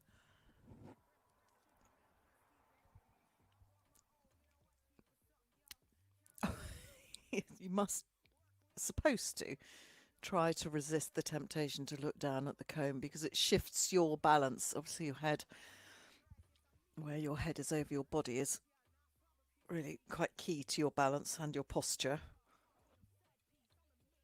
And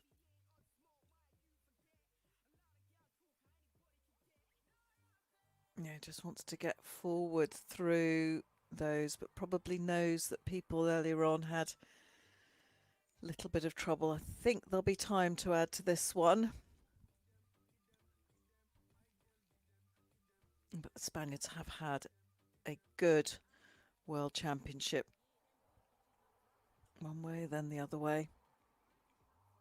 Yeah, we're into time, but otherwise,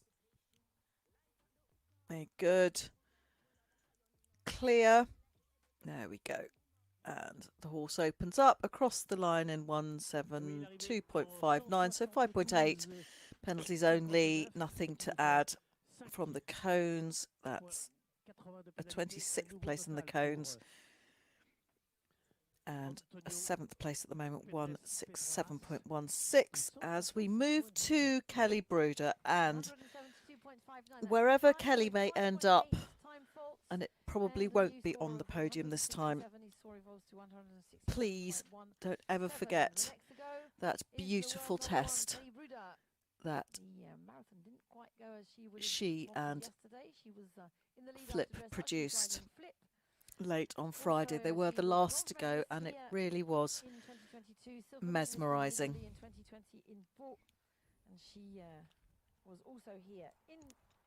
Quick raking of the sand between the more, obviously the more the drivers go forward on these routes, the more the wheels can get caught in, they're not ruts so much, but just previous lines. Our number one, Kelly Bruder, there was so much hope and promise her coming in here, and she admitted this, and it was certainly a really emotional exit from A as she trotted out. She did confess to having a few tears just knowing what she and Flip had just achieved.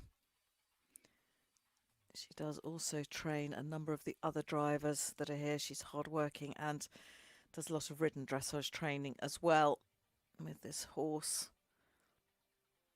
And even though they've done so much together and achieved so much, he's the 16-year-old Oldenburg.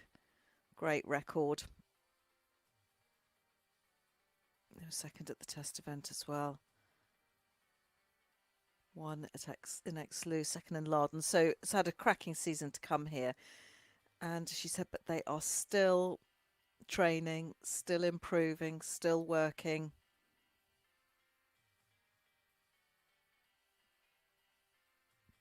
They give him a really varied life, and that's important. You don't just want to be driving around arenas every day. So ridden work, driven work. Give the horse an interesting life. And she was very complimentary about Johann's obstacles. Just said there were tons of options for the drivers. Opened up a lot more from what felt like quite small obstacles at the test event. A few quick long lines. She said that worked for Flip. But it was a marathon that needed a lot of stamina yesterday. Anyways, they've got a lovely stride in there. She's another one that's chosen to go round the top. Doesn't seem to impact on the time too much because of the ability to maintain the rhythm. And of course, this is a horse that's going to just switch between his lead legs very easily. Yep. You just can't let them open up through that oxer because in comes another combination. A little bit more gentle on its lines. Then the wave is much more angular. Close in there, and for Kelly, might be just over on time. Where is it? Oh, so nearly there. Well done, Kelly Bruder. That's the end of her World Championship, 0.82.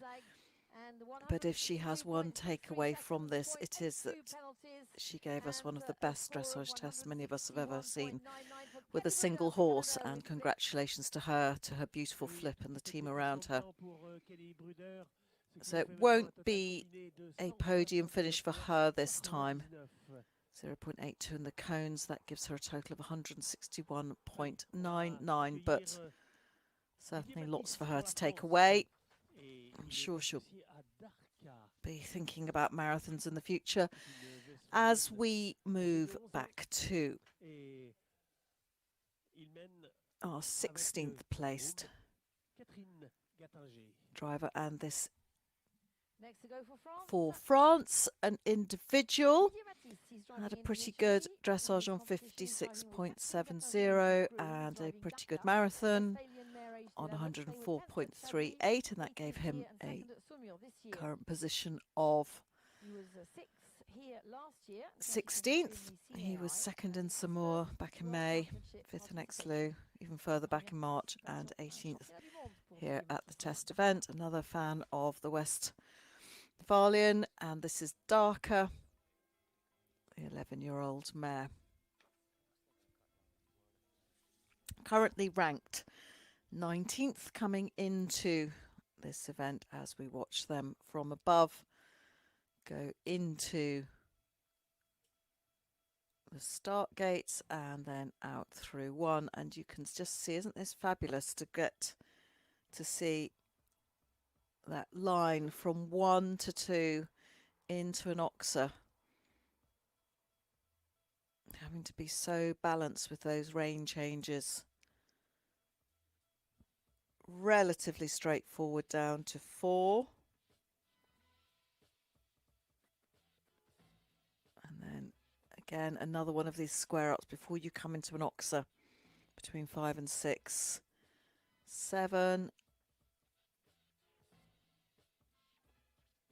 It's fine there, you can see it, just the more gentle line through a zigzag. Snaking gently through. Thank you to everyone for these aerial shots. They're looking great, yes. And this is one of the big question marks on the course, mainly because of that turn they have to do afterwards. It's difficult from 9 to 10, but it's difficult as you come out of 10. 11's been fine. And then you have this spring down the middle.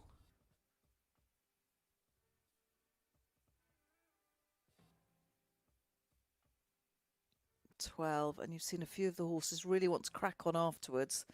That's where the big question is after the long stretch, is for the horses just to collect themselves up and not get too exuberant. Oh, just a bit of a slide on the carriage there.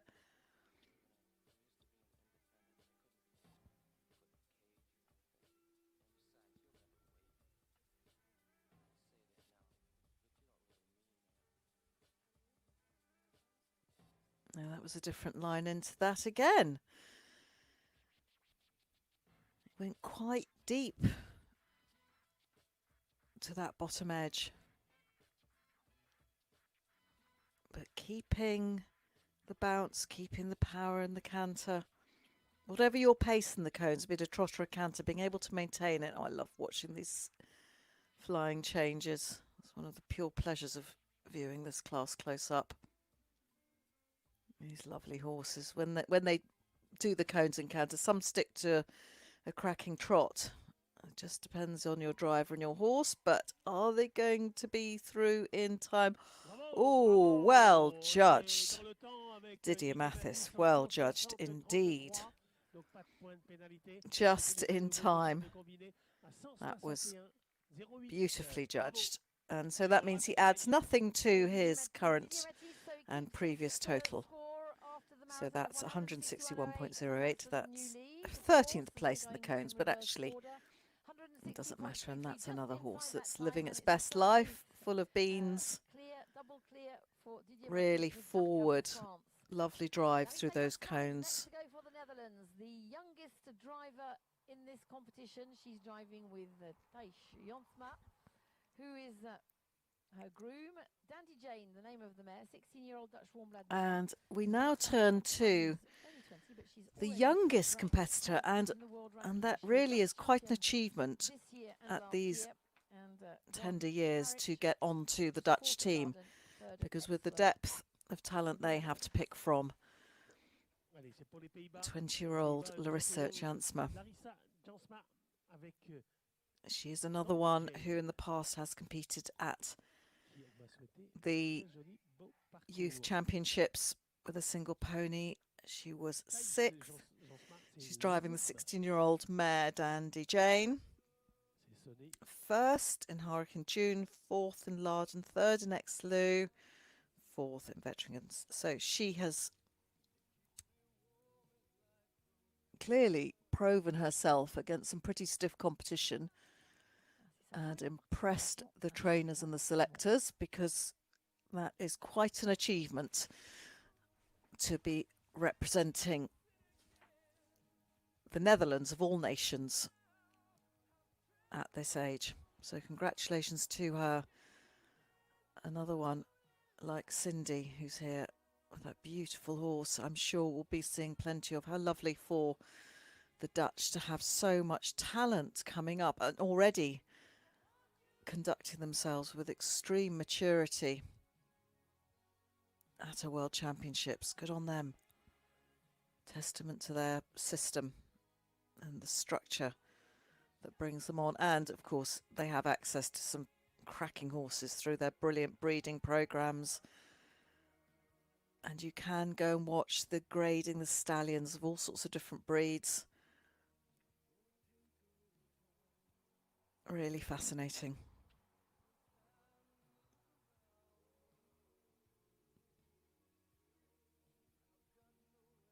Nine to 10. Just that halfway point. And you might think your shoulders are dropping, you're relaxing into it, but then comes one of the biggest questions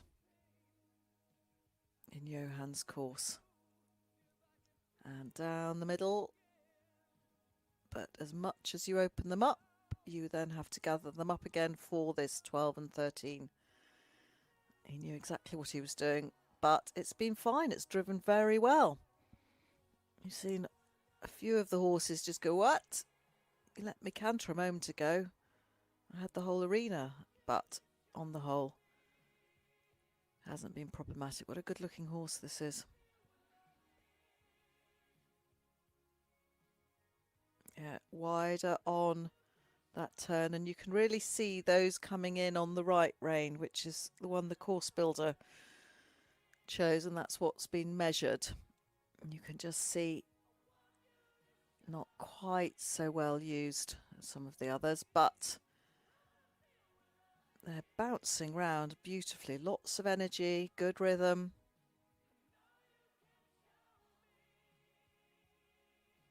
Seems fine so far as they come round, and will be good on time.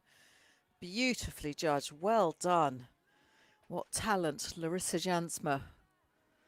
And I'm sure there's lots of the Dutch smiling with that, because that's done their team efforts a lot of good, but to go into fourth place, well done. Must have quite a support team around her. Good parents, good trainers. Great support team. If you're going to have this young talent and nurture it and be able to bring it out and show it at this level in this company, there's a very, very big support team around it. As we come to Belgium, their team, and this was one of our very best dressage tests, Laure Philippot, who comes in now. She was 6th placed after the dressage. Beautiful test. 48.58. Marathon was a 35th on 110, but she's kept herself pretty high in the rankings with that very good test in the 40s.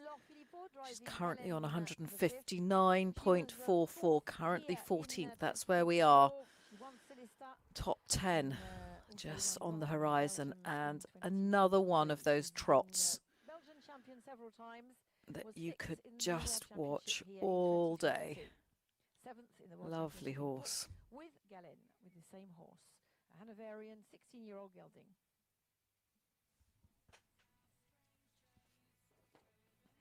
It's one of the treats in our life that if you buy on youngsters and bring them on, as some of us do, just to watch them, go and buy them from breeders and see how they trot across the field. You look at their eye, they've got a kind eye. And then you look quite quickly at their feet, have they got good feet? And then particularly with their youngsters, you might want to watch them trot across a field and just see how they move naturally without anything on them or behind them. And then you have a good look at their walk as well, peek at their teeth, and you see the potential that's going to come. I dare say this lovely animal had a great trot as a youngster. Hanoverian, again, another important breed, and done so much for the cross-pollination in the warm bloods. Galen V, or 5, 16 now.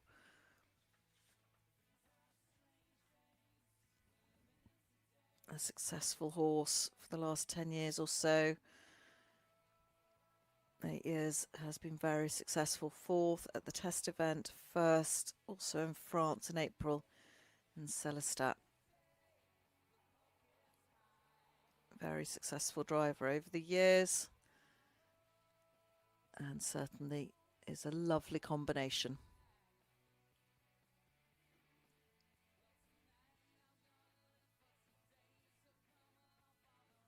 Now, where's she going? She looks like she's opening up, yep, between those flowers, but curled round very smoothly on that left turn. Again, making it look very easy.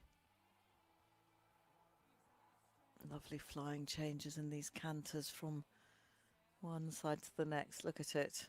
And change. No, well balanced, that's fine. A good counter-canter also helps. I'm sure they do lots of counter-canter practice with their riding training, because for the horse to be able to balance itself whilst it's on an outside lead is important. And 320 might just dip over into time. Oh, 1.89 time penalties, but that was a beautiful round to watch. It matters not where it ended, because that was lovely.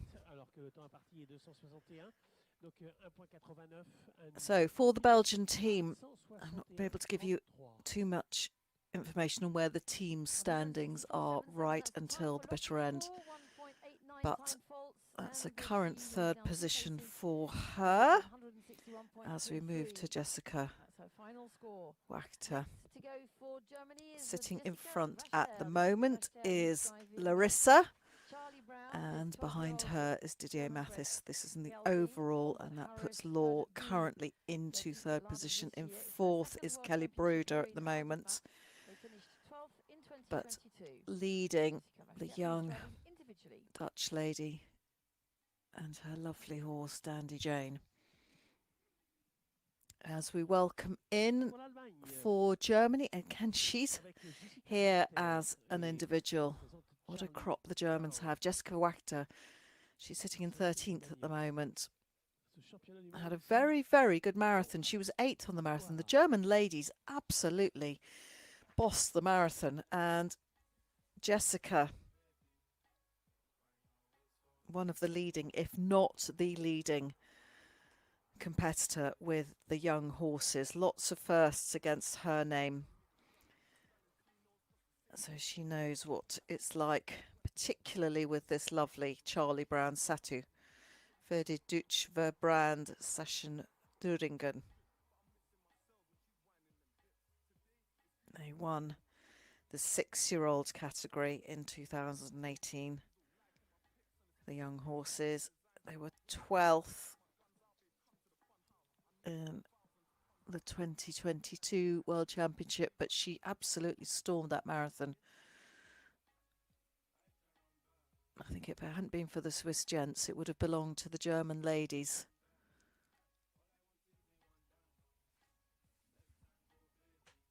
Big, bold, smooth driving from them. And of course, they're always so strong in the dressage as well, with the quality of horses they also have through their breeding programs. And these good horses, these beautifully trained horses, just making each round look easier and easier. Oh, he launched into that, didn't he? Well done. Charlie Brown. One of life's philosophers, if you follow the cartoon version.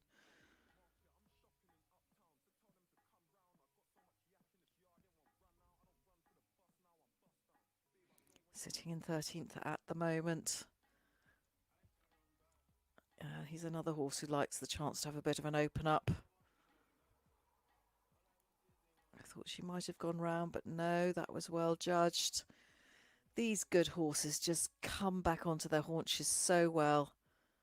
And that's what gives them this natural, well, the agility they have through their conformation and training, but it gives the drivers the scope to ask the questions and get the answers they want.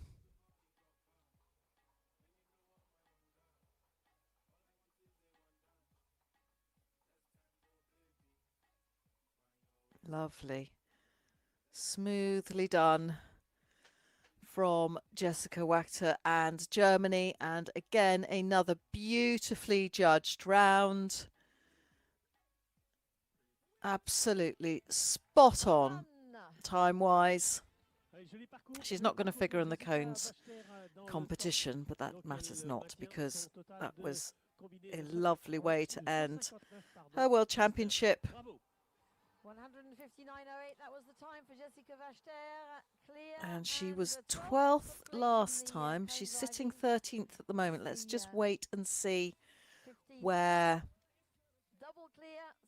Let's just wait and see where She ends up, she was 12th 2 years ago. Czech Republic is next to go. Is she going to improve on that or equal it? He's driving Sheldon Cooper. La République tchèque, maintenant sur le parcours avec Daniel Bière et il drive Sheldon Cooper. Daniel Bière and Sheldon Cooper were 18th in the marathon yesterday. Very There good we marathon go. for Lovely scenes them. and sunshine. We had a slightly dreich morning, which means a little bit dull, a little bit wet, a little bit cloudy. Et bien sûr, c'est en équipe. But as our top rated drivers, and that's another trot that you could watch all day, comes out. This is for the Czech Republic and their team. Their highest placed driver, Daniel Bayer, currently in 12th. Was 11th after the dressage on 53.11. Good dressage from them. Those judges really made the drivers and the horses earn every mark, nothing given away. And 18th on 103.25. So a good event for him so far to be very near the top. He was second in Kazaz in Poland in July. He won the event last year, 7th in Kladruby. Also drives a pair. Also has a Generali Albuza horse. And you know that means it's going to be one of the gorgeous Kladrubas. He competed 4 years ago, the horse and Daniel in Pau. They were 31st and 34th. So we will know very soon if he's going to improve on that 13-year-old Westfalen gelding. Good horse. His third World Championship. Ranked number 34, but if he keeps this up and the event he's had so far should be improving on that, and we'll have a jolly nice result to add to his biography on the FEI database. And if the drivers, I'm saying it here, could all update their biographies a little more often, it would be gratefully received from your commentators.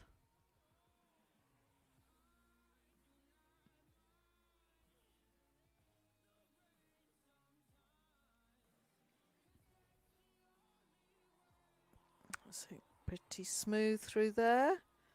How's he doing for time? Pretty good. They all know now, having had plenty of clear rounds to watch, where the split times have to be. Round through 19. On a 0 still. And foot down. Come on, just see if we can get through there in under... What's it going to be? Oh, just... barely, but very, very close, and well done, because that is certainly a career best result for Daniel, for the Czech Republic, and again a lovely smile on that. 0.69 to add. It drops him down a little bit, which is a shame, because actually he's, I mean, just shows how tight they are. I mean, drops him down the cones rankings because he was very nearly on a double clear, but sits in first at the moment, and that will definitely be certainly at a World Championship by far and away his best result so far. Whether he makes it into the top 10, I don't know. This cones round shouldn't cause too much trouble as we come into our final few, and look at those lovely scenes of what happens above and beyond our arena shots. It's just vast, the whole setup and everything that goes into it, the shops, the catering, the horse food, the removing of what inevitably horses produce a lot of. That is also a consideration, and it actually has a bit of a consideration in certainly some of the nations, Holland in particular, where they have these very strict laws about nitrogen and how many animals you can have on square meterage, square kilometres. And it has been quite a problem for event organisers being able to, particularly with the fours, bring them in. At least these guys are travelling with one horse. If you think each team driver travels with 5. So we had 205 horses out of 40 or so drivers in Hungary. I think we had 84 entered of the 79 drivers here. So, and this is all about the environmental impact of having a concentration of animals because of the inevitable waste that comes from them, and as many humans as well. All has to be thought about. And as we watch for Germany and for the team, this is important. And Unzeitig, she was 21st after the dressage on 55.84, and another one who had a very, very good marathon, 99.53. Those German ladies really drove magnificent marathons. But the environmental impact of our horse sport is something that has even gone up to academic study level. If you follow some of the webinars and seminars that the European Equestrian Federation run, and they do work quite closely with the FEI, and they work with universities in Scandinavia, in Holland, across Europe as well, and they come back with, it's the impact of building arenas. You think about where this sand and fibre has to be imported from, the flattening of the ground, the irrigation, the water, the building of stables, the wood that's used. Look at all the wooden obstacles we had. They are now all in academic studies.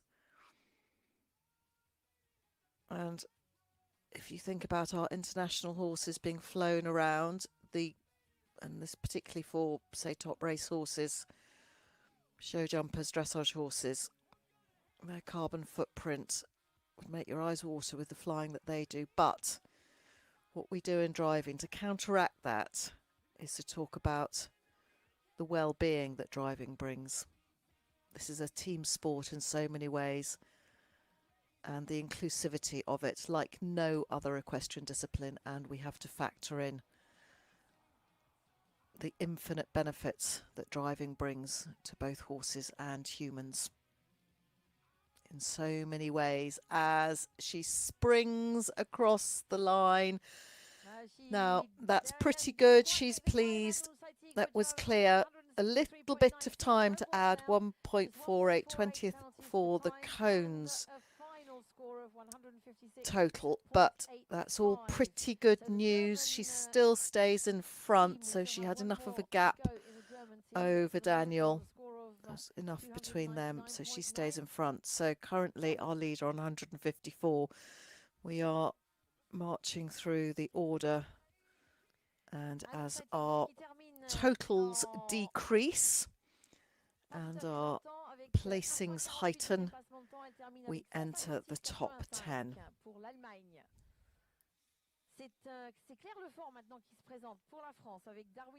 And again, this is one that, as you can see, a few more people gathering round as in comes, quite unbelievably driving as an individual considering her record, Claire Lefort, and she really is one of the queens of the marathon. She had a storming round yesterday, made a little bit of mixed luck for the French, but they did enough to stay in front, relinquish slightly their massive margin after the dressage, but she was 5th after the marathon, 99.03, one of the few drivers to break that 100 mark. She was 20th on 55.77, but we know she's good on marathons and she's pretty good on the cones as well. A long FEI record of competing at World Championships with the singles. Yeah, she's done a lot for them over the years. And young horses, last year she dipped in with Ruby Eupie-Feline and Rasputin. In France, she's got Darwin de Feline. You think there might be a little bit of a connection in those bloodlines. She's currently ranked number 8, and she's here as an individual. What a strong squad the French have. But she's been on pony singles. She's got a ranking there as well, number 69. Pony teams, pony singles. She's done a lot over the years.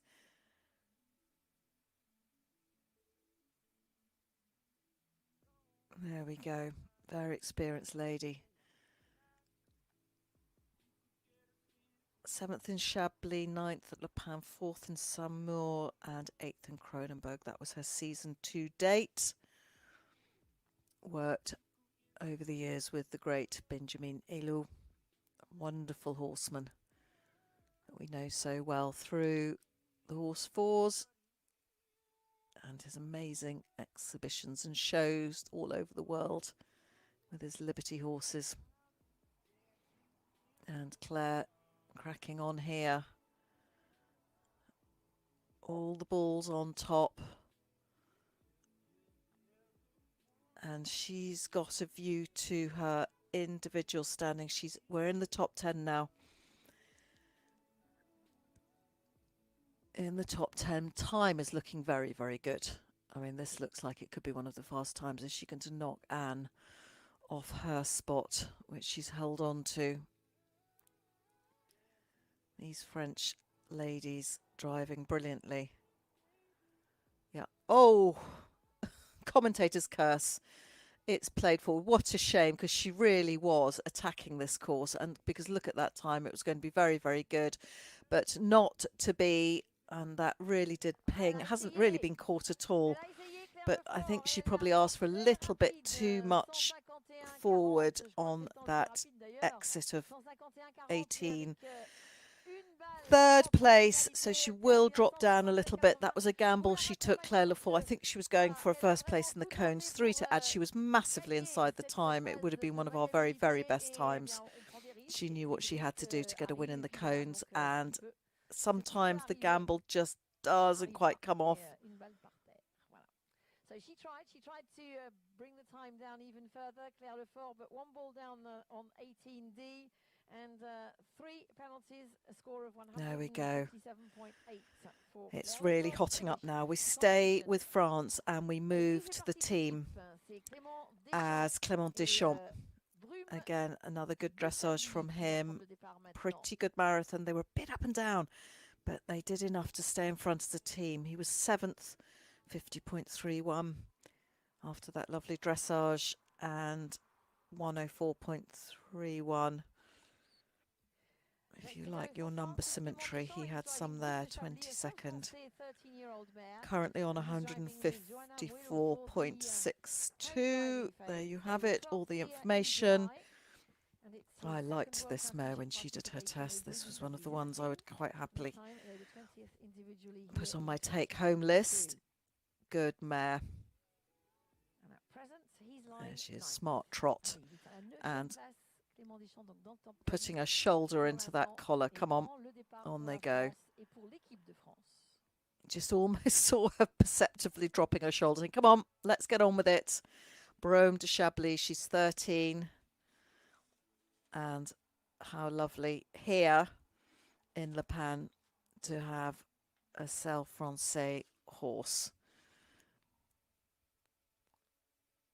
Good depth through that shoulder, lovely and wide across her chest. That's one of the things we like in our driving horses.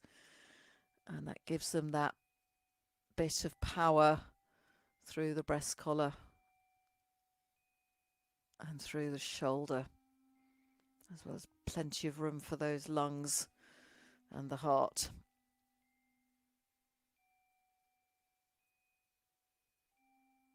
Good stamp of a horse, this. Doesn't she look lovely with that black coat? They get this silver gleam on them when they're in such good condition and the sun dances off them. As a keeper of many greys, I look at black horses with envy.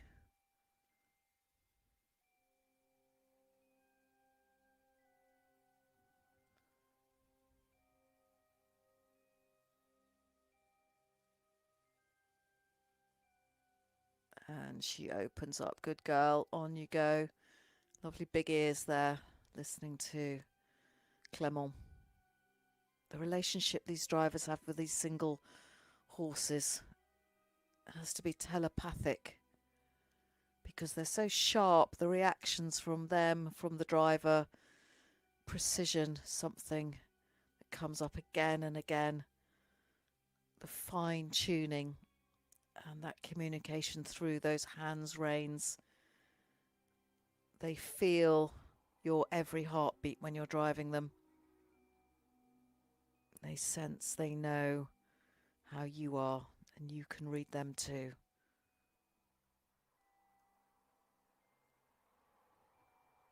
Lovely, he's keeping her out. Oh, kept her a little bit too out. You could see that, what a shame. You could just see he went a little bit too far to the right there, and that caught 17. We haven't seen that go for a long time. Doesn't alter my feelings towards this mare at all, because she's lovely. There we go, good time. Just a little bit of a misjudgment through 17. That's 3 to add. That will drop him down a little bit. And that's 157.62. Does that give the Germans a little bit of room? We've still got Marion. Now, if she can do a double clear, because don't forget a while ago, Tony Ical did a very good cones round for them. There's nothing wrong with it. 3 to add in the cones is pretty good by anybody's standards. But we are at a World Championship and it is very close. And I know the Brits will be jumping up and down because they've been unusually demonstrative for the Brits, because we do have our notoriously stiff upper lip, as you all know. Those of us that mock us le roast beef, we know what you call us, the French, but they are really jumping up and down and celebrating how they've done, as we see Tara Wilkinson coming in for the British team. She had a good test event out here. She's a very talented driver. She puts a lot back into it, helps the others. We've also got Rosanna out here as a bit of a guidance. We've got Jane and Janet, John and Leslie, Tara's parents, also supporting. Now it's a pretty low seated position there. You can just see Leslie peering round. But they've obviously done the maths and decided that for balance, this suits them. 9-year-old KWPN Cadence. A lovely quality animal who just has this great cadence and long stride. Harvey Brown, good friend of Tara's, families or friends, was on the back on that marathon. Tara Wilkinson, 12th after the dressage, 9th after the marathon. She was the second last to go, and only she and Chiara Schubert towards the closing stages of the marathon. And my goodness, they kept us riveted right to the end. Works very hard at her driving, brings on the young horses. Cool, always smiling though. Very good horsewoman, Tara Wilkinson. Oh, Tara, what's happened? Had 7A and 10. Pressure, perhaps a little bit. It's okay. Mike and Harriet did well. I was choosing to avert my eyes from the red blobs. 9. Oh, no, this isn't her cones round, is it? I think Harriet had about 10. This might help the Spaniards, might have a bit of an impact. Oh, come on, Tara. Don't forget, we can drop one of the scores, but it would have been lovely to have had a bit more wriggle room. Might help Luxembourg. Time not too bad. Not too bad. Up to 9 on the cones. It was 7A, 10 and 12. And on she goes. Oh, she's going to have a little bit of time as well. Just a little bit. And that ends the event for Tara Wilkinson. That's 10.72 to add. Just a few time penalties. I hope she's got her lovely smile on there because she really has done very, very well. That puts her into 11th place at the moment. So she just will drop a place or two. She was 8th. She's in 11th now. But certainly a lovely event for Tara Wilkinson. And that is it for the British. No more for them as we come into the closing stages. And a storming marathon for Taylor Bradish. She really powered around, sat atop the leaderboard for quite a long time. And we will have a short break after this round before Werner Ulrich comes in. So this is the last one before a little bit of arena maintenance. And I do hope, Brits, you are out there just congratulating yourselves because you've done a very good job. Let's just see if there's any news from them. Nothing to add at the moment. As we go to the USA, Katie did Duchess, another good mare, and she gave her everything. Going round that marathon yesterday. 17th, very good. The Americans were pretty much for muchness with their dressage. Lots to like about how they've been training for that. 54.64. She was 17th after the dressage, mid-50s. Very good score in the context of how the marks were rolling from our 5 judges. It seems like a lifetime ago now, but that 4th position on the marathon. Very, very good for a current 7th. Green coming up round number 6 as well now as she loops into 7, and a disagreement there. Oh dear. Which means 3 has added. Yeah, we got eyes on that one, didn't we? So maybe the pressure being felt a bit. Now we're in the top 10. We've got good drivers, very good horses, but animals and humans. And these horses know, they sense. They can feel a clammy palm, a raised heartbeat.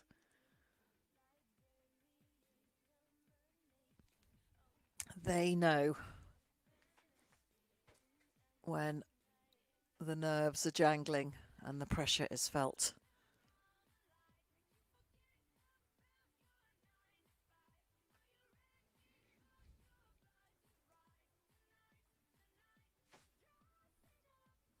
Pheromone is probably the key factor here. Chemical substance produced and released into the environment by an animal, especially mammals, which affects the behaviour or psychology of others. That's the Oxford English Dictionary definition for you. Pheromones. I bet there's plenty of them flying around at the moment, flying pheromones.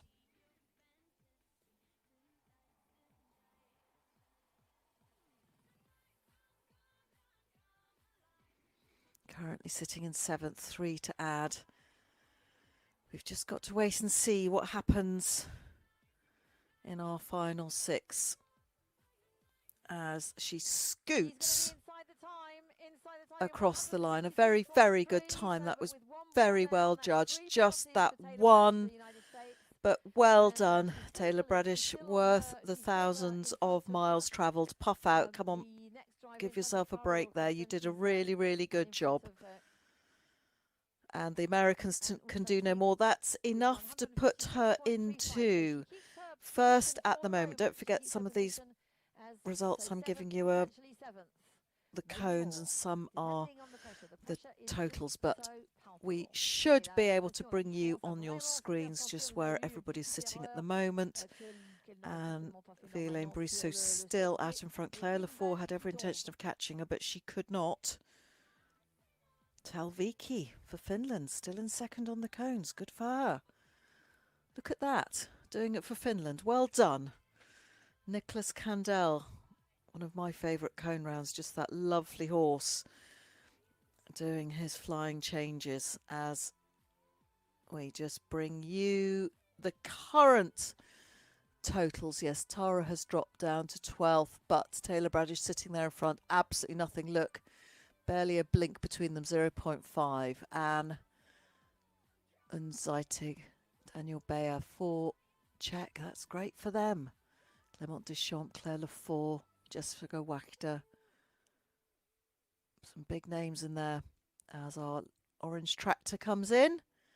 Just take a quick breather. We're back in about 8 minutes for the closing moments of this fantastic Singles World Championship. And just look at everybody huddled together on the left-hand side of your screen. It's busy. And that's it. That's our final 6. Now they'll pretty much all be up on their carriages warming up now. You've got some great shots. I hope we're able to bring you those holding shots again. A little bit more action than we had in Obstacle 3. Many of you will know what I mean, which was our holding shot for the marathon repeatedly yesterday. But to get those drone shots of just showing you the layout of the complex, of the scale of it all. There we go. Back in a few minutes. Don't go far away. You can make yourself a quick cup of tea or coffee, or pour a drink if it's 6 o'clock somewhere. Whatever it takes. See you soon.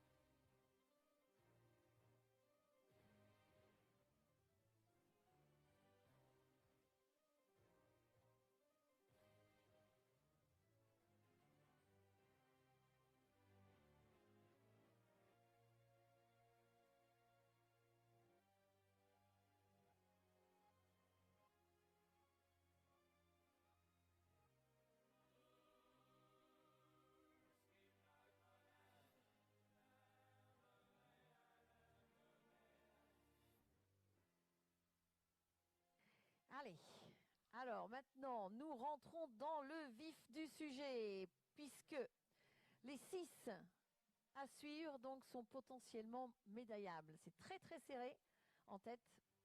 Pour vous donner une idée, Marion Vigneault est à 146,76. Bernard Ulrich qui va rentrer en piste est à 152,65. Donc il y a 6 points, un petit peu moins de 6 points entre les deux. 6 points, c'est 2 balles. Pour vous donner une idée. Et puis, Now we are so nearly there. Did you have time to go and get a little bit of something to calm your nerves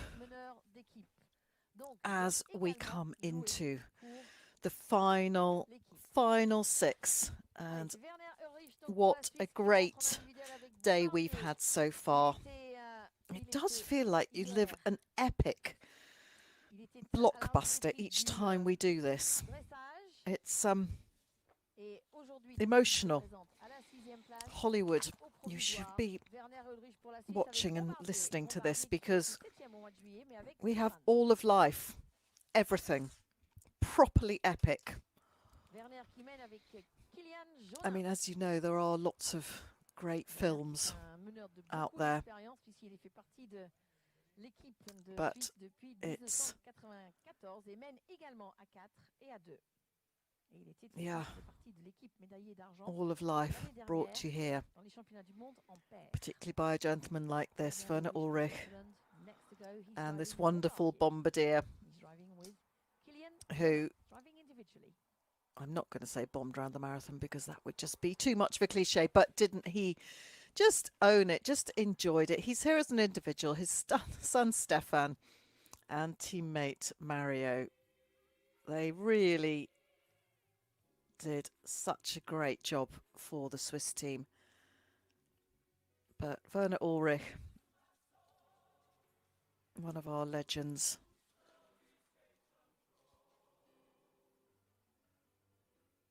This 9-year-old who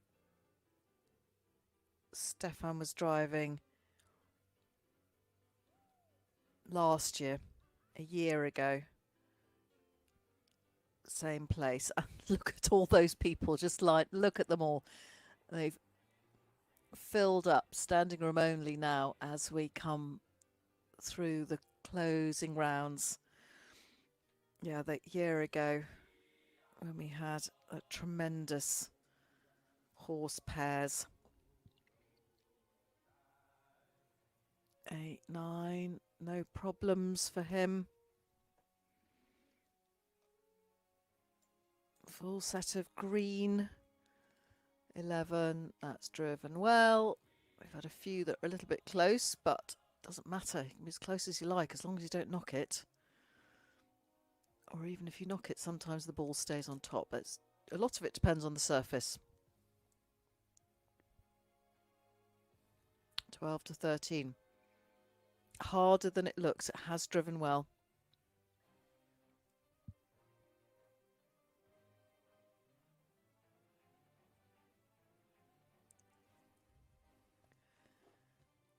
Round to Werner. 15, and how's he going to drop into 16? Let's just see. He's probably driven more cones rounds than just about anybody here, and with pairs, teams, singles for a long time. So I think you'd sit up and look and listen if Werner Ulrich said, I'm going to go in that way. You might think he'd know why. But actually, whichever way they've gone in there, whether they've gone round the flower pots, actually, it's driven pretty well. Nice trot here. He's a good horse, really willing.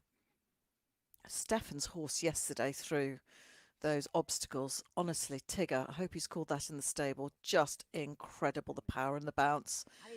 Well judged, little bit over time, but it doesn't matter because when you're Werner Ulrich, it's just a joy to have you out here showing us how it's done.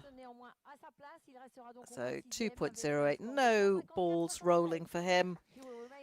None at all, a little bit of time, but congratulations and keep coming out and showing us how it's done. And everybody, as I say, screenshot these moments when you have that number 1 next to your name because it's lovely It might not last. It may last forever. Who knows? Who knows? As we welcome in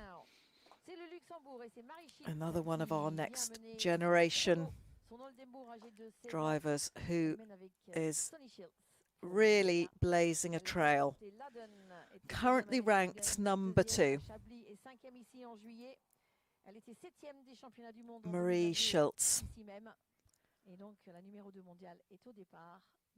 And as they say, it takes a family, and it really does. And think of how many of our famous families in driving, Dobrovitzes, Chardons, you name them. Oh, someone else leaving. They weren't allowed to leave in Hungary. They all had to come back in for the prize giving. Do you remember that incredible ceremony a fortnight ago? Those scenes. The horses came in. They were all a bit, oh, we're back in here again. And then they all went to sleep. Horses and humans. We had a few of them dozing as well. Everybody exhausted. As Frodo. He is a living legend. What a lucky lady to be able to drive this horse. He's just great. She's number 2. She also has a pony singles ranking. She's done very well. Winner last year with Freaky Friday in the 7-year-old category of the young horses. She was winning in the horse section 3 years ago with Frodo. Well, she was silver. And she's another one that's done well at the Young Drivers' Championships. Yeah, this horse has a pretty impressive record. They were first in Lardon in May, second in Chablis in August, second in Wettringen in April, and 5th here for the test event. She's had I think the consistency from the Luxembourg crew has been what set them apart. Or they've been really worked out. Obviously, having a father and daughter helps in terms of a tight team, and Nicolas, who has also helped, was on the groom's seat in the back step when Franz won with Frodo. That young horse championship 9 years ago. He's 16 now, this Oldenburg. I'm sure he's got his own fan club that's quite active. I'm sure he has some quirks and characteristics in the stables. When you've got these horses, they're like people. You need a bit of personality and character if you're going to shine. We don't do beige. We like characters in driving.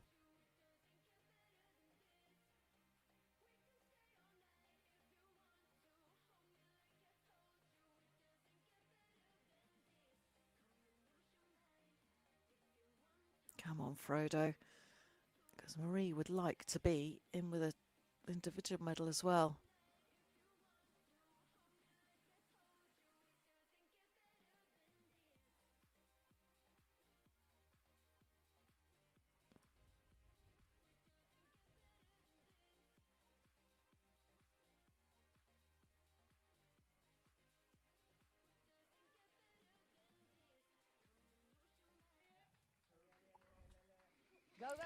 And well done, Marie Schultz and Frodo.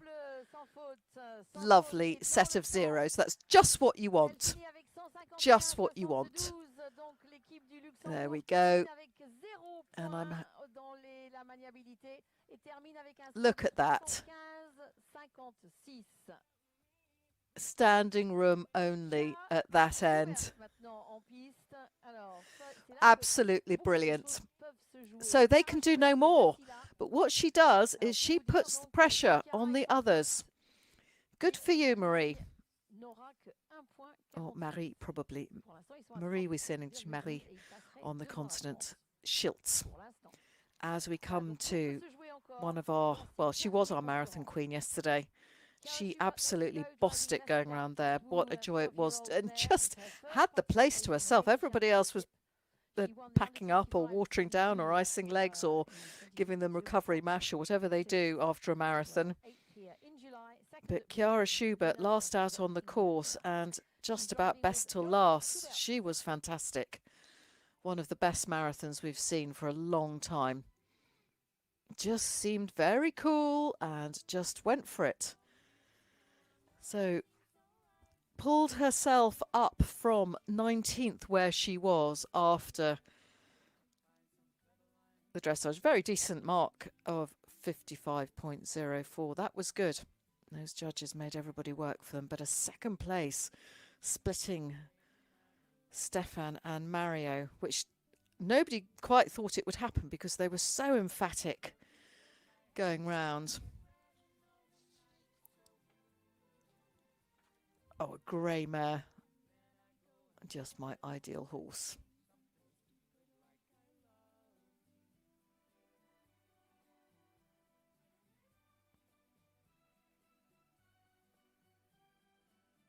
I love the fact that each day with a mare is a different one. And you have to work out if they're pro you that day. I've got one, Ruby, my boss lady. If I've been away on one of these commentating jobs for you, she doesn't speak to me for 2 days. She gets very cross that I've been away. And then I'm allowed to approach her. They're such characters, these mares.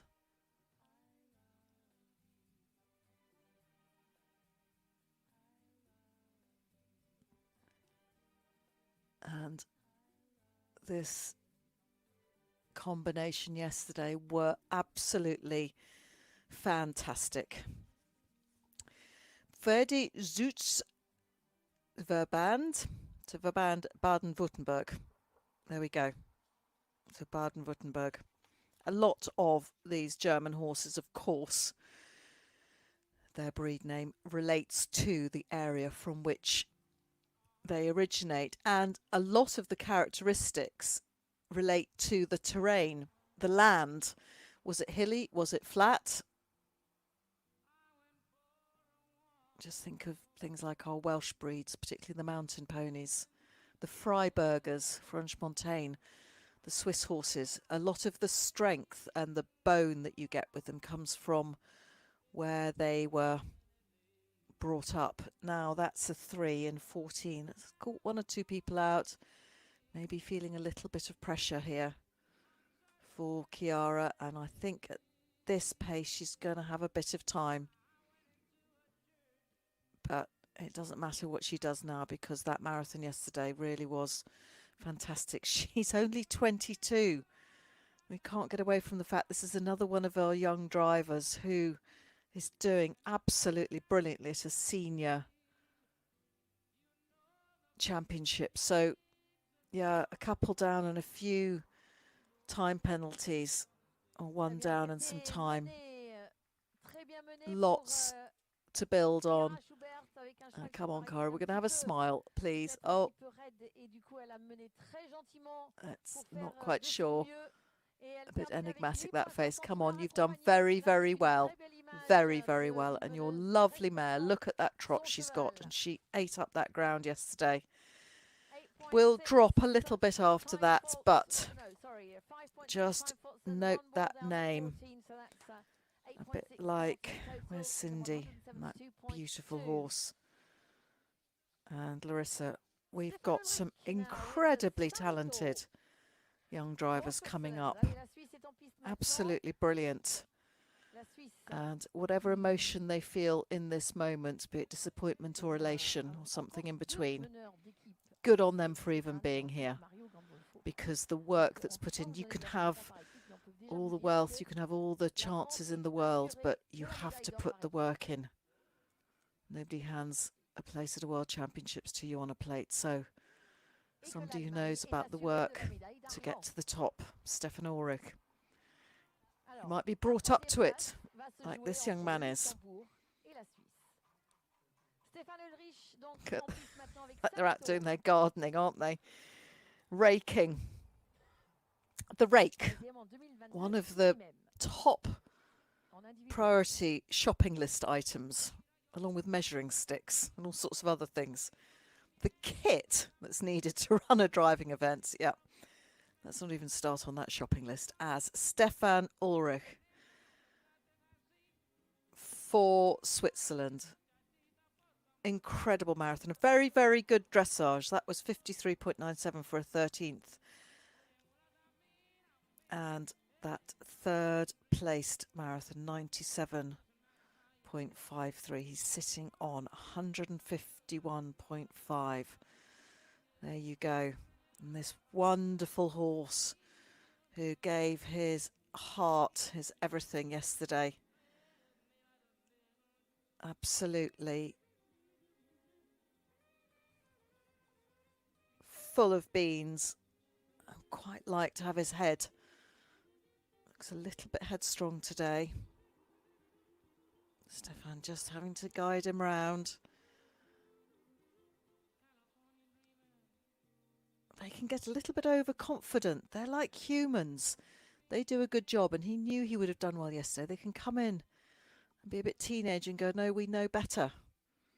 And that's part of the skill, is containing that. Yeah, he's not giving Stefan an easy drive here. Come on, Stefan. You are doing so well. I mean, you know this is what he wants to do. He's desperate to run. Desperate to use all that energy, that natural zing that he seems to have. 13, that's okay. Well done. Maybe that spring down the centre is what he needed. He just was like a coiled spring. That's better. It's not looking like the easiest drive today. Come on, Stefan, you're doing very well to still have all those greens. This is when you need a really cool head with a horse like this. Talented. Well, it doesn't make them easy. Usually quite the opposite.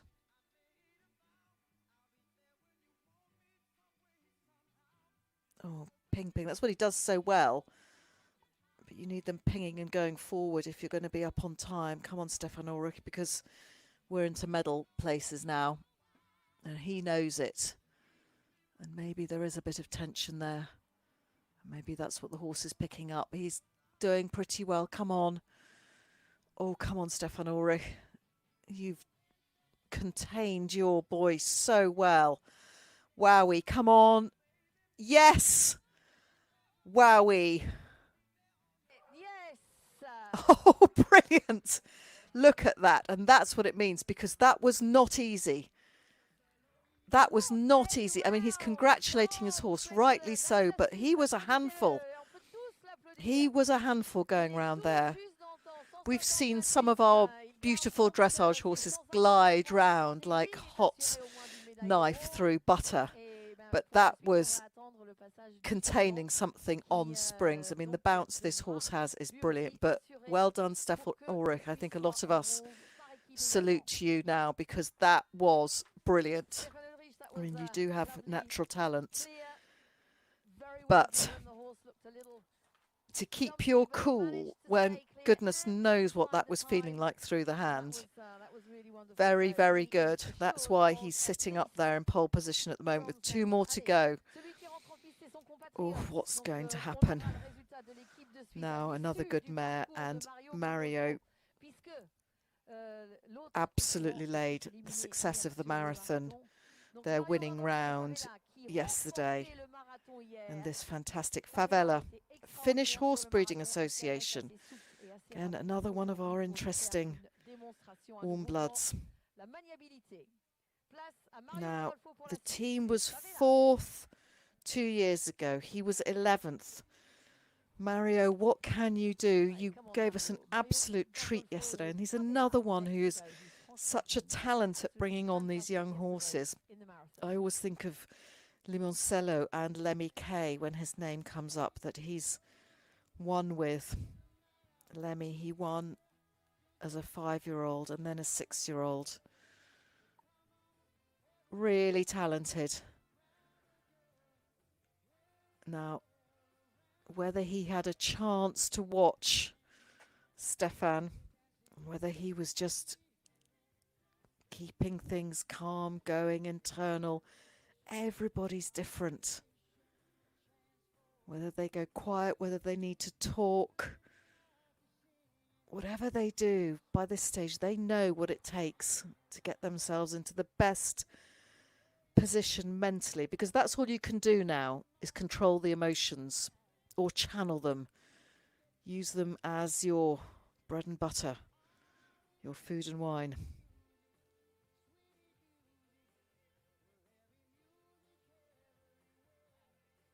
All those lines, beautiful patterns in this arena. But you can't follow what's gone before. You're still driving your own course. Over halfway. It was that long stretch that settled Stefan's horse a bit, because he was just absolutely ready to ping, wasn't he? But this is a bit smoother, dare I say it, a mare with a slightly more sensible head. Stefan's horse, he was just pinging. This mare's 10. They often know where they're at from a young age, mares.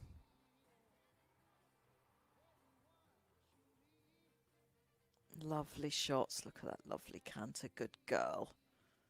You gave him everything yesterday, and you've come back for more today.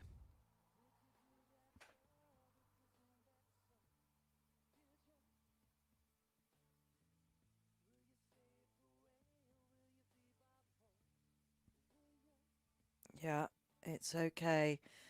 And the time is looking good. This is applying pressure to the French, and this is applying pressure to Marion Vigneault. What is she thinking? What is she thinking? She's been here before, and that is beautiful. Absolutely masterful from Mario Gandolfino for Switzerland, and he knows he can do no more. Well done. Congratulations. That was a beautiful, beautiful round. Well done. And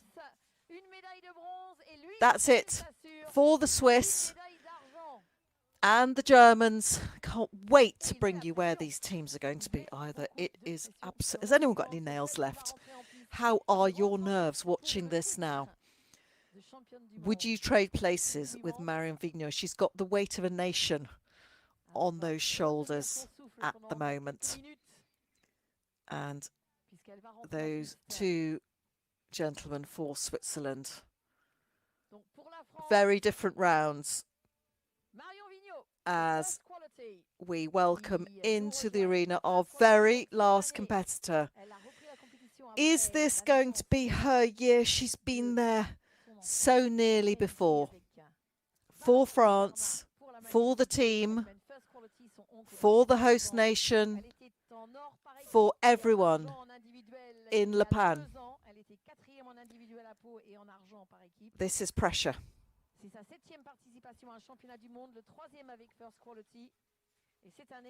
First quality. 14-year-old gelding. She's had gold with the team. She's had silver with the team, and she's had silver individually. Very, very successful. She was first in Samoa, third at the test event. She's been in Chablis. She organises Chablis as well. Started driving about 20 years ago. Currently ranked number 3. Has a pretty impressive World Championship record as this lovely horse. And just look at it. That's, you can see why it was rewarded so beautifully in the dressage. But you have to forget about what's gone before, how beautiful that test might be, how many marks you got, because now it's just you and your horse and the world watching. Marion Vigneault for France, driving for her first gold medal. Can she do it?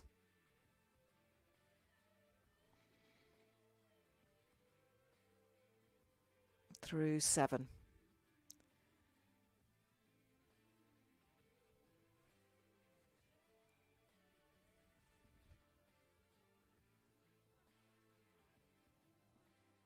Not a cone can fall because Mario and Stefan have put on the pressure. On she goes. Keep breathing, Marion. Keep cool.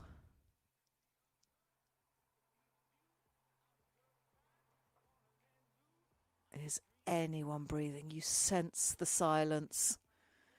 You sense the tension in the air. Through 14. And she opens up. Down to 15. It's been fine for everyone else. How will she drop into 16? Which way is she going to go? Yeah, the conventional route. And on they go. First quality showing us plenty of quality.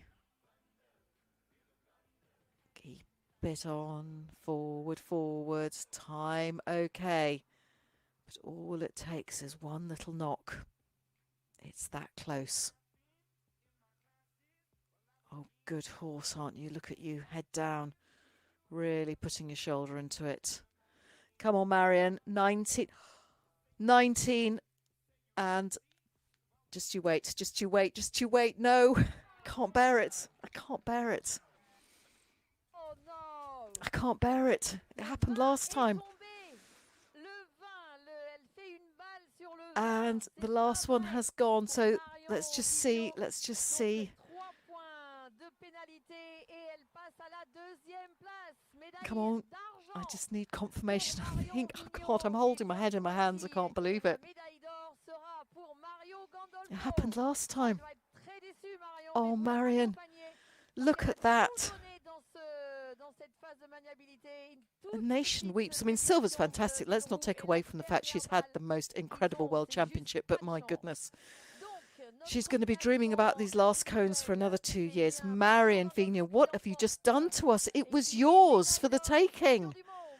Oh, cast your mind back to a couple of years ago. That's how close it was.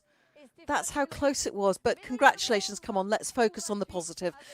Mario Gandolfo, oh, what a World Championship you have had, and congratulations to you and to the Swiss. Now we just need to see, I'm not going to preempt anything by guessing where we are on those team scores, because we just need to find out. But we go Switzerland, France, Switzerland. Congratulations to everybody. Oh, look at that. Look at that. The French have stayed in front, but oh gosh, goosebumps here. They've just stayed in front of the Germans, but look how close it is. Less than 2 marks between them. Luxembourg hold on to 4th place and the British 5th. Well, that's been some competition, everybody. Wowie. Now, I hope Marion is celebrating because she had a cracking event, but I saw that red come up on the screen, as on your screens she was just leaving 19, and I was trying to keep the suspense, knowing what was about to happen on your screens. My goodness. Oh, Marion Vigneault, what a shame.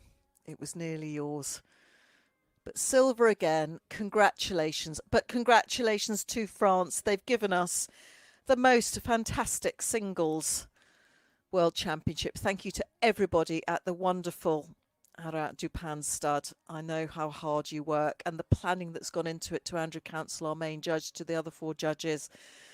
Oh, who do we have? Anne-Marie, Miguel, Pia and Melinda from Romania.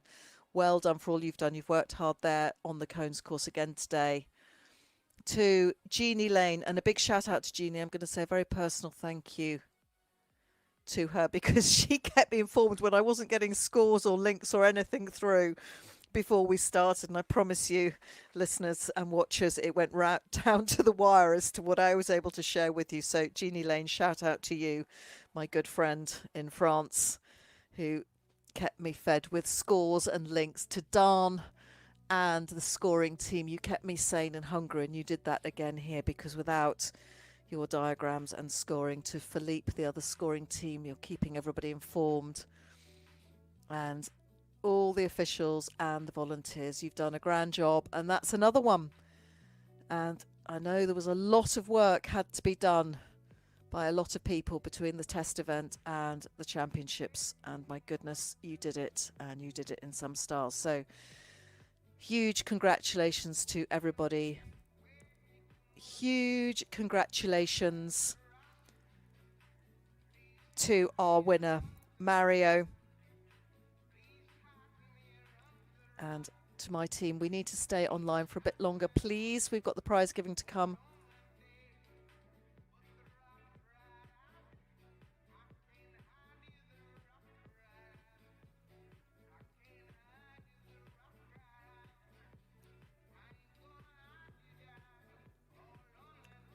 What I'd do without a WhatsApp group.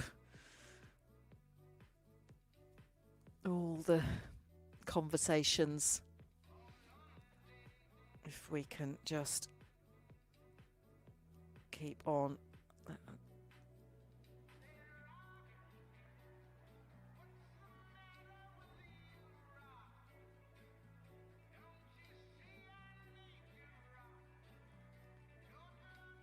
Just communicating with the technical crew behind the scenes, saying don't shut down it yet. We need to bring you the prize giving.